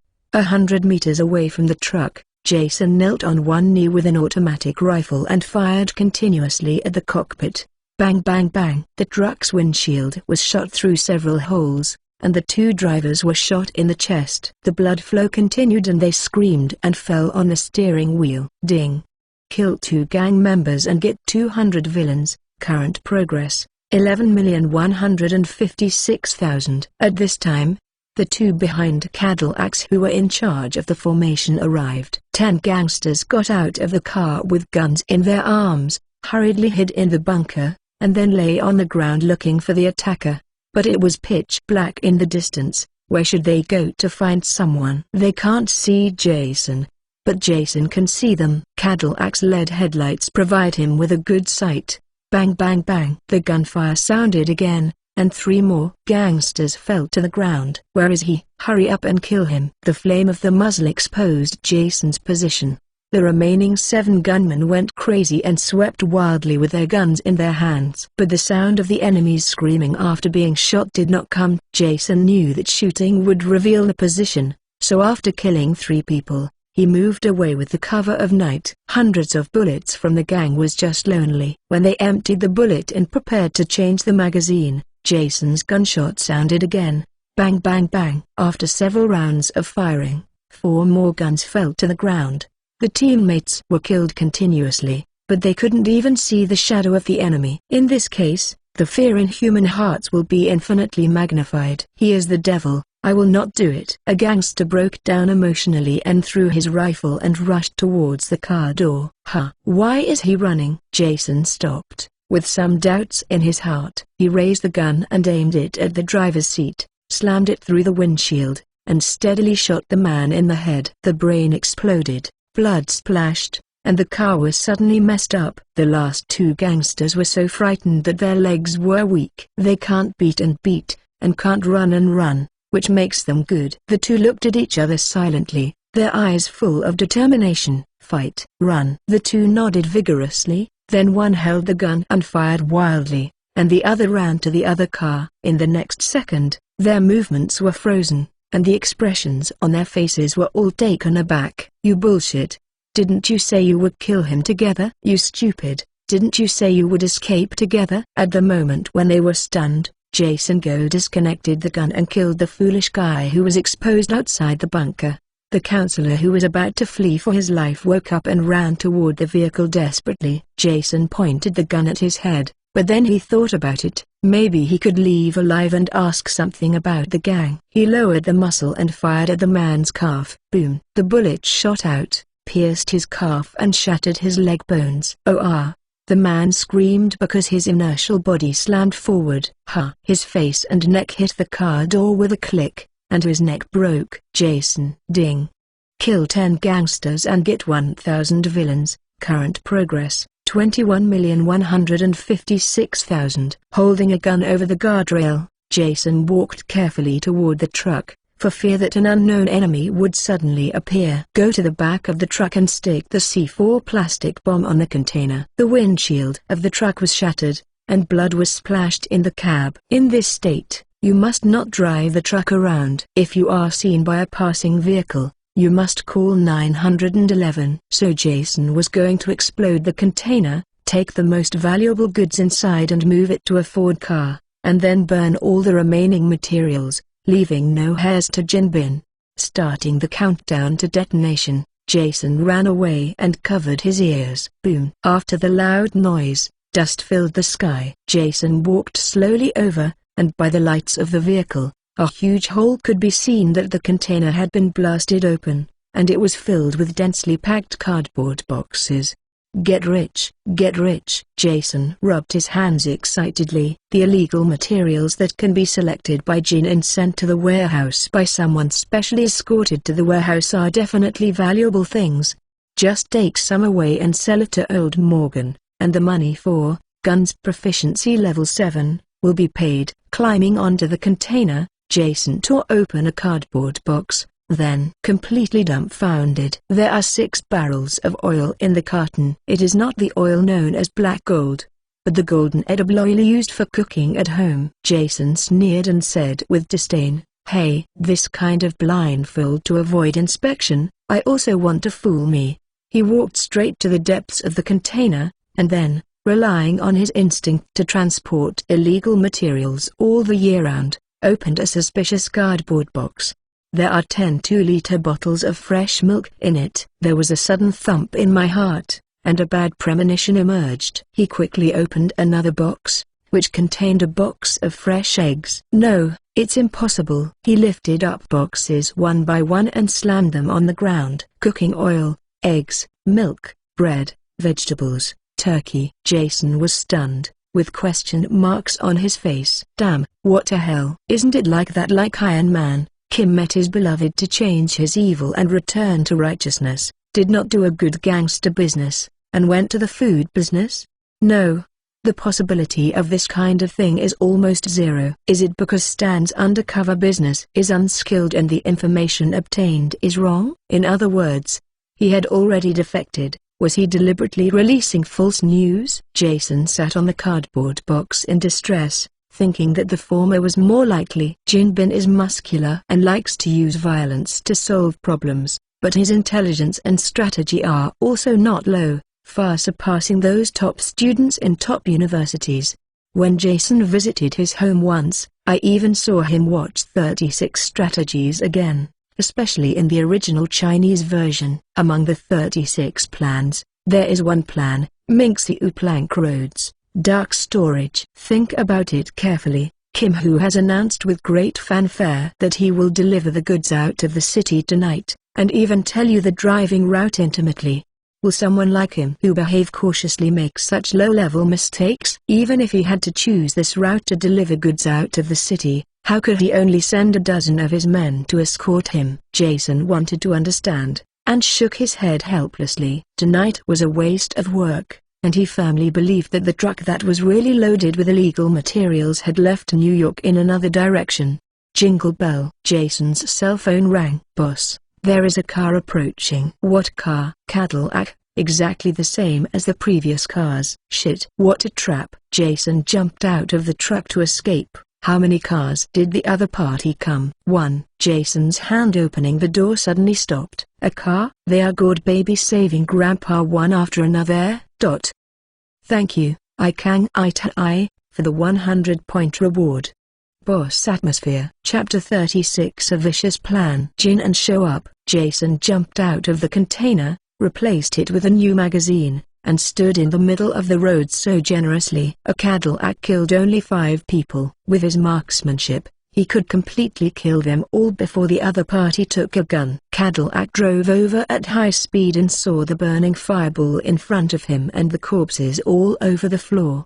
The driver was also startled, and he hurriedly stepped on the brake to slow down. Jason sneered and aimed his gun. Tonight has been busy for nothing, making him feel very bad. Not killing a few gang members, it is difficult to dispel the grievances. However, strangely, the scene where 4 or 5 people yelled and got off the car with guns did not appear. Cadillac opened the back door and only one person walked out.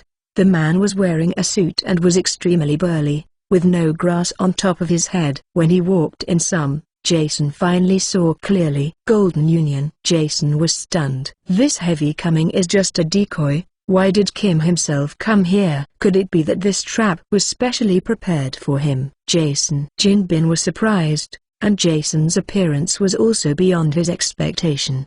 The two of them were just 10 meters away, staring at each other. After a long silence, Jason sarcastically said, "It's a good trick to darken the planked road. 36 strategies is really not in vain. But if you want to set traps to catch me, you have to bring some talents." The astonished expression on Jin Bin's face gradually returned to naturalness, and he said in his deep voice, "It's not worth the price to catch you." Jason's doubts in his heart grew more and more. "Isn't it to catch me? Then where did you carry so much food?" "It won't really change the evil and go into the food business." Jin Hai smiled, slowly telling the answer. "This is indeed a bait, but the target is not you, but the New York Drug Enforcement Administration. Gangs all over New York know that Mrs. Gao has a close relationship with the Mexican drug lord. Only she and the entire New York state can import high-quality high grass from Mexico. In other words, Mrs. Gao is the only agent of the Mexican drug lord in New York,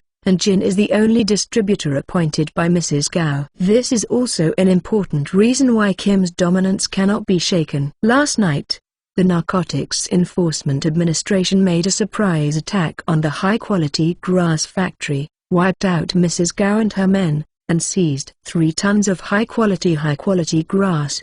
These high grasses were all prepared by Mrs. Gao to sell to Jinping, and Jinping paid a 30% deposit for this. It is because of the gang of gangsters from the Drug Enforcement Administration. Now that the people are dead and the goods are gone, the $70 million deposit is completely wiped out. Anyone who puts this matter will be angry. However, what makes Jin feel more angry is that the Mexican drug lord will definitely reselect an agent after Mrs. Gao's death. At this time, all the gangs in New York were ready to move. Today alone, more than 30 gangsters rushed to Mexico, hoping to persuade the big drug lord to take down the New York State's Hekau agency. Once the other gangs are allowed to take over the power of acting as an agent, Jin Bin's dominance will inevitably have a violent shock. In order to redeem all this, Jin and Wesley rushed to Mexico overnight to persuade the drug lord to give him the agency. At the same time, he personally formulated a revenge plan against the Drug Enforcement Administration. In fact, Jin Bin and Wesley had known for a long time that Big Beard, the leader in charge of transportation, was actually an undercover agent for the Drug Enforcement Administration. They will do their best to reveal the news that the illegal supplies from the gang will be shipped to Baltimore tonight. Even the route is clearly marked, and they deliberately revealed that the batch of supplies contains several tons of high grass. As they expected, Big Beard passed this misinformation to the Narcotics Enforcement Administration headquarters. The Narcotics Enforcement Administration reacted quickly, and within a few hours it carried out control around the gang stronghold, apparently preparing to do something about this batch. The plan went smoothly, and Wesley immediately sent someone to control the Beard. On the other side, Jin contacted the Baltimore city government and decided to donate a batch of scarce living supplies to the local slums and orphanages. The Baltimore city government welcomed his good deeds and contacted major media in advance to report after the materials arrived. According to Jin Bin's plan, when a convoy full of living supplies is violently intercepted by the New York Drug Enforcement Administration, he will arrive with reporters from the New York media. The reporter's lens will capture the deaths of charity personnel, the brutality of the New York Drug Enforcement Administration, and the boxes of living supplies originally intended to be donated to the poor and orphans. Once these photos appeared in major media and newspapers. When the New York Drug Enforcement Administration is in full swing, it will fall into the abyss and be unstoppable. Jin Bin's tone was flat, and he slowly revealed his plans. After Jason listened, his back shuddered suddenly. This fat man's strategy is really vicious. If Stan did not tell Jason the information, if he told Jason, he decided to abandon the robbery plan and forward it to the Drug Enforcement Administration for separate processing. The development of that matter must be as Jin and expected. The New York Narcotics Enforcement Administration had errors in intelligence, intercepted and killed charitable organization materials, and manslaughtered many charitable organization members. Once such news breaks out, it will inevitably shock people at home and abroad, and arouse the indignation of the people around the world. Those charity organizations will also jump out in protest at the door of the White House every day. At that time, the Narcotics Enforcement Bureau will be completely over. The officials involved in the matter will be sure of whether they are involved in this matter, or they will have to transfer all levels of supervisors to the federal court for trial.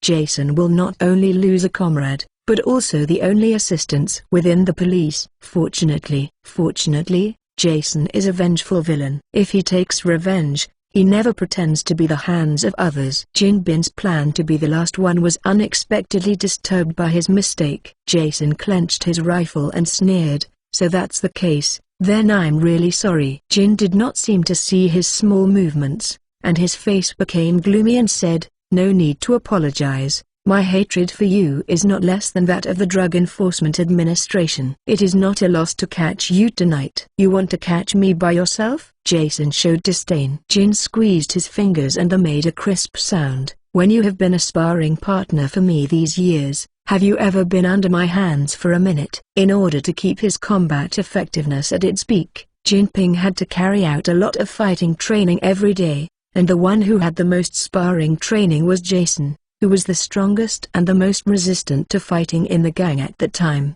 But even he, in the face of Jin Bin's attack, persisted for less than 1 minute. However, Jason now purchases fighting skills by adding attribute points, and his strength is totally different from the past. Now he has 10% confidence to defeat Jin Bin. "Oh, nice look," Jin Bin jokingly said. "It seems that you want to practice with me at the end." "Well, I have been waiting for this opportunity, the chance to beat you." The fighting spirit in Jason's eyes rose. He quickly opened the system light curtain and added the remaining 10 attribute points to strength and endurance. The recommended period data is very important. Gikyu recommendation, Gikyu collection. Chapter 37. My lord, I'm eating shit. Seeking recommendation, seeking collection, ding. The attribute is added successfully. Level 6, 21,156,000. Power 4,248. Agility 4,040. Endurance 4,045. Intelligence 4,040. Remaining attribute points 10. Reputation 411. Party, Franklin Clinton, Norman Stanfield. Prestige acquired for next recruitment, 500 points. 43. Abilities, Fighting Proficiency, Level 6, Driving Proficiency, Level 3, Firearms Proficiency, Level 6, Cold Weapon Proficiency, Level 2. Mal, click here. With a little success, Jason's strength and endurance skyrocketed again. He stretched his waist in contentment, and stretched out his limbs to his heart's content. He even groaned because it was so cool. "Okay." Jin Bin was full of black lines and asked, "Do you need time to warm up?" Jason smiled and said, "Thank you, you can start." As soon as the voice fell, Jason quickly backed away and pulled the distance away, then raised his automatic rifle and shot at the shiny golden forehead. "Singles? Ha ha, that is simply impossible. If you can kill an enemy with a gun, you have to fight in close hands. That's a brain problem." "Shit!" Jinping roared, and quickly pulled up his suit to cover his head. Bang bang bang. The 7.62mm bullet hit the suit and was immediately bounced off without leaving a trace. This suit is specially customized for gold regardless of cost. The cost alone is as high as several million US dollars. Even the richest government dare not mass-produce it. Bitch. In a bulletproof suit, Jason scolded furiously, and then quickly adjusted the muzzle down. I really don't believe your leather shoes are bulletproof. Jason Rascal first, and now the Wicked Sue first. Jin felt that the anger in his chest was about to be overwhelmed.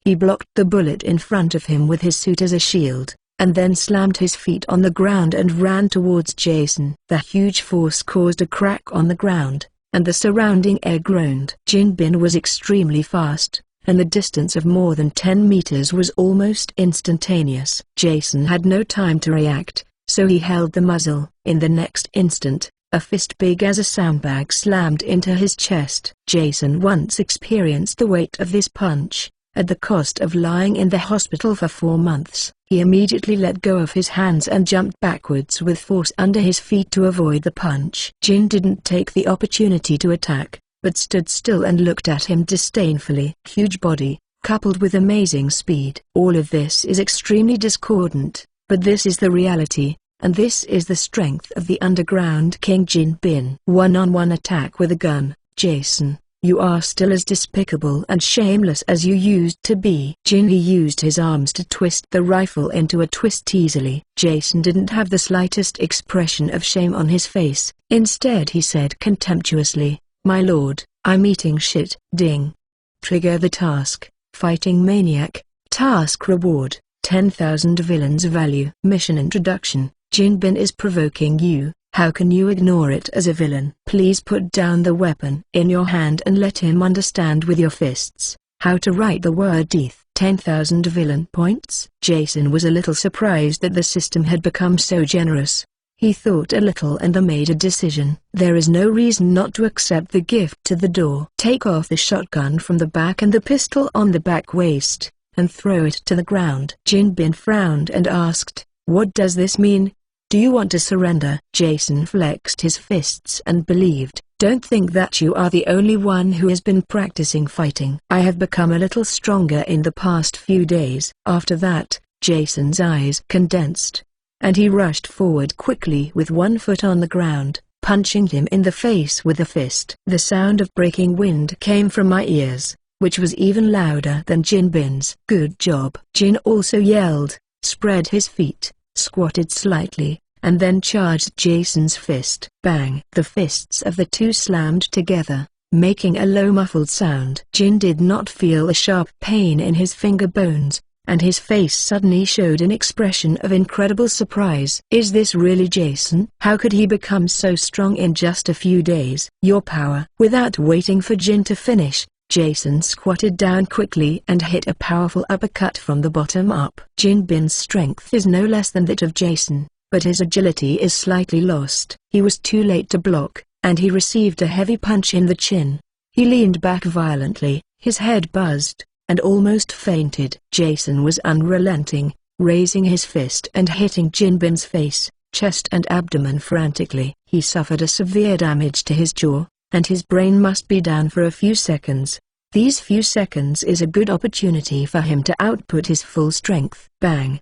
Bang! Bang! The heavy and swift fist slammed down like a. Jin Bin's face seemed to have knocked over a sauce shop, and blood splashed around his mouth and nose. Jason hit 40 or 50 punches, and didn't stop until Jin Bin's face was bloody. Ha. Every punch was exhausted, and it was inevitable to be a little panting at the moment. Puff. Jin Hai spit out a mouthful of blood and opened his bloodshot eyes. Is not it? This guy is so resistant. Jason was shocked. An ordinary muscular man who took him so many punches, it is estimated that even his skull was beaten. And Jin was not only conscious, he didn't even take a step back. Yes, really good. He smiled excitedly and looked terrifying with his bloody face. Ordinary exercise methods cannot improve so quickly in a short period of time. It seems that you have encountered some chance. Jason put on a posture and said vigilantly, even if there is a chance, It is also my chance. You won't be able to reign. Jin is very interested in the reason why Jason has become stronger. Don't worry. When I beat you half to death, your chance will become my chance. Jason sneered. Look at your face. You're almost a pig head, and you're still talking here. Jin took out the silk scarf from his suit pocket slowly and wiped the blood on his face. No, Jason, when you were serving as a sparring partner for me, I was afraid that my subordinates would beat you too hard, so I only used 50% of my strength. Over time, this seemed to become a habit. Who wouldn't brag? I also said that I only used 10% of my strength. Whether it's true or not, you will know immediately. Jin showed a bloodthirsty smile, and threw away the blood-stained silk scarf. The night wind blew slowly, and the silk scarf undulated with the wind, and finally fell to the ground. Jin Bin's huge body disappeared instantly, and there was a loud noise in the air. Nima. Seeing the phantom in front of him, Jason was stunned, and his heart was horrified to the extreme. Jin did indeed hide his strength. Jin Bin has appeared in front of him in the flashing light. Before he could think, Jason threw his fist to greet him. Bang! The two fists bumped together again. The huge force, like the overwhelming force, is transmitted from the fist to the arm. Click! Jason's right arm was bent into a terrifying angle, and Bai Senson's bone burrowed out of his muscles and broke out of his elbow. What? The tragic roar sounded the entire hillside. Jin Bin's eyes were full of killing intent, and he said coldly, "Don't worry, it's not over yet." After speaking, he threw his fist at Jason's abdomen, smashing 3 ribs. Jason sprayed out a mist of blood and bowed like a lobster. Jin Bin grabbed his shoulders, pressed his knees to his chest and abdomen, and then threw him over his head. Jason hit the car windshield, and the glass instantly turned into a spiderweb shape. Thank you Starting Point readers for the 500-point rewards. Thanks to the Starting Point reader, Z. Yuxin Moz, for the 2000 points reward. The boss is great. The boss is awesome. Chapter 38. Jason is seriously injured. The rain is coming. At the last second, when consciousness faded, Jason sighed from the bottom of his heart. Jin Bin, so strong. Then his head tilted and he passed out completely. Ding. High Grass Warrior, mission failed. Ding. Fighting Maniac, mission failed. Cool. After venting, Jin Hee's resentment dissipated, and she felt a burst of comfort. He waved to the distant vehicle, and one of his men immediately got out of the vehicle. Boss, contact a rescue helicopter and take Jason to the hospital for rescue. He can't die before he tells the secret. Okay, boss. After the phone call, the subordinate asked, Boss, what about the reporters? Do you want to send them back? Jinping looked back at the mess at the scene, and thought for a moment. Let them take some photos, save them for now and don't post them. Maybe you will need them later. The subordinate nodded and ran back to the car to let the black-hearted reporters who had collected the money calm down and take photos. A few of the corpses of the staff of the charity organization, some of the living supplies in the container, and some of the car still burning in front. When the reporters took the photos, there was a sudden roar of propellers in the distance. Jinping raised his head and looked over, with some doubts in his heart. The rescue helicopter came so fast. After getting closer, he could see clearly that this was not a rescue helicopter from a hospital, but a police gunship. 3 English letters were sprayed on the side of the fuselage. Dear U.S. Drug Enforcement Administration. From the onboard loudspeaker, Stanfield's voice came out. This is the New York Drug Enforcement Administration. All the people below immediately put their heads on the ground. When the reporter saw the situation, he was so scared that he hurriedly put his head on the ground with his hands. Jin Hai straightened his waist with his hands behind his back, his face showing dissatisfaction. Who is he? He is a Golden Union, the king of the underground world in New York. It's always been someone else's kneel. I want him to kneel to someone else. Dream. The fat man below immediately put his head on the ground. This is the last warning. Squeak. A mechanical sound rang, and the 23mm multi-barrel cannon on the helicopter began to aim at Jin Jun, and then turned frantically. Bulletproof suits can only be bulletproof. If you encounter machine guns, forget it, can't afford it. Jin Bin hugged his head in both hands, lying on the ground honestly. After all the on-site personnel were under control, the helicopter landed slowly. Stanfield jumped off the plane with 4 of his cronies with live ammunition. Kim Bin, reporter, Jason. Burning cars, corpses all over the floor, messy living supplies in containers. Stan glanced around, and he roughly understood what happened on the scene. It turned out that Jin and this bastard put one. He walked over to Jason with a gloomy expression and touched the arteries in his neck. Fortunately, people are still alive. He quickly made a gesture, and the 2 cronies immediately stopped their guns and carefully carried Jason into the helicopter.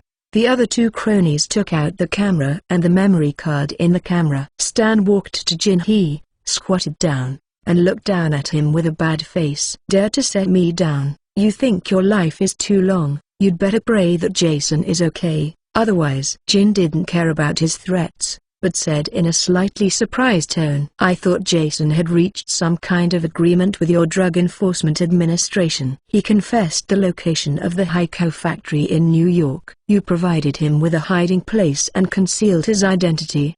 But now it seems that the relationship between you is more complicated than I thought, and even it feels like a relationship between superiors and superiors." "Haha, I really don't know what benefits he has given you." Stan snorted coldly, spit on Jin Bin's face, then turned and boarded the helicopter. The helicopter soared into the air and quickly flew towards the hospital. Jin did slowly get up from the ground, but the phone in his pocket rang, an unknown number. "Jin Bin, something has happened. The police station is going to clean up the underground forces in New York tonight. You quickly hide the illegal materials, or you will be in trouble." "Huh, such important information. Why did you only tell me now? I am going to have a real game this time." "I confiscated all the police officers' cell phones. I lied that there was an emergency at home before sneaking out." "You don't care about the other things. Hurry up and let someone hide the supplies."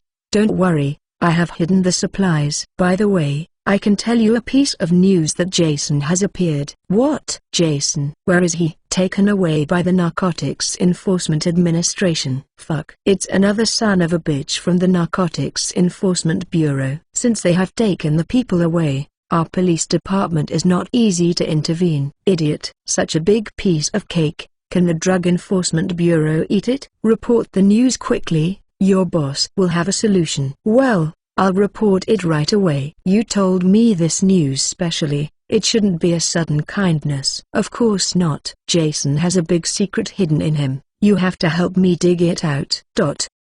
Seeing Jason's misfortune, Stan shook his head and called Franklin. "How is the situation?" "The boss is all right. People are still alive, and the rest is hard to say." "Fuck. Don't blame yourself too much. Everyone is responsible for what happened tonight. If you hadn't notified me urgently, Jason might have been taken away by Kim." "God, I hope the boss can survive this time." "Hurry up and go back to the safe house. I will handle the boss here." Hanging up the phone, the helicopter landed on the top of the hospital. After the helicopter stopped, the medical staff who had been waiting here pushed up the stretcher and the equipment. Bandage hemostasis, saline injection, ventilator oxygen supply. All the first aid methods available are used. The spacious aisles had all been emptied, and 4 doctors rushed towards the operating room pushing a stretcher. "This is a patient sent by the director of the Drug Enforcement Administration of New York himself, and the importance of the patient has been emphasized on the phone countless times. The hospital must naturally attach great importance to it." The stretcher moved smoothly into the operating room. Seeing the red light outside the operating room lit up, Stan sighed. With his waist in his waist, he sat down on the bench outside the corridor, feeling anxious and burnt. Jason's injury this time is entirely his responsibility. It was he who underestimated the enemy and was too impatient. If you can be more cautious, the outcome may be different. 10 minutes later, a doctor in a white coat walked out of the operating room. Dan quickly greeted him and asked, "Doctor, how is he?" The doctor pulled off the mask and shook his head. The patient suffered multiple traumas throughout his body, with excessive blood loss, severe fractures in his arms, chest and abdomen, and internal bleeding caused by damage to the spleen and kidneys. In short, His injuries were too serious and the chance of being rescued is very small. Stan's eyes turned red in an instant, and he clutched the doctor's collar. "Doctor, I don't want to listen to these nonsense. The person inside is very, very important. No matter what medicine you use or what you think of, you must save him!" The doctor was taken aback by Stan, and quickly said, "Don't worry, we will do our best. I will contact the doctors in other hospitals immediately and have a consultation overnight." Stan let go and pleaded, "Please." Chapter 39 Recruiting the Third Party, Seeking Recommendation, Seeking Collection, Ding tilde. Outside the operating room, 2 elevator doors opened at the same time. A dozen burly men with guns around their waists walked out of the elevator. "Stop!" Seeing someone approaching, Stan's cronies immediately became alert and raised their rifles at them. Everyone stopped immediately, and 2 men in their 40s and 50s walked out of the crowd and said, "Don't be nervous, let's find Director Norman Stanfield." With that said, the 2 handed over the documents. The cronies took over the documents, and suddenly felt a little bit in their heart. "Hey, these 2 have a lot of background. One is the chief of the New York Police Department. One is the director at the New York office of the FBI. Although their functions are different, they are all powerful figures." The cronies swallowed, returned the documents respectfully, and rushed into the operating room. Stan lay in the hospital all night, his hair messed up like a chicken coop. He walked out and asked, "What's the matter?" Although they are divided into 3 functional departments, they jointly manage the security crimes in New York, so they are considered familiar strangers. "Jason is inside." Stan nodded. Without hesitation, Jason's affairs cannot be hidden. Not to mention the people in the hospital. Even Jean wouldn't let him take Jason away so easily. Well, one person took out the arrest warrant from the Department of Justice and said, "From now on, Jason Walter will be monitored and managed by the New York Drug Enforcement Administration, the FBI and the New York Police Department." Stan received the arrest order, frowning suddenly. "I caught the people, so why should I give them to you?" "Stan, this is the above order. You just need to execute it, and the arrest warrant clearly says that it is our 3 parties' joint supervision." "Huh? What else do you do besides grabbing credit?" Stan took out his cell phone and called the top leader of the Drug Enforcement Administration. "Jason is in the hands of the Narcotics Enforcement Administration, and he can run it a bit and cause an accident to let him escape. But if it is jointly supervised by other departments, it is really desperate." After the call was connected, Stan began to play the acting skills of the actor. With a weeping voice, he told the leader how hard it was to capture Jason, and that such a great contribution could not let others pick the fruit. The big guy on the other end of the phone comforted, "Stan, you have to know that Jason is a big cake now, and countless departments want to rush to take a bite. It is already the limit to reduce the number of people who can divide the cake into 3. You caught Maury, so you can rest assured. The cake you get must be the biggest piece." "Boss, Okay, don't mention Jason's question again. The Attorney General spoke to me on the phone last night. I have agreed to his plan. You can just do it honestly." Seeing Stan hung up the phone in frustration, the 2 on the other side laughed and said nothing. The 3 discussed the matter of jointly supervising Jason, and Stan returned to the operating room alone. At this time, the chief surgeon rushed out excitedly. "God bless, the patient is awake." Stan froze for a moment, then flushed with excitement. "Quick, you 2 are guarding at the door. Don't let anyone in." After that, he rushed into the operating room and drove out all the doctors and nurses inside. On the operating table, Jason looked to the ceiling with his eyes open, wrapped up and down like a mummy. "Jason, how do you feel?" "I can't die." Jason's tone was flat, but he was deeply unwilling. The opportunity for the 2 to be alone was very rare, and Stan quickly told him about his current situation. Jason was not surprised by this situation. He comforted, "Don't worry, as long as the government guys still want to get information from me, they won't do anything to me." Stan sighed, "Then you can't stay in jail for a lifetime." "Of course not, you must keep in mind what I will say next." Jason's expression changed, and he said seriously. After listening to Stan, his face was puzzled. Let Franklin and I use your name to continue doing bad things outside. What is this? Time is running out and there is no time to explain. Just remember that the more conscientious you are doing, the more you know, the sooner I can get out of prison. Listening to his explanation, Stan was even more confused. But before he could ask, there was a quarrel outside the operating room. Jason's expression changed, and he furiously said, "Bah, the minions of the government also want to get intelligence from my mouth." Dreaming. Stan's reaction was also very quick. He slapped Jason with a big slap in the face. "Smelly trash." "Wait, when you are in prison, I have 100 ways to pry your mouth open." The door of the operating room opened, and the two directors walked in darkly. Through the conversation just now, they took it for granted that Stan was anxious to ask for information from Jason. But Jason scolded him. "Stan, you said yes to the joint investigation. You are not keeping your word. He is seriously injured now. What if your temper comes up and kills someone?" Stan said with a cold face, and said forcefully, "Can you ask the information you want by confessing the prisoner's delicious food?" One of them was dissatisfied and said, "Even if he needs to be tortured, he has to wait for his injuries to recover." Stan sneered, "I don't know how much you spent to get this position. It will take at least 4 or 5 months for him to recover from his injury, and that useful information will be out of date." The two of them were speechless for a while and did not know how to answer. Stan snorted contemptuously and walked out of the operating room. Countless people gathered in front of the big screen in Times Square. New York Drug Enforcement Administration, Federal Bureau of Investigation, New York Police Department. The press officers of the 3 law enforcement agencies jointly released the news that Jason was arrested and hospitalized and announced the establishment of a joint investigation team. The press officer said that the purpose of establishing the joint investigation team was to pry Jason's mouth open and unearth illegal organizations that had been hidden in New York for many years. After the official statement was broadcast, Jason once again became a hot topic in society. Just turn on the TV, mobile phone, computer, newspaper. There are news about him everywhere. At the entrance of the hospital, a number of news media gathered together, and people who watched the excitement were not too big to eat. In order to prevent accidents, the Joint Investigation Team dispatched more than 1,000 police and more than 20 explosion-proof armored vehicles to surround the hospital inside and out.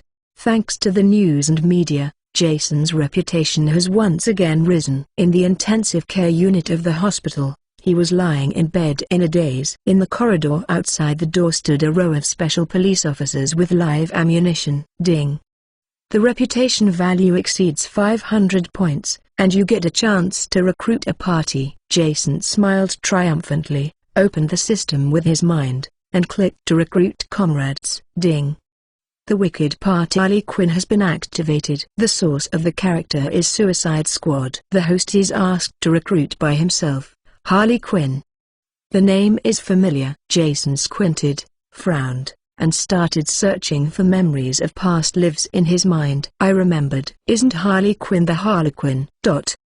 Respond to the questions of book friends uniformly. First, the pace is slow and the start is too long. Before the book was opened, the outline of the first 200,000 words had been written, so the author did not deliberately slow down the rhythm by the number of words, but the readers are the biggest. Since everyone thinks the rhythm is slow, the author should speed up the rhythm and strive to get out of New York within 6 chapters, which will cause all harm world. Second, the Goldfinger is too weak. This is true, because according to the set outline, Jason's path to become stronger is to go slowly, not to become stronger suddenly. But again, the reader is the biggest. Since everyone wants to see Jason abuse people everywhere, then the author will also satisfy you. I have met the requirements of the reader. Please give me all the tickets and collections in your hand. Chapter 40. Jason is in jail, a perverted prisoner. 2 days after Jason was arrested, his physical functions recovered well and he was able to communicate with people normally. The Joint Investigation Team discussed and decided to transfer him to Long Island Prison in New York. After the investigation team worked out the escort route, The mayor of New York immediately held a press conference, announcing that the whole city of New York was in a state of emergency from 12 o'clock in the evening to 2 a.m., and no vehicles and pedestrians were allowed to appear on the escort route. After 2 hours of martial law, he was not allowed to go out. This is somewhat unacceptable to Americans who advocate freedom. But when the wicked Jason was about to be put in prison, there was no large-scale protest. 12 o'clock midnight. Thousands of police officers, hundreds of police cars, and dozens of police explosion-proof vehicles all deployed in New York City. Roadblocks and broken tire spikes were set up on the escort route to block the route. At 12:30, the escort officially began. The 3 chief officers entered the ward under the protection of the special police team and ordered Jason to lie on a stretcher, and put his hands and feet on the steel pipes on both sides. Then he pushed him out of the hospital and was directly sent to an armored escort vehicle that could withstand RPG attacks. The harsh police siren sounded, and the escort convoy drove toward the Long Island prison. Long Island Prison is located in Suffolk County, New York, with the sea to the east and Brooklyn and Queens to the west. The prison was established in the 1980s and its overall shape resembles a fortress. In addition to infrastructure such as the guard tower and the wind playground, the fortress has 2 buildings, one large and one small. The small one is an office building, where the middle and high-level leaders in the prison work. The big one is a prison building, with 500 independent prisons built in total, in which prisoners with the most heinous crimes are detained. If you are a robbery and murderer with a few lives on your hands, then sorry, you are not eligible to be put in Long Island Prison. The escort convoy arrived at the prison smoothly, and the robbery that the investigating team had been worried about did not happen. After verifying his identity, the iron gate of the prison was opened, and the escort convoy leader drove in and came to the gate of the prison building. A sloppy black uncle was waiting at the door with a big cigar in his mouth. The 3 directors stepped forward to say hello. Daniel, I will trouble you during this time. Daniel is the warden of Long Island Prison. He took off his cigar and said in a hoarse voice, "You're welcome. I haven't been here for a long time, so it just made me happy." The back door of the escort vehicle opened and the SWAT team pushed Jason straight into the prison building. Long Island Prison detains serious prisoners, and all of them are rebellious. In order to prevent the prisoners from living together and fighting each other, each prisoner is kept alone in a 10-square-meter hut, and no close contact is allowed even if they are out of the air. Seeing a newcomer coming in, the prisoners inside instantly became excited, and they shook the prison door vigorously. "Hey, tell me, what crime did this guy commit?" "This guy is pretty handsome. The type I like." "Hey, Diozy, when is the next bath?" Everyone was not surprised at this and went directly to the elevator entrance. "Grass." They went upstairs. "How is it possible?" "I killed more than 30 people in Las Vegas, and couldn't even get up to the 2nd floor." "This kid is actually better than me." "Jason." "Isn't this Jason?" "Grass, it's really him." "Isn't Jason Jinbin's disciple? He actually came in too." "Jason." "You beast." "Ha ha ha." "God appeared. I must kill you." Jason's reputation in the underground world is not small. Many prisoners in Long Island Prison have dealt with him. To be precise, many prisoners want to kill him. Take the elevator to the 5th floor of the highest floor, where there are fewer prisoners than the 1st floor. At the same time it was much quieter, even quieter than the library. Jason's arrival did not cause much attention. They just took a look, then sat back on the bed and continued to immerse themselves in their own little world. Of course, there are exceptions. "Hey." The elder brother hunk lying in front of the door, staring at Jason with penetrating eyes. Warden Daniel's caring introduction. "This is Billy the Bison.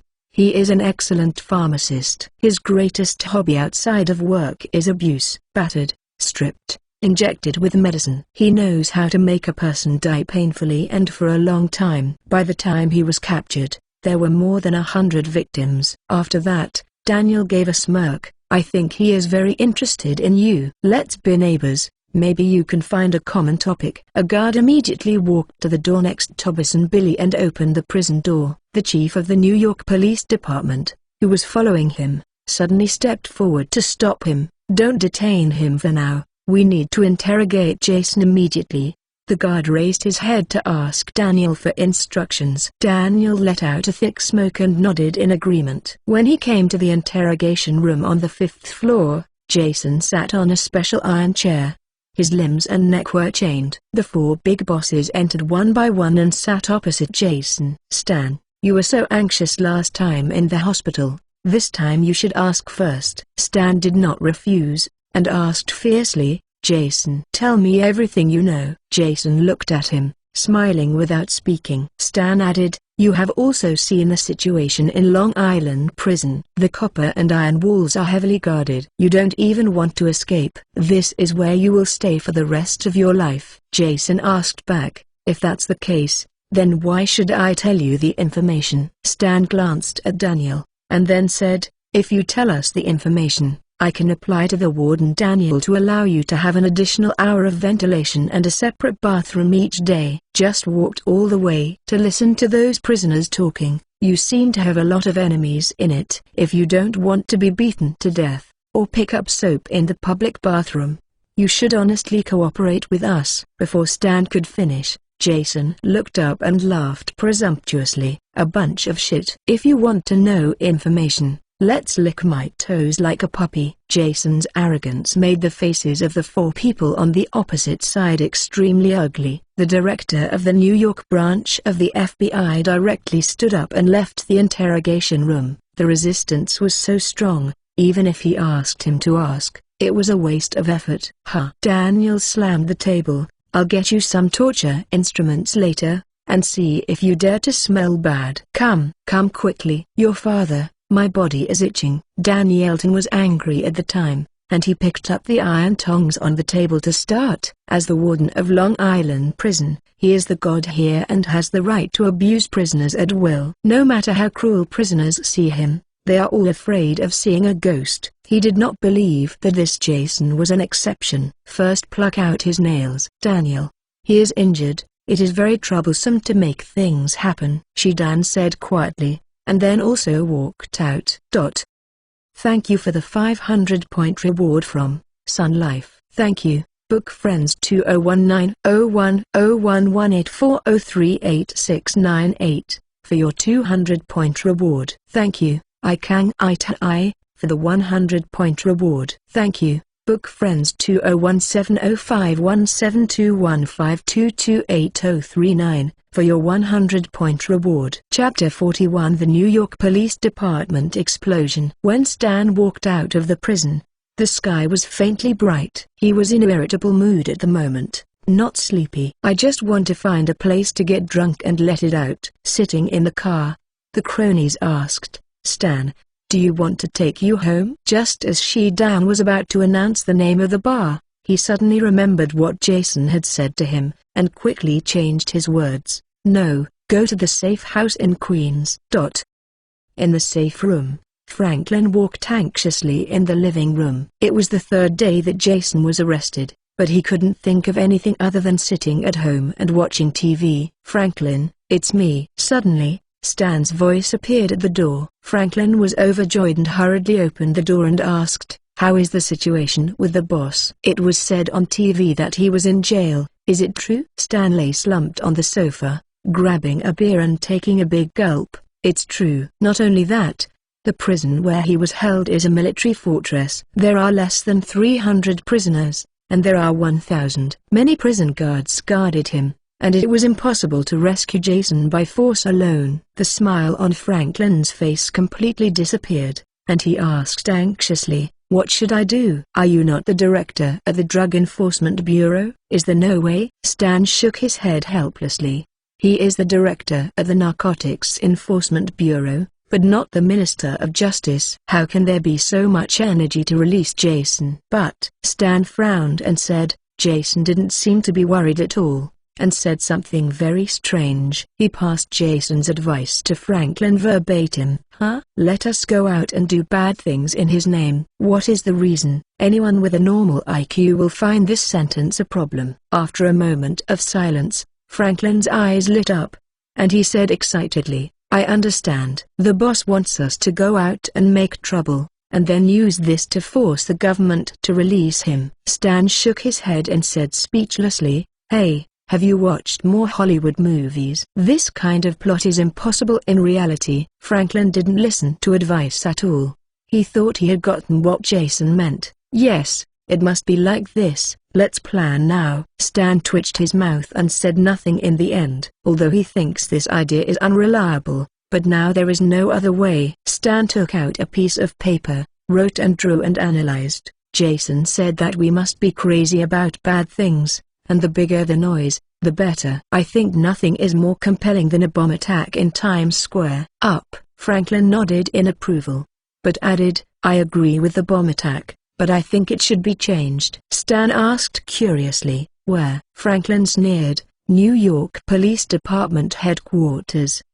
Stan leaned back tactically, couldn't help but breathe in admiration, and said with admiration, "You are so cruel.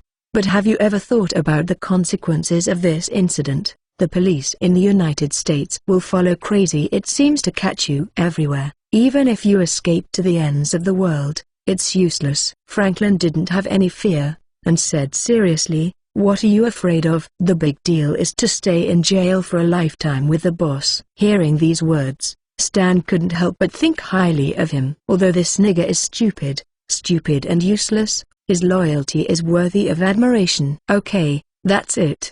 The plan is set for tomorrow, and I will help you get everything you need." After speaking, Stan left the safe house and set out to go.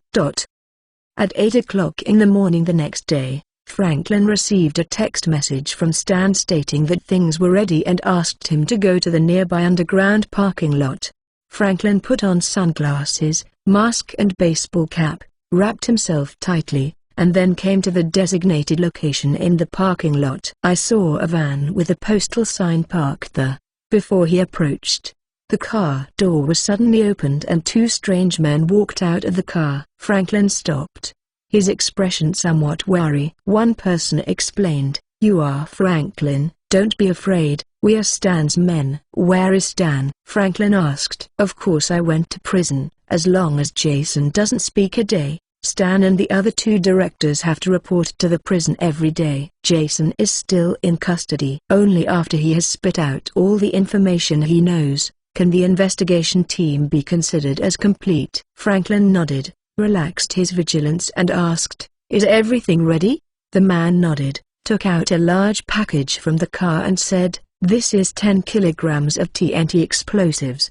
The explosion radius is 50 meters. It's powerful. You can make up for it yourself." The surface of the package is coated with special materials. Even the photon mobility spectrometer explosive detector can't detect it. After speaking, he took out the oval detonator again, pointed to the safety cover and said, "The explosive has been energized. This is the detonator of the explosive. Use your thumb to open the safety cover, and then press the red button firmly." There is also a set of postal work clothes in the car. "If you need anything, you can tell me." Franklin shook his head. "No, thank you. This kind of thing doesn't have much technical content. What is needed is the courage to face death." "You're welcome. Good luck." The man patted Franklin on the shoulder and left. After changing his clothes, Franklin cheered himself up silently, then got on the postal car and drove towards the police headquarters. It is 9 o'clock in the morning, which is the busiest time for the police station. The postal van slowly stopped in the parking space, and Franklin opened the compartment after getting off the bus and slowly carried the package out. At this moment, a yawning police officer came over. "Hey, what is this?" Franklin glanced at him, and said in a flat tone, "What can be other than a package?" The police officer glanced, frowned. "I want to check it." For a moment, Franklin's expression was a little flustered, but the police officer focused his attention on the package and did not find the detail. "Please."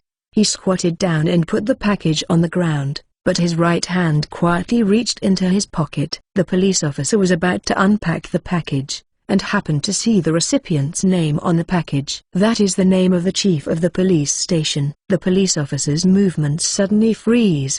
He thought for a while, stood up and shook his head and said, Forget it, don't check. You can send in with me. Okay. Franklin was secretly relieved in his heart, but there was no expression on his face. The entrance of the New York Police Headquarters was crowded with police officers coming in and out constantly. After the package containing explosives passed the safety inspection, Franklin held it and came to the designated place to sign for it at the direction of the police officer. When the police officer signed his name, Franklin calmly returned to the car and drove the post car away. 10 meters, 30 meters, 50 meters, 100 meters. Chapter 42 Cruel waterboarding and sexy doctor. Withdrawing far enough, Franklin took out the detonator, opened the safety cover, and pressed the red button hard. Boom! At the magnificent New York Police Department headquarters, a huge fire suddenly appeared, followed by a deafening explosion. The ruthless fire swallowed all the people and things in the first-floor hall, and then broke through the windows and doors with a devastating aura, rushing towards the surrounding roads. The violent shockwave produced by the explosion blasted everyone in the hall into pieces of meat, and the bloody rain mixed with minced meat fell down, and the police hall instantly turned into a terrifying Shura hell.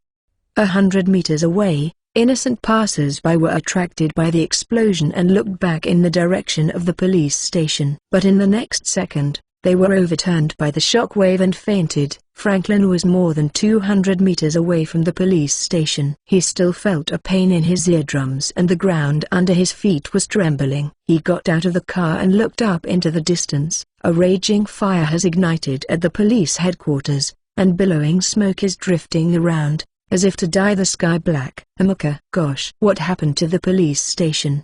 There were explosions in just a few weeks. What happened to New York? Passers-by stood silly on the spot, muttering to themselves as they watched the smoke rising up into the sky. Succeeded. Franklin looked ecstatic, couldn't help but threw his fist excitedly. His inner sense of accomplishment exploded completely. With so many deaths and injuries, the federal government must attach great importance to Jason's affairs. As long as they work harder, the boss may be released from prison. Franklin drove the car to a remote alley, lit the gasoline to burn all the clues, and finally left a note to the federal government.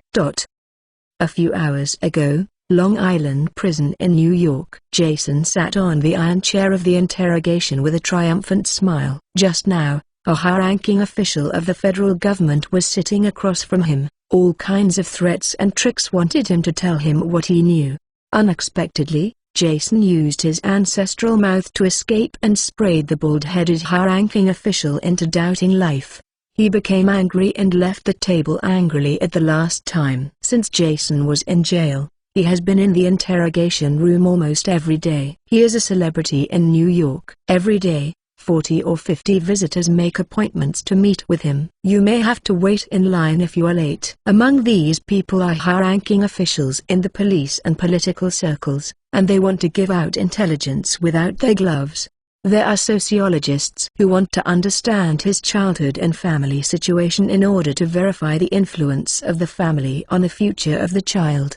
Some psychiatrists want to explore his spiritual world through conversation. There are even lawyers who want to become popular overnight to help him fight the federal government, or it is a plea of innocence. These people want to interview Jason for different purposes. The same is that no one can hold on for half an hour under Jason's mouth. The door of the interrogation room was pushed open and Daniel walked in with a gloomy face. Jason licked his dry lips and asked, "Is there any water? I'm thirsty. I have talked too much recently and my mouth is dry." Daniel picked up the paper cup on the table, then looked at him, and slowly drank the water in the cup into his mouth. He rinsed his mouth hard, then spit the water into a paper cup and handed it to Jason's mouth. "Drink." Jason leaned back in his chair and looked at him with disdain. Because Jason was injured, Daniel did not dare to use lynching and could only use some dirty tricks to disgust him, such as spitting in his meal. For example,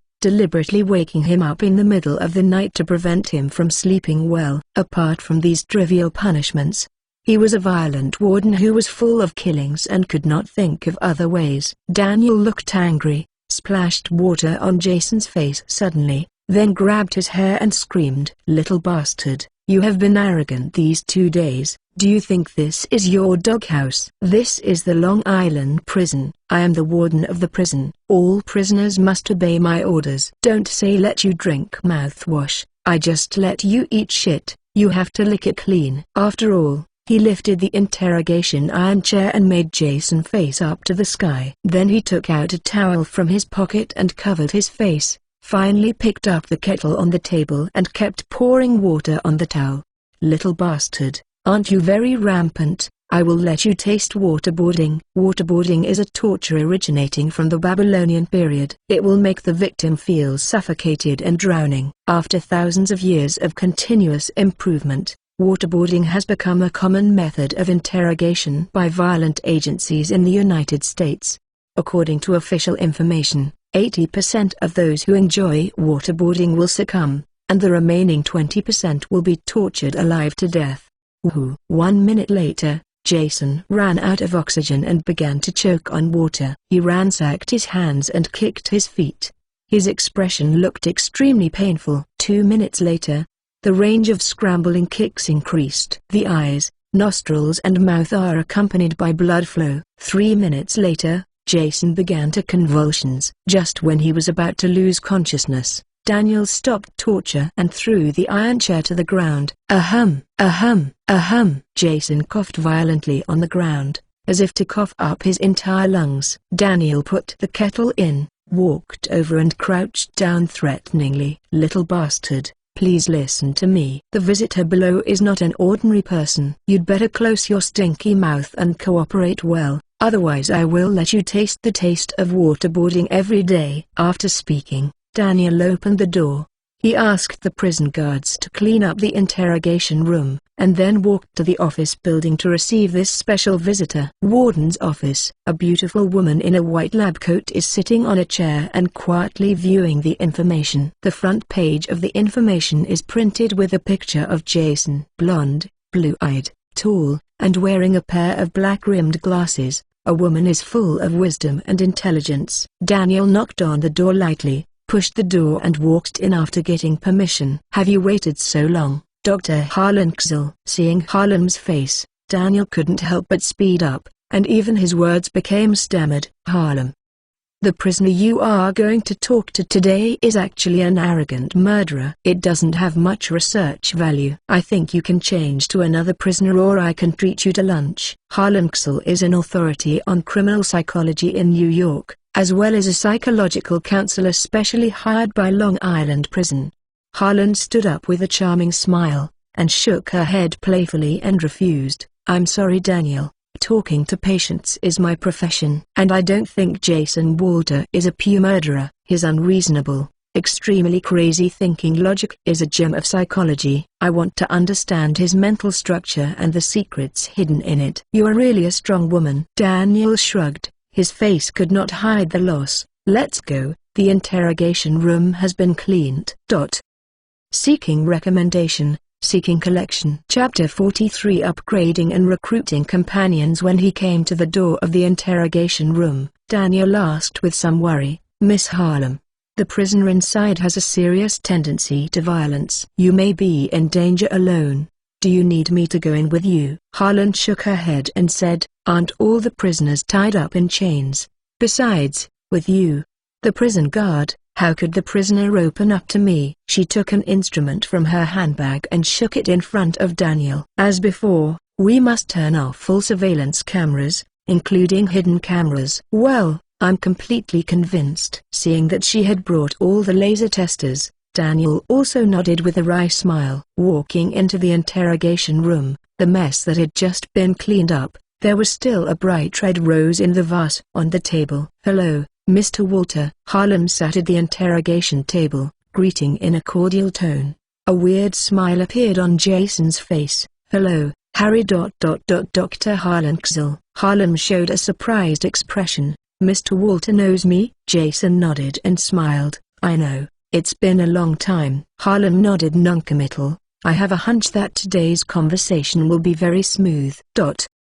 In the prison control room on the 5th floor, Daniel walked around anxiously. A prison guard tentatively asked, Dr. Kzil has been in for 3 hours. and the previous record was only half an hour. Will she have any accidents? Hearing these words, Daniel's eyes suddenly turned tyrannical, and he roared, Jason, if you dare to hurt Harlan, you swear to torture you better than death. Then ... Do you want to turn on the monitoring? Daniel hurriedly shook his head and said, no. Harlan is wearing a laser tester. If she is found out of surveillance, she will definitely be angry. The prison guard shook his head helplessly and stopped talking. The boss treated the prisoner like a tyrant in the feudal society, but when he met Dr. Xel, he immediately became an innocent little warm man, and he didn't even dare to say his confession.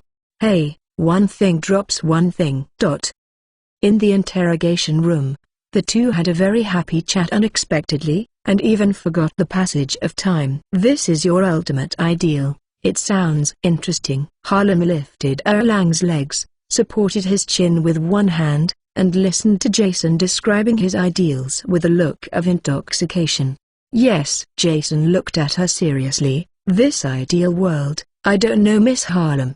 Before he finished speaking, the system light curtain suddenly appeared. Ding. Fellow party Franklin Clinton killed 37 New York police officers and gained 3,700 villain points. Current progress, 58,156,000. Ding. The fellow party Franklin Clinton wounded 165 New York police officers and innocent passers-by, and gained 4,125 villain points. Current progress, 99,406,000. Ding. Congratulations to the host for upgrading to level 7, reward 10 attribute points. Current progress, 39,407,000. Looking at the transparent light curtain in front of him, a triumphant smile was drawn from the corner of Jason's mouth. Stan, Franklin, you really did not disappoint me. Jason added 10 attribute points to strength and endurance. After his observation for this period of time, he found that the two attributes or strength and endurance have the best effect on healing wounds. Level 7, 39,407,000, Power 4,853, Agility 4,040, Endurance 4,550, Intelligence 4,040. Remaining attribute points, 0. Reputation, 411,784. Party, Franklin Clinton, Norman Stanfield. Prestige acquired for next recruitment, 1,000 points. 43. Abilities, Fighting Proficiency, Level 6, Driving Proficiency, Level 3, Firearms Proficiency, Level 6, Cold Weapon Proficiency, Level 2. Mal, click here. Oh, the talking time has passed, Harlan exclaimed, looking at the hour hand on the watch. She quickly picked up her handbag and said goodbye to Jason. Mr. Walter, it's really nice to chat with you. Let's talk again tomorrow. Walking to the door of the interrogation room, Harlan suddenly stopped, turned around and asked, do you need me to bring you something tomorrow? Jason leaned forward and asked, is anything okay? Harlan hesitated a little, then nodded, yes. It doesn't matter what. Jason's expression suddenly became serious and serious. The ideal world just described, I hope to realize it with you, okay? Harlan was taken aback. This young and beautiful super-female schoolmaster is rarely flustered. She stroked her bangs shyly, her face a little reddish. Mr. Walter, what do you mean by this? Are you confessing to me? Jason chuckled, his laughter was somewhat evil. You know what this sentence means. Harlan's 10 fingers clasped a little nervously. Of course she understood what Jason meant. Jason was inviting her to join the fantasy kingdom of crime. The reason why she felt uneasy was because at that moment, she really had a strong urge to join. Harlan stood there, staring down at the toe of the high heels. After thinking about it for 10 minutes, she raised her head and gave Jason a charming smile. Of course, I do. Ding. The wicked were successfully recruited by the party, Harlan Xel, Harley Quinn, Source, Suicide Squad. Abilities, Driving Proficiency, Level 2, Firearms Proficiency, Level 3, Cold Weapon Proficiency, Level 1, Criminal Psychology, Level 7, Interpersonal Relations, 5. Miss Harlan, "Are you all right?" Walking out of the interrogation room, Daniel immediately greeted him like a dog. Harlem smiled and shook her head. "We had a good chat. I will come again tomorrow." Daniel was taken aback, and then he was full of joy. "Hey, I can see Miss Harlem again tomorrow." Jason, this little bastard, is still a bit useful.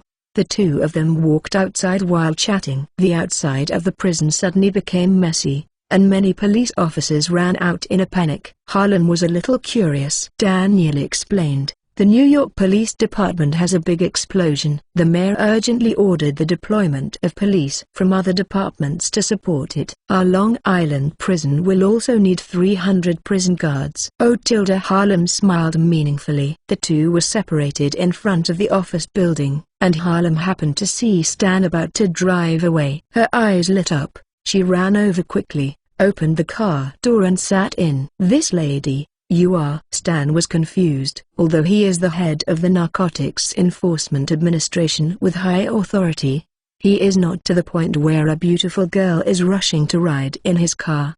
Harlan put on her seat belt and said, "Jason asked me to send you a message. You and Franklin did a beautiful job about the police station." A light and fluttering sentence made Stan's hair horrified. He said with a serious expression, "Madame, please don't talk nonsense and get out of the car." Harlan glanced at him and smiled. "Go ahead and drive." "I live in the Southern District of Manhattan, and I will explain it to you slowly on the way." Chapter 44. The prison break plan started. The New York Police Department headquarters is still full of smoke and flames. The fire has begun to spread upward, and the gray walls have been smoked black.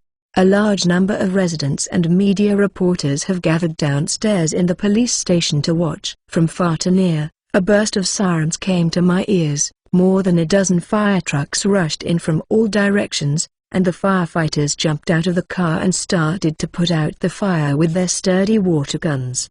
After hours of hard work, the raging fire was finally extinguished. The chief of police also rushed in from Long Island Prison. He put on a chemical protective suit and walked into the office building under the escort of numerous special police officers. The air was full of unpleasant smells, and the once majestic hall had disappeared, leaving only the corpses burned to coke all over the floor.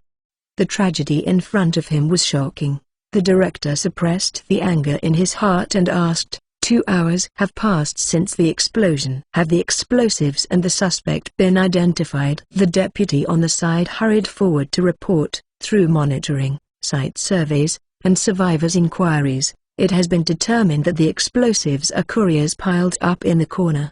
We contacted FedEx for verification. They denied that the courier was a company employee and said that the courier truck was disguised. So now it is basically certain that the courier is the suspect in the bombing. Express?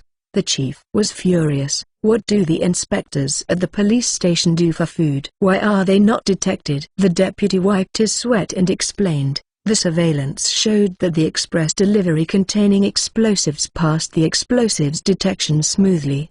The director frowned. How could this be? The deputy said, Director, this shows that the suspect has been planning for a long time, and the technology is advanced. Even the explosive detector is counted. Fuck. The director yelled angrily. Check. Notify all police departments in New York. Cancel all the police officers' vacation. Even if you don't sleep, you will catch the suspect. The bombing of the headquarters of the New York Police Department was not only a serious terrorist attack, but also a provocation to the police and the U.S. government.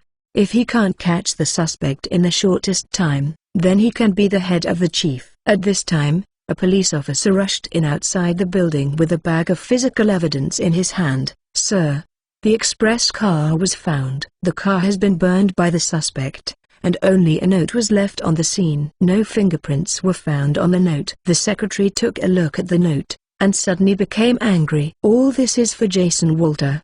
If the federal government does not release him immediately, we will create another bombing in 10 days. We do what we say. Sending Harlan back home, Stan drove to the safe house. Franklin was sitting on a sofa watching TV. According to the police, the suspect in the police bombing is a fanatic of Jason Walter. He left a note on the scene, threatening the government to release Jason immediately. Otherwise the bombing will be created again within 10 days. The governor of New York has already given a speech and rejected the suspect's request. The governor said, "The government will never negotiate with terrorists, let alone follow terrorist orders. No matter where you hide, the brave and fearless police will arrest you." Arrested and brought to justice. It is reported that all police officers in New York have cancelled their vacations to participate in the arrest operation, vowing to prevent the bombing from happening again. Franklin pointed to the TV screen proudly and said, "Hey, watch TV. I am irritated by all those idiot policemen." Stan responded casually and sat down on the sofa in thought. Franklin saw that he was not in the right state, so he turned off the TV and asked, "What's the matter? Did I get caught?" Stan shook his head and told him about the encounter with Harlem Kzil. After listening to his narration, Franklin was stunned. "The boss actually has a helper in prison. You can also talk to him directly with the monitoring turned off." "God, this is Long Island Prison." After a long silence, Franklin looked at him and asked, "Do you believe what she said?" Dan nodded and smiled bitterly. "That woman knows that the bombings were made by you and me, and she has accurately stated your and my names. Even if I can't believe it, I have to believe it." "Then what are you going to do next?" "Follow Jason's orders and get ready to robbery." Franklin frowned. "But there are thousands of heavily armed guards in Long Island Prison. How do you rob prison?" Stan pointed to the TV and said, "Thanks to you, the entire New York City has entered a state of martial law. All departments must deploy police forces to participate in the pursuit of you, and Long Island Prison has also deployed 300 police officers." Franklin smiled triumphantly and asked, "But there are more than 700 prison guards left." "It makes almost no difference to us. They are all dead ends." Stan took a deep breath. "Don't worry. I have hired a 400-person professional mercenary through the dark web." Franklin was stunned. 400 mercenaries. How much does it cost? Stan clutched his chest and felt a pain. This mission is too difficult. A mercenary is asking for as much as $200,000. The entire 80 million yuan has emptied my small vault from the police for more than 10 years. Franklin was dumbfounded. He didn't know if he should complain about the asking price of the mercenaries, or if he should complain about Stan. It only took more than 10 years to embezzle a whole $80 million. He curled his lips and said, "The note I left says that if the government does not release Jason, then I will create another bombing in 10 days. During this time, the police will definitely focus on densely populated areas in the city. How about we plan to do it late at night after 9 days?" Stan thought for a moment and nodded. "I agree. Let the mercenaries lie in ambush in advance at that time, and then pass the information to Jason through Harlem." With the combination of inside and outside, the success rate of jailbreaking is the highest. Determine the prison robbery plan. The two began to work together. Stan is inconvenient to show his face, so Franklin will replace him to contact the mercenaries, arrange hiding places, distribute weapons, and determine the time and method of robbery. And Stan himself sits at the headquarters of the Narcotics Enforcement Administration and immediately informs Franklin of the police's movements.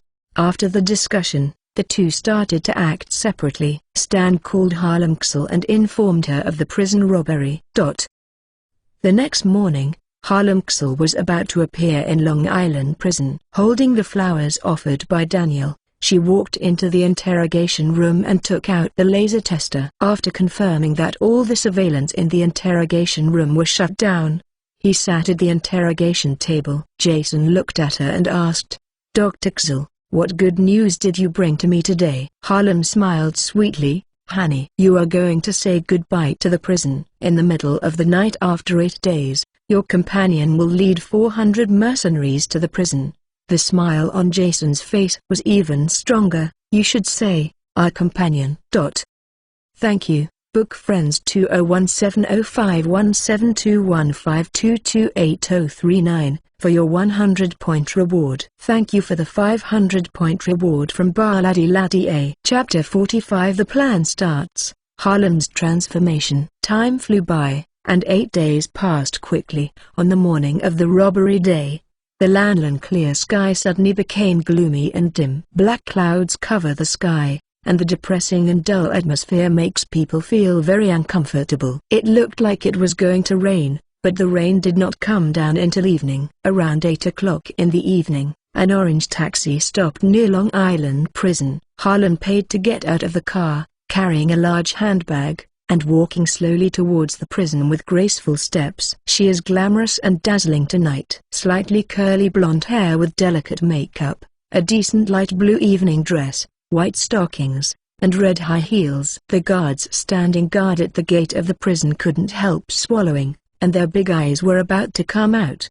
"Dr. Harlan, you are so beautiful tonight. Avril is not half yours." Daniel wore a black suit and greeted him with flowers in his hand. As the saying goes, licking the dog, licking everything in the end. Daniel's years of hard work finally paid off, and his goddess finally agreed to have dinner with him. "Avril Lavigne is my idol, and she is far worse than me." Harlan took the flowers and sniffed it on the tip of her nose, smiling happily. "Daniel, thank you." "Thanks to the goddess." Daniel blushed, shy and didn't know what to say. Seeing the weather turned cold, the goddess only wore an evening dress for the appointment. He quickly took off his suit jacket and put it on her shoulders. "The sky has changed, be careful of colds." "Thank you, you are so sweet." Harlan nodded in thanks. The two of them walked into the prison shoulder to shoulder with the envy of the guards. In the elevator, Daniel cautiously tentatively said, "Harlan, this is the first time you promised to have dinner with me, or don't interview that Jason today." Harlan shook her head. "This is my job, Daniel. Have you forgotten that I am the kind of strong woman who will not delay work because of feelings?" Daniel looked disappointed. "Well, I know." Harlan looked into his eyes and smiled charmingly. "But for you, I will end the interview sooner." Daniel's eyes lit up instantly, like a shot in the heart. He hurriedly said, "Then you go to work. I will prepare dinner for you." Harlan smiled and nodded, and walked towards the interrogation room. After checking every corner of the interrogation room with a laser tester as usual, Harlan walked behind Jason and said, "It is 8 o'clock, and there are still 2 hours left before the plan starts." With that said, she placed 3 small keys in Jason's palm. These days, both Stan and Franklin are busy preparing plans, but Harlan is not idle either. By shooting the holes of the handcuffs and performing several experiments, she finally assigned the keys to the shackles on the hands, ankles and neck. Jason clenched the key.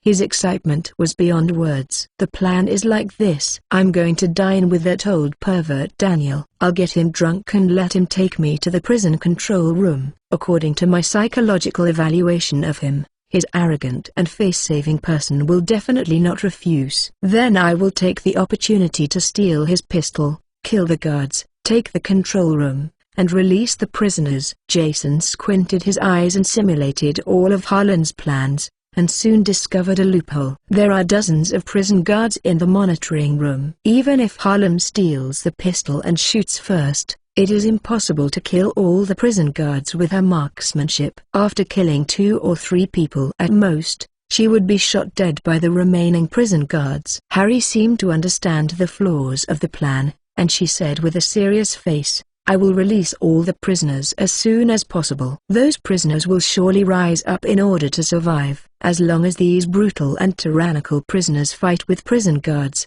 the escape plan has been successful. As for my life and death, it has no effect on the plan." Jason raised his head, stared into her eyes and asked, "Are you willing to die for me?" Harlan smiled, a little crazy in her smile. "I am willing." Jason asked again, "Will you live for me?" Harlan did not hesitate and nodded earnestly. "No matter whether the process is happy or painful, I will fulfill all your requirements." As a lifelong dream. Hearing this most affectionate confession, Jason felt a warmth flowing through his body. "Before my ideal is realized, you will not die." Jason smiled and comforted her. "Did I bring what I asked you to prepare?" Harlan nodded and opened the large handbag on her shoulder, which was filled with green bills. "According to what you said, I have already withdrawn all the deposits and sold all the valuable things at home. The total here is more than $270,000. When she wanted to come, Jason asked her to take the money to run away. "Very well, Put the handbag in my hand. Harlem didn't understand the significance of this, but still put the handbag in Jason's hands. In the next instant, all the cash in the handbag disappeared. Ding. Recharge the points successfully. Remaining points, 70 points. Amaka. Harlem threw away her handbag in shock and covered her small mouth. Jason, are you a mutant? Aren't you good at seeing someone through? Guess what? With that, he turned on the system to buy skills for Harlem. For the same party to buy skills to enjoy a 50% discount, the remaining 70 points can buy 140 points. Ding. Do you spend 45 points to purchase Guns Proficiency Level 4, Guns Proficiency Level 5, and give it to fellow party Alunxel? Determine. Ding. Successful gift of skills. Remaining points, 25 points. Ding. Do you spend 25 points to buy Cold Weapon Proficiency Level 2, Cold Weapon Mastery Level 3, and give it to fellow party Alunxel? Determine. Ding. Skill gift is successful. Remaining points, 0 points. Honey, how can I guess this question? Suddenly, a lot of memories crazily poured into Harlan's mind. Her head was sore. She couldn't help holding her head and shouting. Fortunately, the interrogation room is soundproofed, otherwise the Flower Guardian will break in. The process of instilling memory was very short. After a few seconds, the pain subsided, and Harlem returned to normal. She stretched out her hands and slightly bent her fingers, feeling the familiar and unfamiliar touch. Her eyes were full of shock and ecstasy. When she looked at Jason at this moment, her eyes were much more complicated, and he really couldn't understand this man. Honey, you have too many secrets. Jason smiled and said, it will be a long time in Japan, and you will learn more about it later. Opening the door of the interrogation room, Daniel, who was ready for dinner, just came over. Harlem, let's go. Try the feast I prepared for you. I hope you like it. The two had just walked out of the prison area when a guard came over and said a few words in a low voice. Daniel frowned and thought for a moment, then waved his hand. Let him in. Remember to send someone to guard outside. After the prison guards left, Harlem asked curiously, who is coming? Daniel said, Jason's old friend.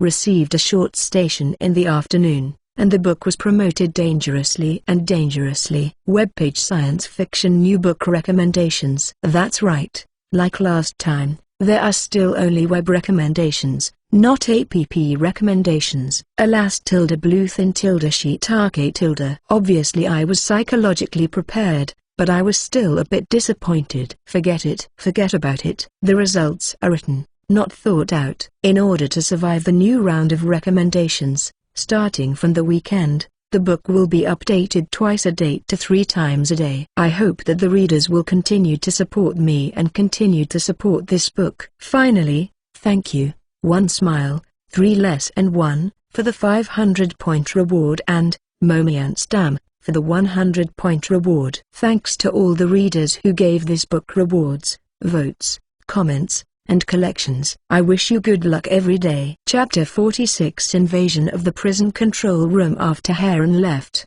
the prison guard did not transfer Jason to the cell, but asked him to wait in place.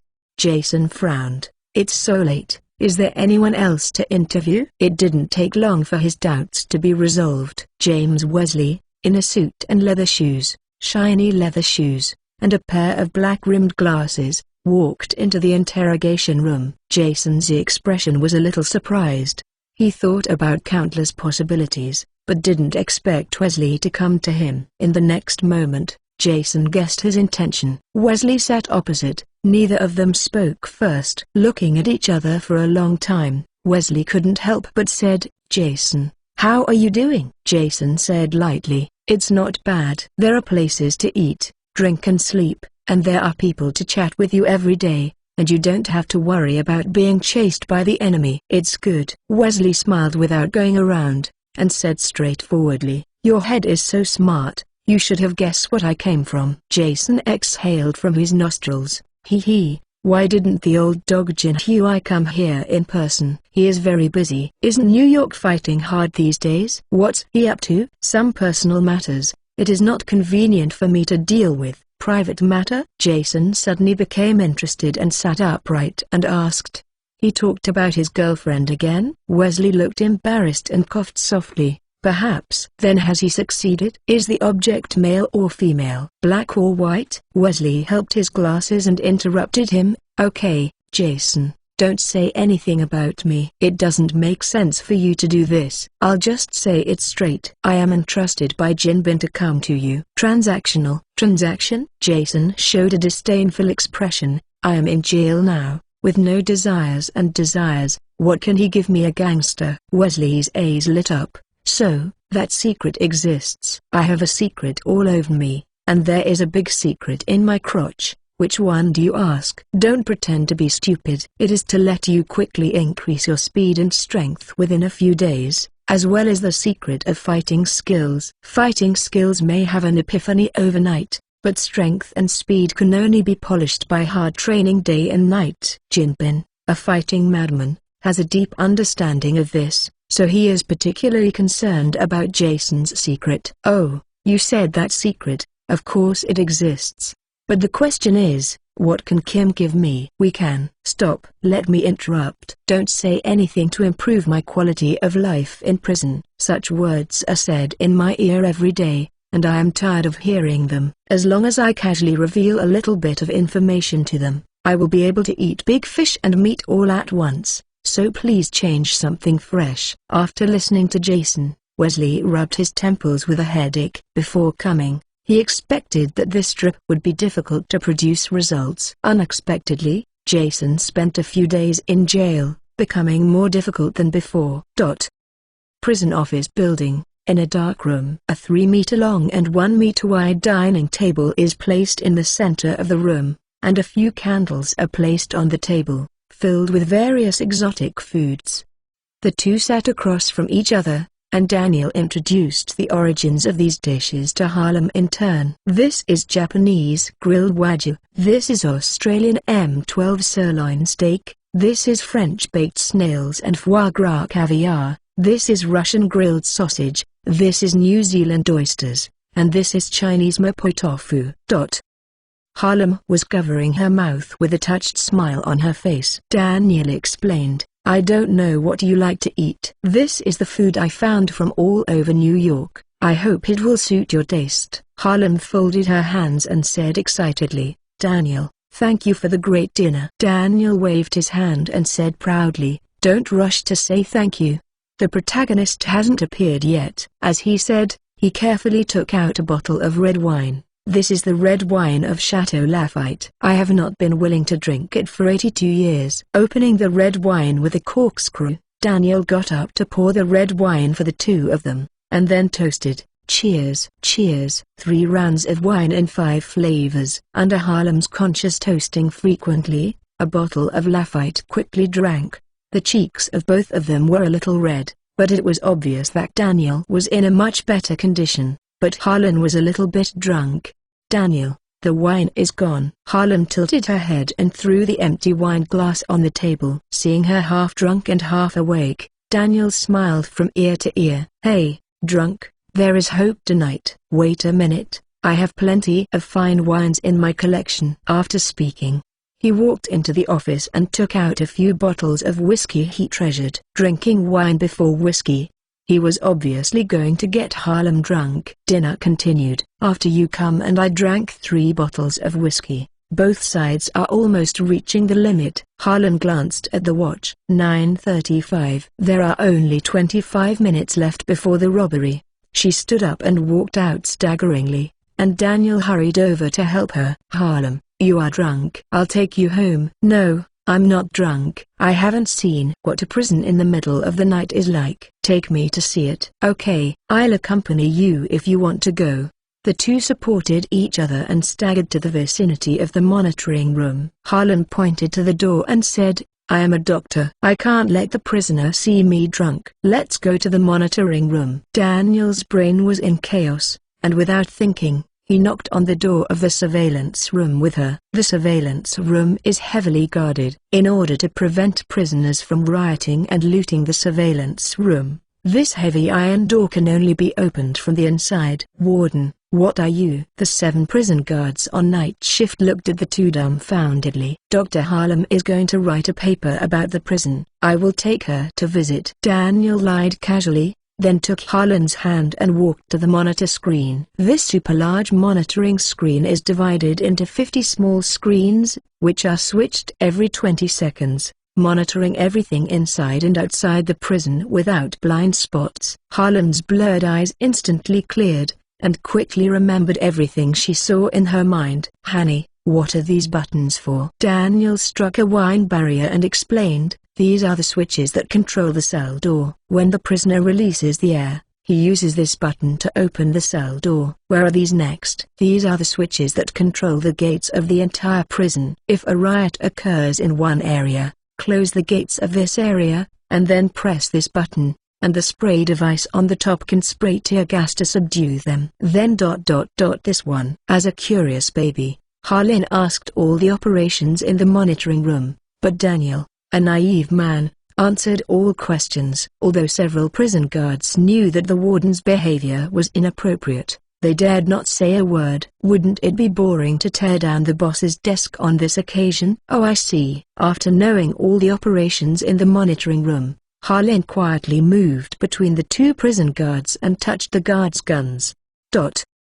Thank you, Momianstam, for the 100-point reward. Chapter 47 Prison. Harlan shook her wrist and 2 heavy black pistols were stolen. She placed the pistol horizontally in front of her, and used the holsters of the 2 guns to load each other. Click. The sound of the bullet being loaded attracted the attention of the prison guard. When they looked back, everyone was dumbfounded. Most of Daniel's drunkenness was awakened, and he exclaimed, Harlem, are you drunk? Put the gun down quickly. This is not a joke. Harlem smiled evilly and pointed the gun at the 2 prison guards. Boom. 2 gunshots sounded simultaneously. The 2 prison guards whose pistols had been stolen were punched through their skulls and fell on their backs. The gray brains were splashed on the console with blood. Shit. A prison guard reacted and prepared to shoot back, but before they pulled out the guns, Harlan held 2 guns and shot left and right to kill all the remaining prison guards. Level 5 firearms are as proficient as military special forces. How can this group of junk guards who sit in the office every day compare? 7 prison guards fell to the ground at random, and Daniel's drunkenness was completely dispelled. He just wanted to take out the pistol around his waist, but he felt nothing. Only then did he remember that he had removed the holster for the date tonight. That's it. Daniel felt cold. Harlan blew at the gun, then aimed at him. With both hands flat, Daniel raised his hand to surrender and shouted angrily, Damn it! Are you crazy, Harlem? You have to stay in jail after killing so many guards. Harlem said, I have stayed in prison long enough and will never come back again. Daniel asked sadly, It doesn't look like you are drunk at all. There is no mental problem, so can you tell me why you did this? Harlem replied, It's all for Jason. Daniel's face changed drastically. He suddenly remembered that among the many interviewers, only Harlem and Jason spent the longest time together, and there was no quarrel, and he thought it was his warning that had the effect. You were originally a believer of Jason, or you were brainwashed by him. Harlan shook her head with an obsessive expression. Neither. I fall in love with him. Daniel was astonished. Are you in love with Jason? Just these few days? He pursued Harlem for 5 full years, and it was only today that the 2 of them dated for the first time. Unexpectedly, Jason and her only met for a few days. Daniel lowered his head feebly. His expression changed from consternation to anger. Stop it, Harlem. Women who are involved in feelings at work will not end well. Really? Harlem decisively pulled the trigger, and 2 bullets penetrated her knees accurately. What? Daniel screamed and fell to the ground, gritted his teeth and cursed, You damn bitch. Harlan hurried forward, kicking her feet in high heels suddenly in his face. Don't think I didn't notice that Honey has a lot of new injuries. You did these. Don't worry, I will not kill you. I will hand you to Honey and let him execute you by himself. Daniel was kicked with 2 teeth flying, his mouth full of blood. He shouted more hysterically, Don't dream. There are more than 1,000 prison guards in Long Island Prison, and there is an emergency call to the Marine Corps. You and Jason will die here tonight. Huh? You think we don't know these things? Don't think Annie and me are so stupid." After speaking, Harlan went to the console and pressed the switch. There was a sound of metal pulling, and the doors of more than 300 cells in the prison area were all opened. The prisoners were awakened and then looked bewildered. "Will there be any wind at night?" At this time, broadcasts all over the prison area sounded. "Good evening everyone. I'm Dr. Harlan Kzil, and I'm Jason Walter's woman." Harlan is a special psychological counselor for patients in Long Island prison and has contact with most prison guards. They were very impressed by this sexy and cute Dr. Amaka.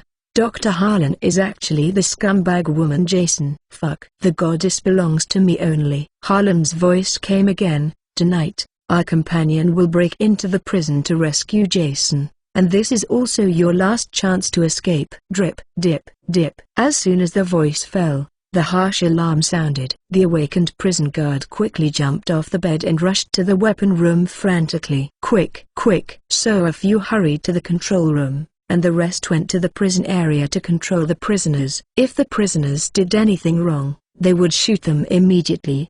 The prison chief puts on his equipment while assigning tasks to the prison guards. "Fart. This bitch is using us to smash the prison guards. Don't be fooled," shouted a prisoner who thought he was smart. "Yes, I'm using you, because there is no free lunch in this world." "Are you going to be tortured to death by the guards in prison? Or do you seize the only opportunity to escape and enjoy life in the sun?" "I don't mean to force it. The right to choose is always in your hands." "Do what I say, and I wish you good luck." After speaking, Harlan pressed another switch. Tied to the prisoner's neck, the controller that was as powerful as a grenade unlocked. Throwing away the controller, the prisoners carefully tentatively stepped out of the cell. Looking at the prison exit not far away, they seemed to see the hope of escape and the life bathed in sunny beaches. "Hurry up!" A team of prison guards with live ammunition arrived quickly and aimed their guns at the prisoners who had left the cell. The prison chief said loudly, "All prisoners immediately return to the cell. Don't do stupid things." Since the establishment of Long Island Prison, no one has successfully escaped. Jason is impossible, and neither can you. The prisoners looked at each other with hesitation on their faces. As he said, Long Island Prison is a steel fortress. Since its establishment, countless prisoners have wanted to escape from prison, but no one has succeeded. But the only hope is here. Even if the chance of escape is very slim, no one wants to go back. Seeing that the prisoner did not act, the prison chief suddenly became anxious. "Give you 3 seconds and return to the cell immediately. Otherwise all will be killed." 3, 2, 1. Kill one is enough, kill two to earn money, and kill these bitches. I don't know which prisoner shouted such a sentence, which completely ignited the anger in the hearts of other prisoners. The long-term abuse and insult, the flame that has been buried in my heart for many years, finally broke out at this moment. ORR. The prisoners had blood-red eyes, roaring at the guards beside them, beating and biting frantically. Even if they knew it was a dead end, they had to vent their anger. "Shoot, shoot." The warden was shocked and quickly retreated behind the crowd. Bang bang bang. For a while, gunshots and roars rang throughout the prison. Thank you, Lulu07, for the 100-point reward. Thank you, Momianstam, for the 300-point reward. Thank you, Sunroad Manman, for the 500-point reward. Chapter 48. Blast the tank to the sky. First more. Time goes back to 10 minutes ago. Franklin and 400 mercenaries were already lurking in the woods 1 kilometer away from Long Island Prison. In order to ensure that Jason escaped successfully, Stan equipped the group of mercenaries with full protective body armor and various types of light and heavy weapons. Franklin squatted by the tree to check the time, and then took out his binoculars to observe the prison. The mercenary leader walked over and said, "The telephone lines leading to the outside of the prison have been cut off, and the communication shielding device has been turned on. Unless we bomb the Long Island Prison into the sky, the people outside have no idea what is happening here." As soon as the voice fell, the prison alarm rang loudly. Franklin said with joy, "Harlem has already started. Let's act quickly." "It is good." The leader agreed loudly, and then made a gesture towards the distance. A heavy truck with a limit of 8 tons and a real load of 20 tons was parked on the road leading to the prison. The task of the truck was to break through the 50 centimeters thick iron gate of Long Island Prison, as well as the railings and roadblocks behind the iron gate. The driver made an OK gesture to the leader, and then started the heavy truck. There was a dull engine sound, and the heavy truck slowly started and drove towards the prison gate. The driver stepped on the accelerator and the heavy truck began to accelerate. The guards on the fence of Long Island Prison immediately noticed the situation. They also did not warn and shot directly at the cab. The driver hurriedly hid under the seat, firmly holding his direction with both hands. Da-da-da. The dense bullets shot through the glass, shooting the truck through bullet holes the thickness of a thumb. However, an attack of this level could not stop this behemoth out of control. After accelerating for a distance of 1 kilometer, the speed of the truck has approached 140 kilometers per hour. The mercenary took out an iron block and pressed the accelerator of the truck. When it was less than 50 meters away from the prison gate, the mercenary opened the door and jumped out of the truck. It rolled on the ground several times before stopping. Just standing up, 2 huge lights shone on him, and the guards on the fence immediately turned their guns at him. In the next instant, this driver wearing a high-grade body armor was punched into the eyes by the dense bullets. Although the prison guards solved the driver, the steel behemoth has completely lost control. Be careful! The guards on the fence shouted loudly to warn the people below. Boom! There was a loud noise in the silent night sky. The truck crashed into the iron gate of the prison at a very fast speed. The moment it touched the iron gate, the cockpit was compressed into a biscuit shape.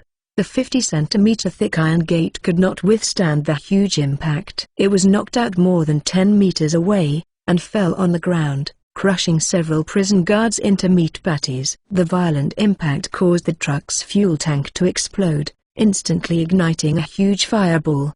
The prison guards were in shock, and 400 mercenaries had already ran towards here. Boom! After a few crisp shots, the prison searchlight was blown out, and the guards on the fence instantly became blind. The snipers on the mercenaries' side took out sniper rifles with thermal imaging equipment and started shooting at the prison guards on the fence. Boom! Whenever the gunfire sounded, several prison guards burst their heads and fell softly to the ground. The snipers shot and killed more than a dozen prison guards in a row, so that they never dared to show up again. At this time, the mercenaries had rushed to the gate, and the dozens of people walking in the front, wearing dozens of kilograms of anti-riot armor and holding bulletproof shields, stood in a horizontal row and marched in an orderly manner. The prison immediately sent dozens of guards to intercept them, but their automatic rifles hit the shield and armor, and they didn't do anything. The muzzle of a heavy machine gun was inserted into the shooting hole on the shield, and the rhythmic heavy machine gun sound immediately sounded. Da-da-da. The heavy machine gun splattered with flames, and the dozens of prison guards were killed and injured immediately, and they crawled back and forth. The output and defense perfectly combined the shield array, allowing this group of mercenaries to break through the prison gate smoothly as if they were in no one. However, in the next second, they were all stupid. An M182 Sep Abrams main battle tank appeared before his eyes. Monkey reset. The tank's barrel moved quickly to aim, only a loud bang was heard. The mercenaries' invincible shield array was blown up into the sky with its shields, and the fragments and meat fell on the ground like raindrops.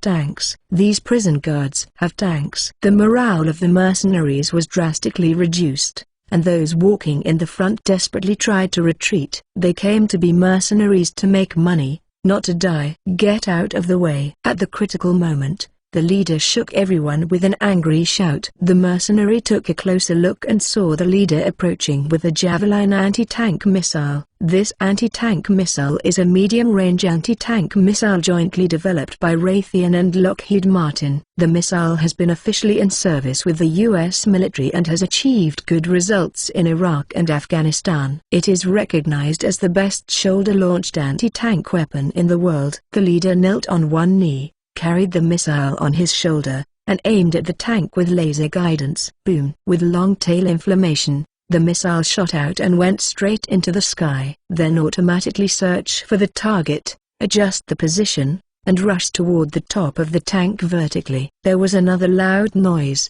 The tank suddenly burst into flames, and even the turret was blown up. Yes, the leader destroyed the tank with a single blow, making the excited complexion of this group of mercenaries flushed, and morale soared. Go in. As the leader gave the order, the mercenaries picked up the shields on the ground, scattered and rushed into the prison.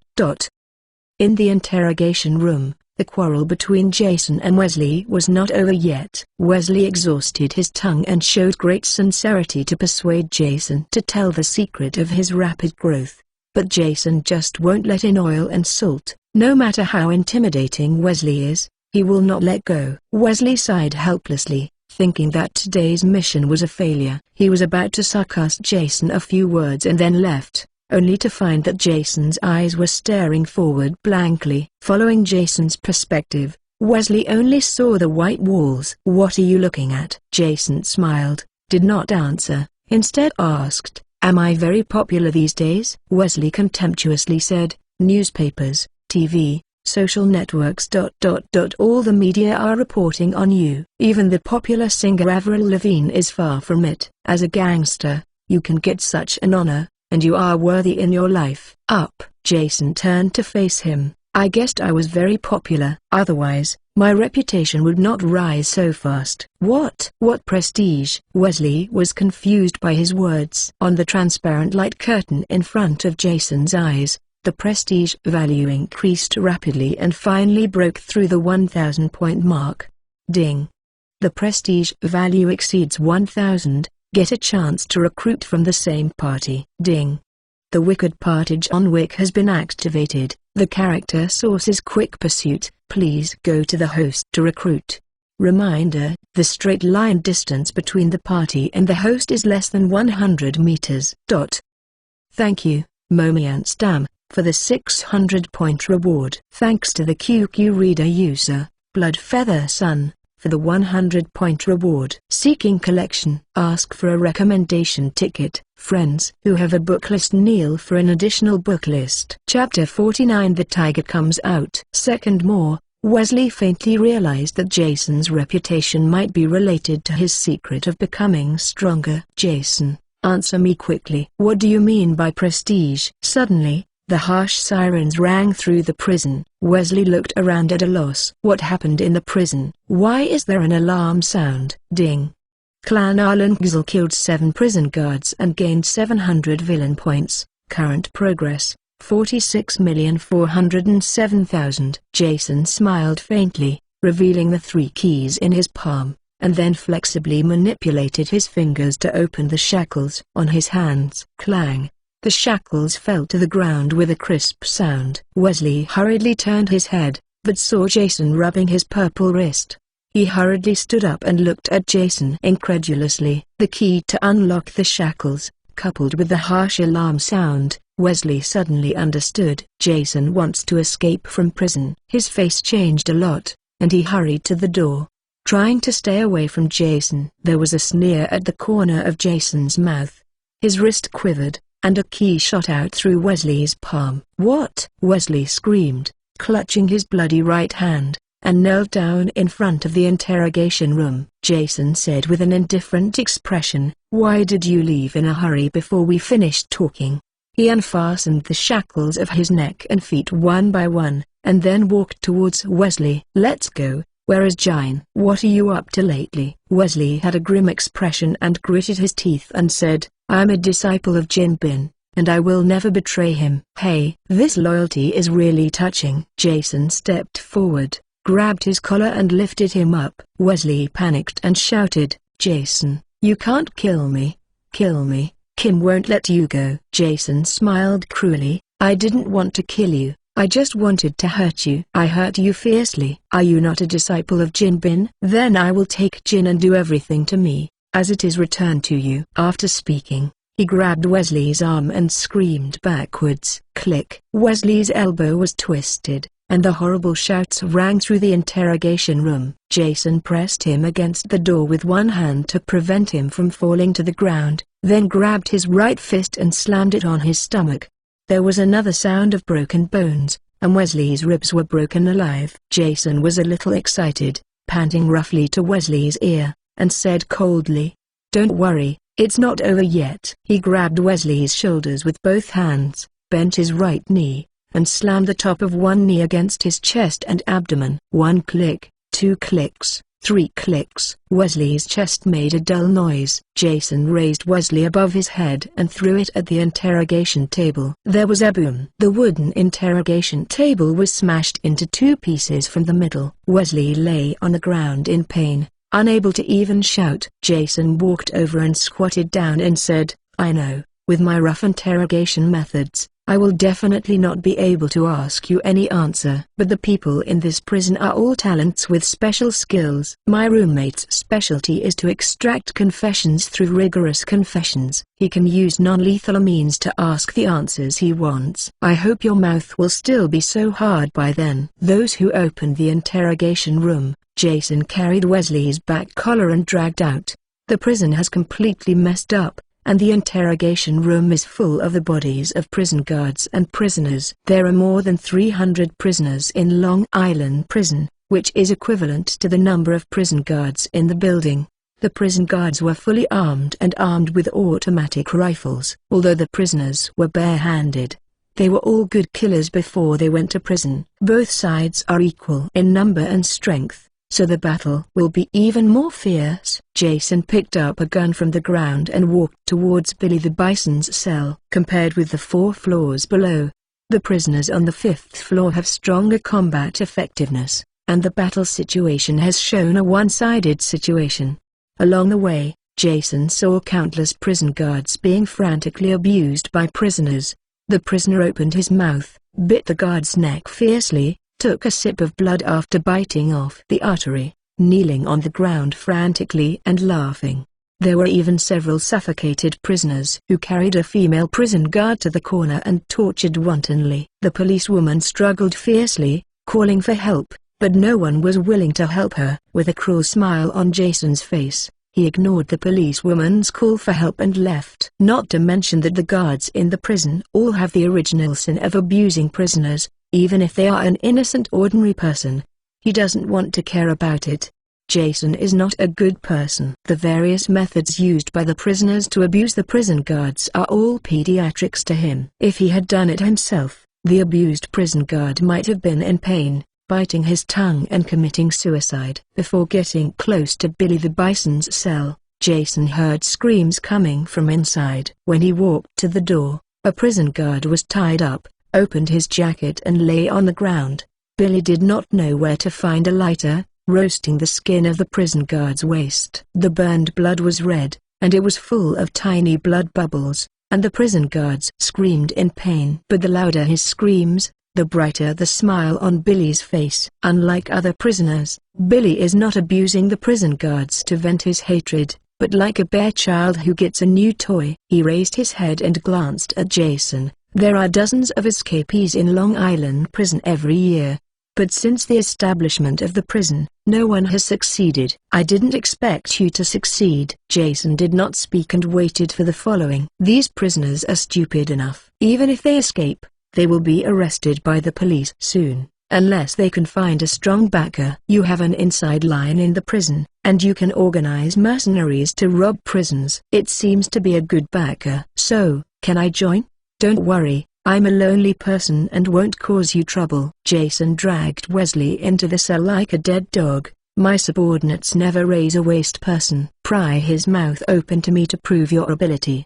Billy looked at the dying Wesley and confidently said, "Easy. Give me 10 minutes." Jason nodded and agreed, then turned to go to the other cells. The system prompts that John Wick is less than 100 meters away from him, indicating that he is in Long Island Prison. As a professional killer, John must be locked on the 5th floor. It didn't take long for Jason to find him. He has medium-length black hair, a thin body, and a long handsome face with a short and delicate sideburn. You are very strange that other prisoners are either thinking about escaping from the prison, or thinking about abusing the guards to vent their hatred. Only you are lying in bed quietly as if nothing happened. John opened his eyes, glanced at Jason, and then closed. There are hundreds of prison guards outside, as well as armored vehicles and tanks, who can't escape," Jason sarcastically said. Unexpectedly, the famous killer brother is actually a courageous courage, and he doesn't even have the courage to fight. Chapter 15 News of Jin Bin. The battle is over. Third More.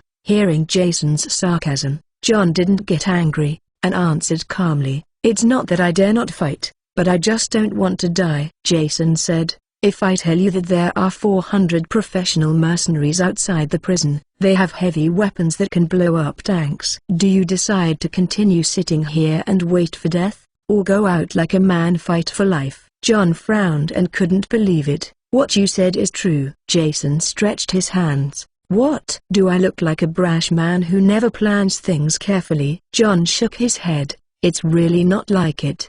But what can I do if I escape? Apart from the police, I have countless enemies. All of them are masters in the industry. Sooner or later, they are caught or killed. Then turn to me. I can guarantee your safety." John didn't move his eyelids. "Why should I believe you?" "Just because I was the first person in history to successfully escape from Long Island prison." John finally opened his eyes and looked at Jason. After thinking about it for a while, he got up from the bed. His eyes renewed his fighting spirit. "Well, I believe you." Jason smiled and said, "Don't worry, you won't regret it." Ding. The wicked party John Wick was successfully recruited. Source: Quick Pursuit. Abilities: Driving Proficiency, Level 5, Cold Weapon Proficiency, Level 5, Fighting Proficiency, Level 6, Firearms Proficiency, Level 8. Level 8 Gun Mastery. Jason frowned and glanced at him, slightly surprised. Level 6 Firearms Proficiency will allow Jason to abuse the police and gangsters if he is in no one's land. Level 8 Firearms Proficiency can't take off. The two returned to Billy's cell, only 5 minutes after Jason left. Billy sat on the bedboard, Wesley lay at his feet. The muscles on his face were extremely twisted, and the skin on his upper body was flushed like a suckling pig. Just by looking at it, you can imagine how cruel and inhumane he suffered. But Wesley's mouth was so hard that Jason was not sure he would speak. Even so, Jason asked, "How is it?" Billy shook his head disappointedly. "This kid is just a stubborn head, and he's covered it in less than a minute." Jason was relieved, but was surprised secretly. He beat Wesley half to death, and refused to say a word. The result was handed over to Billy, and it was completely lost within a minute. Sure enough, he should have a special skill in the art industry. Wesley opened his eyes with difficulty, without a trace of expression in his eyes, full of expressions of relief. Jason knelt down and asked, "Go ahead. Tell me all the information you know. After so many years of love, I'll give you a good time." Wesley was grateful and said weakly, "Jin ... in New York Harbor." He didn't sleep at home at night, so what would he do in New York Harbor? "A few days ago, Jin also sent me to Mexico. After a few days of lobbying, he finally gained the trust of the Mexican drug lord and obtained the right to operate Hekau in New York." Wesley paused for a while and then said, "Tonight, the first batch of high grass will be delivered to New York port. The quantity of this batch of high grass is huge, and Jin is not afraid of accidents, so he took his men to go personally." Jason asked again, "The last time I intercepted Jin Bin's convoy, I only found a container of daily necessities. Where did you hide the real supplies?" Wesley said, "Jin did a trick to get dark under the lights. In fact, the supplies never left New York at all. They are all hidden in warehouses in New York Harbor, and the gang's supplies are not only one container, but a total of 17 containers." Hearing that, Jason was surprised at first, then sneered triumphantly at the corner of his mouth. 17 containers of illegal materials, this is the full value of Jin Bin. Hey, Stan must really need this information. "Jason, I'm finished with your questions. Please, give me a good time." Jason stood up and aimed his gun at Wesley's brow. "In the next life, don't merge with Jin again." Wesley nodded, smiling relievedly on his face. Boom! The bullet penetrated his eyebrows, and his head fell weakly to the side. Ding! Kill James Wesley, character in the plot, get 500 villains, Current progress, 51,407,000. After Wesley was executed, Billy stood up and asked, "My test should be considered passed, right?" Jason nodded and said, "Yeah, passed." Billy smiled and showed 2 rows of white teeth. "Thank you, boss." Leaving the cell, the 3 ran in the direction of the control room. After Harlem had been away for so long, Jason was a little worried, wondering if he was in danger. Outside the control room, there were 7 or 8 prison guards who raised their guns and fired frantically at the special iron gate. The upper and lower floors of the prison have been completely out of control. They can only stop the riot by breaking through the control room and closing the valve and then releasing tear gas. There were countless bullet holes on the iron gate, and the guard was about to break in. At this moment, the 3 of them happened to arrive. Jason and John took out guns at the same time and fired quickly at the guards. Faced with these 2 superb killers, the 8 prison guards barely had time to react, and were shot through their heads and necks with merciless bullets. Jason killed 3 people and John killed 5 people. Ding. Kill 3 prison guards and get 300 villains. Current progress, 54,407,000. Ding. The Comrade John Wick killed 5 prison guards and gained 500 villains. Current progress, 59,407,000. Marksmanship is good. John praised. Jason hurriedly smiled and waved his hand, thinking that my marksmanship was 2 levels worse than yours. Harlem, are you okay? Jason kicked open the broken iron door. I saw Heron holding 2 guns, squatting vigilantly in the corner. Seeing that she was not injured, Jason breathed a sigh of relief. Honey. Seeing Jason, Harlem hurried over and hugged her. The plump body trembled slightly, and it seemed that he had been frightened a lot. For Harlem, what happened in these few hours is far more exciting than the past 2 decades combined. Well, it's over. Everything has me. After a consolation, Heron's mood gradually recovered. She took Jason's hand and said, "Honey, I have prepared a present for you." Jason looked up and saw Daniel lying on the ground, already in shock because of excessive blood loss. "Forget it. It's important to do business. Just give him a good time." Jason raised his hand and fired several shots at Daniel's head. Ding. Kill 1 prison guard and get 100 villains. Current progress, 60,407,000. Leaving the interrogation room, the 4 went downstairs, preparing to leave the prison. I am not a person who can't afford to lose. Those fire books got better recommendations than me, and I am convinced. But there are several books of the same period, updates, collections, recommendations, all of which are not as good as me. But I can still ride on my face and poop. I am not convinced. Hey, I'm tired. I really don't understand how the recommended positions are arranged. Not to mention, starting from today, we will start at 6,000. I hope you will support me a lot and let me use my results to put the book in front of me.